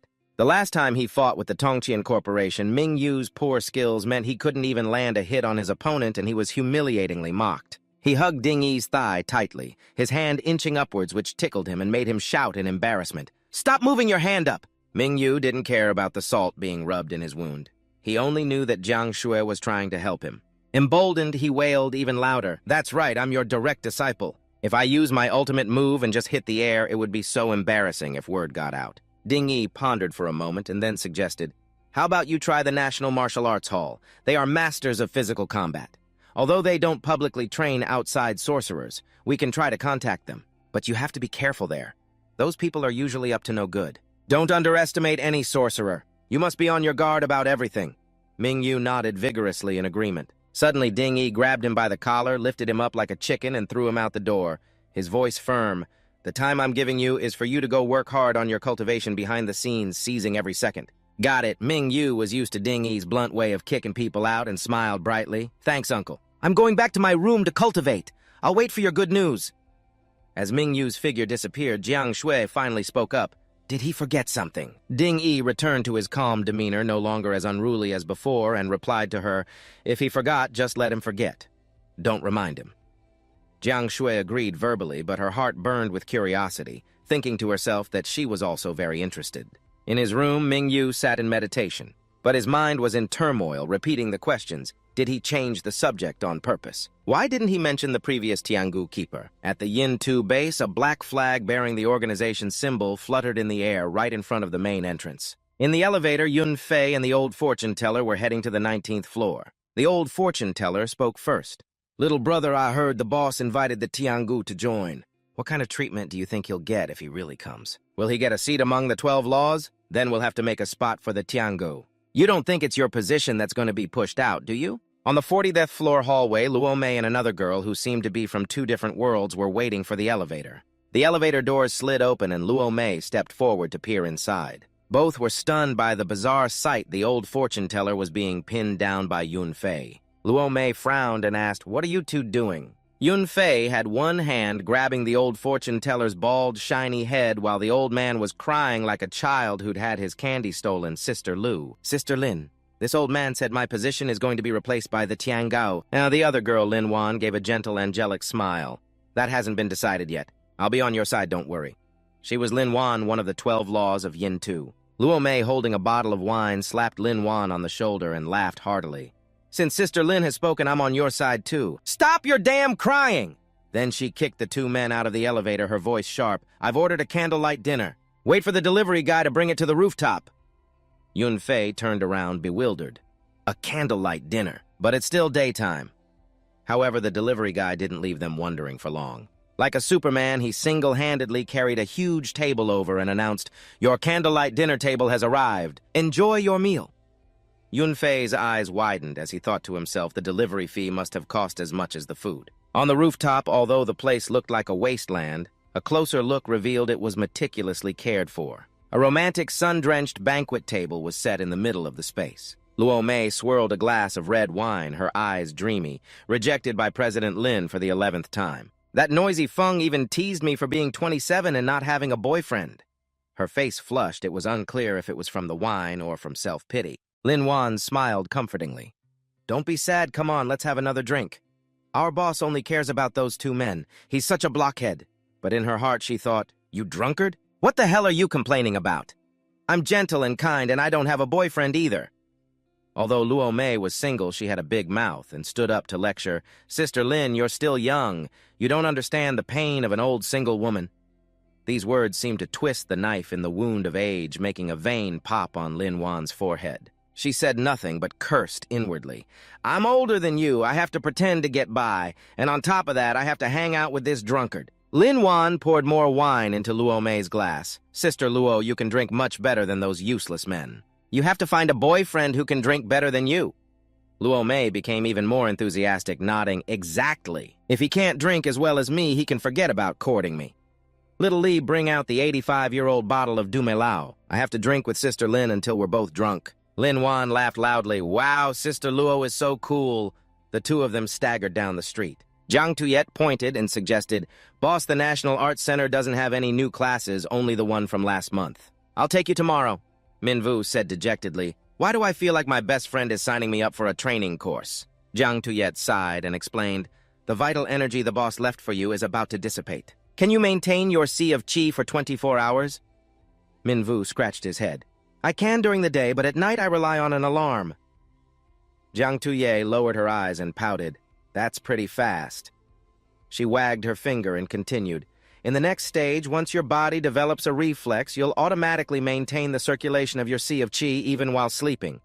Hearing this, Minvu pointed to his chest and asked in surprise, My wise lady, are you unhappy because I'm learning too fast? Jiang Tuyet turned away, her eyes glancing over no. She stopped in front of a shop, placed her hands on her hips, and confidently called out to the owner, Boss, the usual 6 bottles of soy milk and a double order of fried dough sticks.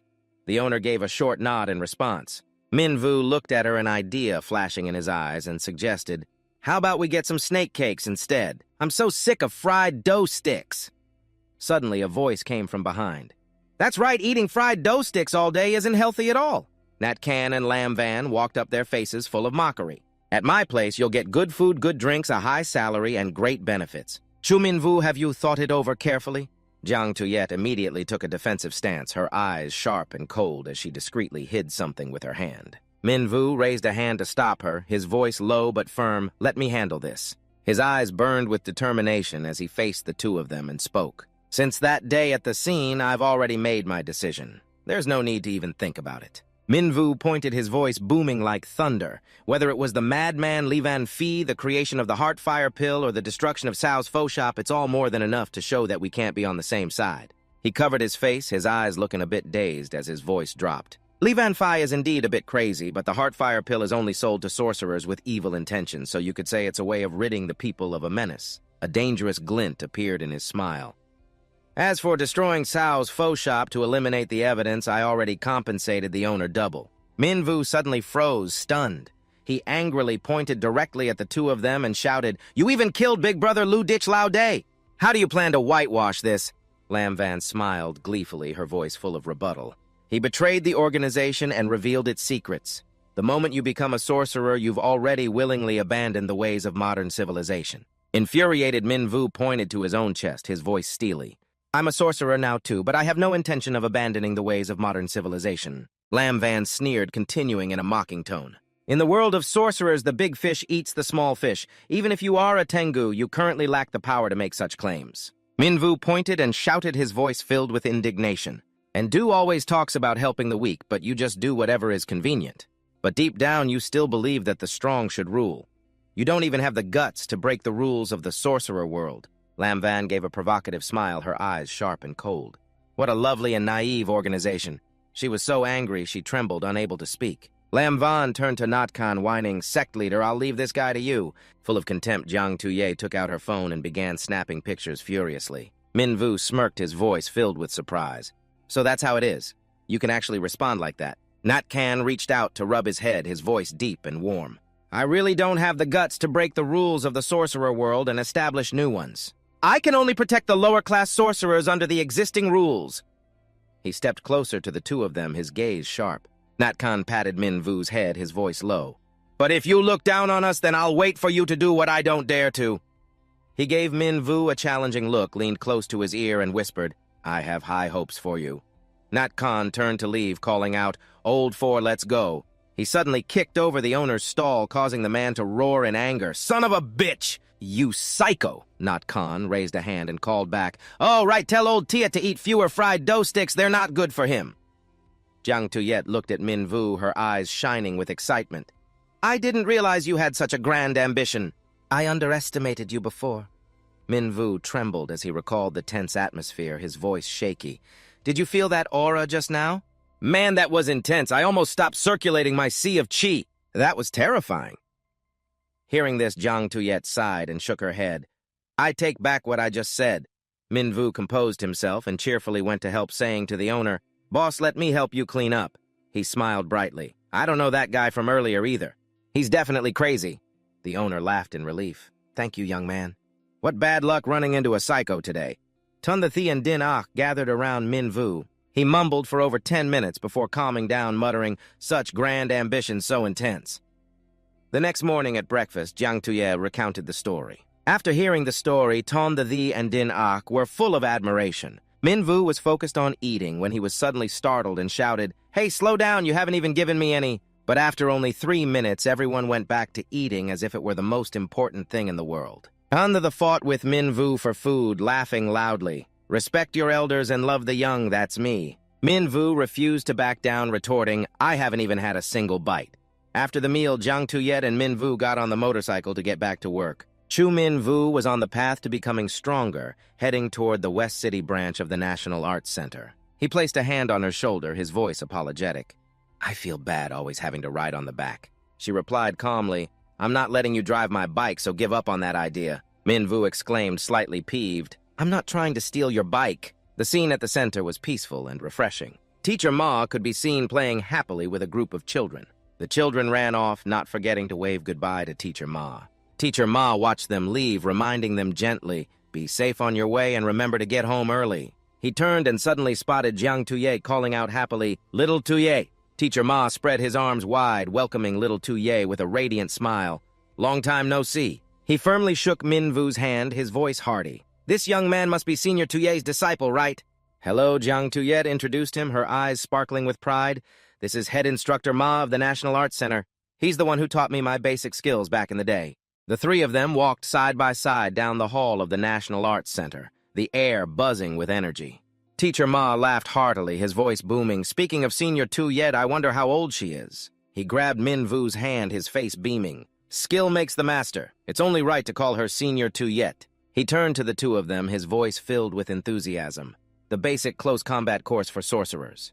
It's exactly 1 semester, 200,000 N card or cash." Minvu and Jiang Tuyet were stunned into silence. Suddenly, a clear voice rang out, "Count me in too!" Toon the walked over, holding a sparkling gold card with a mischievous smile.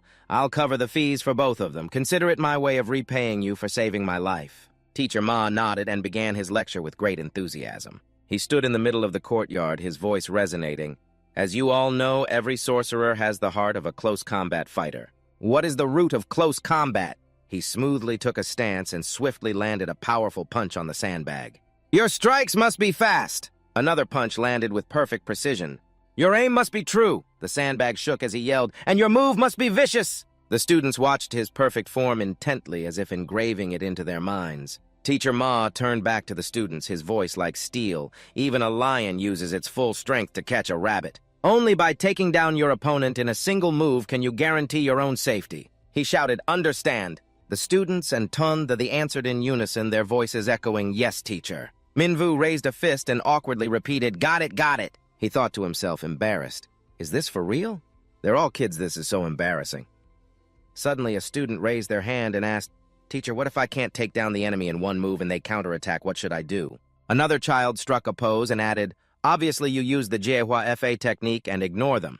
Teacher Ma raised a hand to calm them, his voice composed, "Settle down. A technique like Jiehua FA is too advanced. Your skill level isn't high enough, so you don't need to learn it." Ton the frowned and asked, "So what should we do if an enemy counterattacks?" Teacher Ma yelled decisively, "Obviously you run away." He clenched his fist, his eyes burning with determination. "When you run, your decision must be swift and your escape route must be precise." He yelled, striking an imposing pose, then shouted viciously, "Watch this move!" He continued imagining that the enemy would be on guard, giving everyone the opportunity to escape. Teacher Ma's eyes widened as he shouted, "Remember, in the world of sorcerers, winning many times is great, but losing just once can cost you your life." Thee and the students muttered helplessly, "Teacher, that's just too cowardly." Suddenly, Minvu clapped his eyes, shining brightly. "As expected of you, Master, what a brilliant tactic." The atmosphere at the National Martial Arts Hall was lively and bustling. A girl raised her hand, smiling as she greeted Jiang Tuyet. "Hey sis, first time meeting you. Are you new here today? Which one is your kid?" Ton the struck a pose and praises rang out from all around. "You're so amazing, so cool." Jiang Tuyet pointed at Ton the little girl with the pigtails over there. The girl was stunned, her voice filled with disbelief. "Oh my God, you take such good care of your skin, I couldn't tell you have a child that old." Another girl spoke up, looking puzzled. "Whose son is that boy over there? He's already so old, why is he still in the basic class?" Minvu stood silently, a helpless look on his face. Jiang Tuyet calmly explained, "Yes, he's mine too." The crowd suddenly broke into a flurry of whispers. No way, no way! No matter how you look at it, there's no way she could have a son that old. He must be her husband. This couple is so young. She must have some kind of anti-aging secret we have to ask her. They cheerfully turned to invite Jiang Tuyet. Hey sis, want to join our VKFX group? Sis, I brought some fruit. Would you like some? Here's my husband's business card. Please take it. In the end, Jiang Tuyet joined the National Martial Arts Hall Basic Class Moms chat group, Master Ma Ton. The Minvu and the other students strained to hold their horse stance. The after-class atmosphere was lively. The class, only an hour long, ended quickly. The students bid their master farewell in unison. Only the Minvu and Master Ma remained. He said sternly, "Next is your private lesson time. Are you ready?" The two shouted in unison, "We're ready, Master." Master Ma took out 2 talismans, his voice calm. Cultivating close combat footwork is very arduous. I hope you two will not be arrogant or hasty, but improve yourselves thoroughly. The 2 talismans fell onto the wooden floor. He continued, "The first step is footwork training." Wooden poles shot out and Minvu frantically ran around a pillar. On the Thi and Minvu looked at the wooden stakes, panting with exhaustion. Here Master Ma gracefully moved through the wooden poles. His voice was calm. "When the 2 of you can move freely back and forth left and right among the wooden stakes without touching any of them, you will have mastered the basics," the 2 said in unison, surprised. "Yes, Master." Master Ma crossed his arms and commanded, "Listen to my command. Charge into the wooden stakes." The 2 rushed forward like moths to a flame. He shouted, "Left, right, forward, back, front, left. Back, right!" The wooden poles slammed into their bodies, causing excruciating pain. "Tunda!" the cried, "Oh my God, it's so hard right from the start." Minvu wasn't any better. "What kind of fate is this? Please just put me out of my misery." Jiang Tuyet covered her face, helpless and unable to watch. Suddenly, Nat Do spoke up to greet Miss Jiang Tuyet. "Long time no see." He continued, his voice cheerful. "To meet again is fate." Jiang Tuyet frowned in confusion. Nat Do recounted the incident to her. "Last year, we were riding a motorcycle without helmets and got caught and fined. What a fateful encounter, right? Have you forgotten all about it?" Jiang Tuyet seemed to have a sudden realization, her voice soft. "It's been too long, so I didn't remember." "Yes." Nat Do bowed deeply in a regal manner. "It's all right, I am by Nat Do. It's a pleasure to meet you again, Miss Jiang Tuyet," he enthusiastically suggested. "I wonder if Miss Jiang Tuyet is in the mood to go for a drive with me. Driving a Lamborghini SVJ, the city air feels fresh and clear." Minvu suddenly thought to himself, his eyes helpless. "I'm supposed to be the main character, but I feel like I don't even exist." He muttered, "Chow Minvu, I'm now dueling with some handsome guy who came out of nowhere." Outside, Tun the Thi cheered relentlessly. "Go big, brother, take down that sissy." Hearing this, Minvu broke out in a sweat, muttering about the reason it all started. Seeing the excited look on that person behind them, everyone could probably guess 80 to 90% of the situation, right? Jiang Tuyet watched Tun the Thi's actions and asked, "Do you have a grudge against Chow Minvu or that V Not Do guy over there?" Under the dim light, the image of the Thayan Minvu appeared, chatting animatedly. The curled her lip, her voice sharp. "Hey, big brother, can you stand it? Don't you want to punch that idiot who's hitting on your girlfriend?" She continued, her steely voice seeming to stir up trouble. But why did she want to incite conflict? The leaned close to Jiang Tuyet's ear and whispered discreetly, "This guy is a beast in human form. He comes from a wealthy family but secretly pays for sex. He's no good." Hearing this, Jiang Tuyet raised an eyebrow and asked in return, "But you're telling Chow Minvu to fight him. What if he can't win?" The grinned, her eyes glinting with intent. "I know he can't win, but once he gets beaten up, you'll have a reason to step in." She acted nonchalant, as if it were all just a game. Jiang Tuyet shook her head, her voice calm. "You might be disappointed." At that moment, Natdo stood tall, his overwhelming presence bearing down on Minvu as he looked at him disdainfully. "Not bad, kid. You dare to provoke me." He continued, his voice low but full of arrogance. "But I won't bully a rookie from the basic martial arts class." And Atdu smirked, his expression full of contempt. "I'll give you 3 moves. Attack as you please. How about it?" Hearing this, Minvu's eyes lit up, unable to believe his ears. "Is this for real?" He stomped his foot on the ground, his energy surging, and eagerly took a stance. "Well, then it would be disrespectful to refuse." Yes." The Thi stood aside, looking at Jiang Tuyet with curiosity in her eyes, and asked doubtfully, "Was his past training that effective?" Jiang Tuyet smiled to reassure the little girl. "Don't be hasty, just keep watching."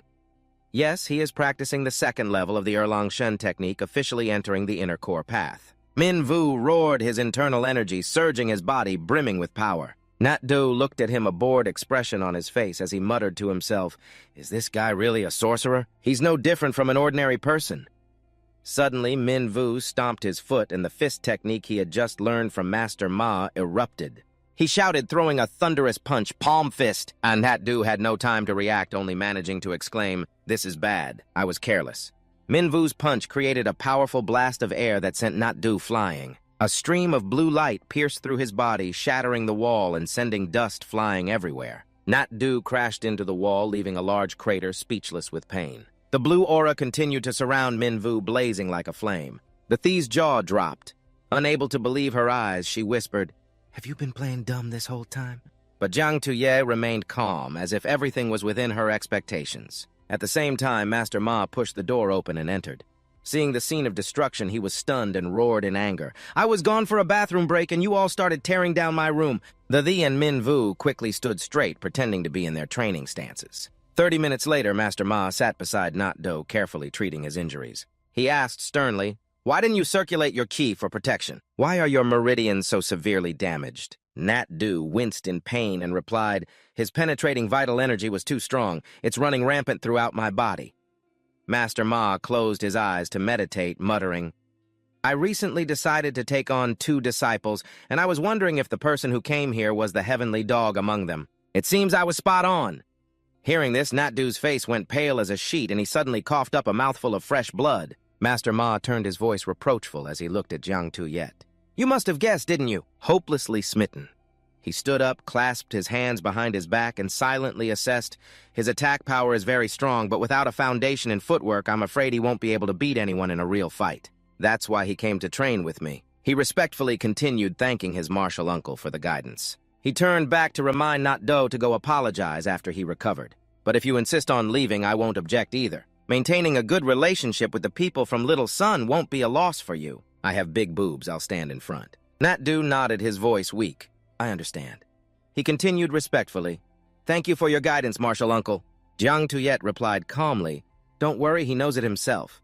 In the National Martial Arts Training Hall, the atmosphere was bustling with dozens of new students from all walks of life training diligently. Min Vu stood in the middle of the crowd, a look of such blissful idiocy on his face that he was almost drooling, attracting everyone's attention. But in just a moment, he gently diffused the chaos. He raised his hand and cried out pathetically, "I just said I like girls who are gentle, virtuous, understanding, good at both public affairs and housework, and can cook well. Why did you all leave?" His lament caused 2 nearby girls to explode in anger, yelling in unison, "Such chauvinism! No respect for women." Min Vu grew even more desperate and shouted, "I just want a salary of 100,000,000. Why did you leave?" Hearing this, the 2 coolly replied, "We can't afford to support you." "Sorry, I can't afford you." He waved his hand helplessly in the air again, his voice cracking. "I just wanted to ask what you gentlemen think about dialectical materialism. Why did they leave?" The person next to him heard this and muttered like a mantra, "Can't aim so high, can't aim so high." "The great Chen Tong, the great Chen Tong." The patted Min Vu on the shoulder, laughing heartily. "So you were just acting." "I misunderstood you." Jiang Tuye gave a thumbs up, her eyes full of admiration. "Repelling the enemy without a fight, impressive." Teacher Ma observed from a distance, silently assessing, "He scorns the 3 great temptations, power, beauty, and wealth. With such a steadfast temperament, he is certain to achieve great things in the future. I must maintain a good relationship with him." But at that very moment, Min Vu buried his face in his hands and sobbed in despair, ending his dream of reaching the pinnacle of life. Afterward, the and Min Vu practiced diligently, but they were both repeatedly hit by the wooden poles, crying out in pain, "This is too hard." It seemed they had no talent for the footwork at all, their bodies beaten black and blue. In contrast, Liu Yi, who occasionally brought them food, dodged gracefully as if he had subconsciously learned the skill. Teacher Ma praised him lavishly. "You're very talented. Come spar a few rounds with me." He rushed forward to attack. Liu Yi raised his hand to block his movements fluid. The shouted excitedly, "Amazing!" "So cool." Both she and Min Vu stared wide-eyed in astonishment. "Is he using a hack? He learned it just by watching a few times." Jiang Tuye, in contrast to the commotion, calmly enjoyed her meal and remarked softly, "Today's meal is delicious. It doesn't seem like Boss Su's cooking." In the midst of the fight, Liu Yi still managed to block Teacher Ma's powerful punch with one hand. Dust billowed up around the 2 of them. He called back cheerfully, "I cooked today's meal." Is everyone enjoying it? Eating fish and meat every day is a waste of money and is also bad for your health. We need to have a balanced diet.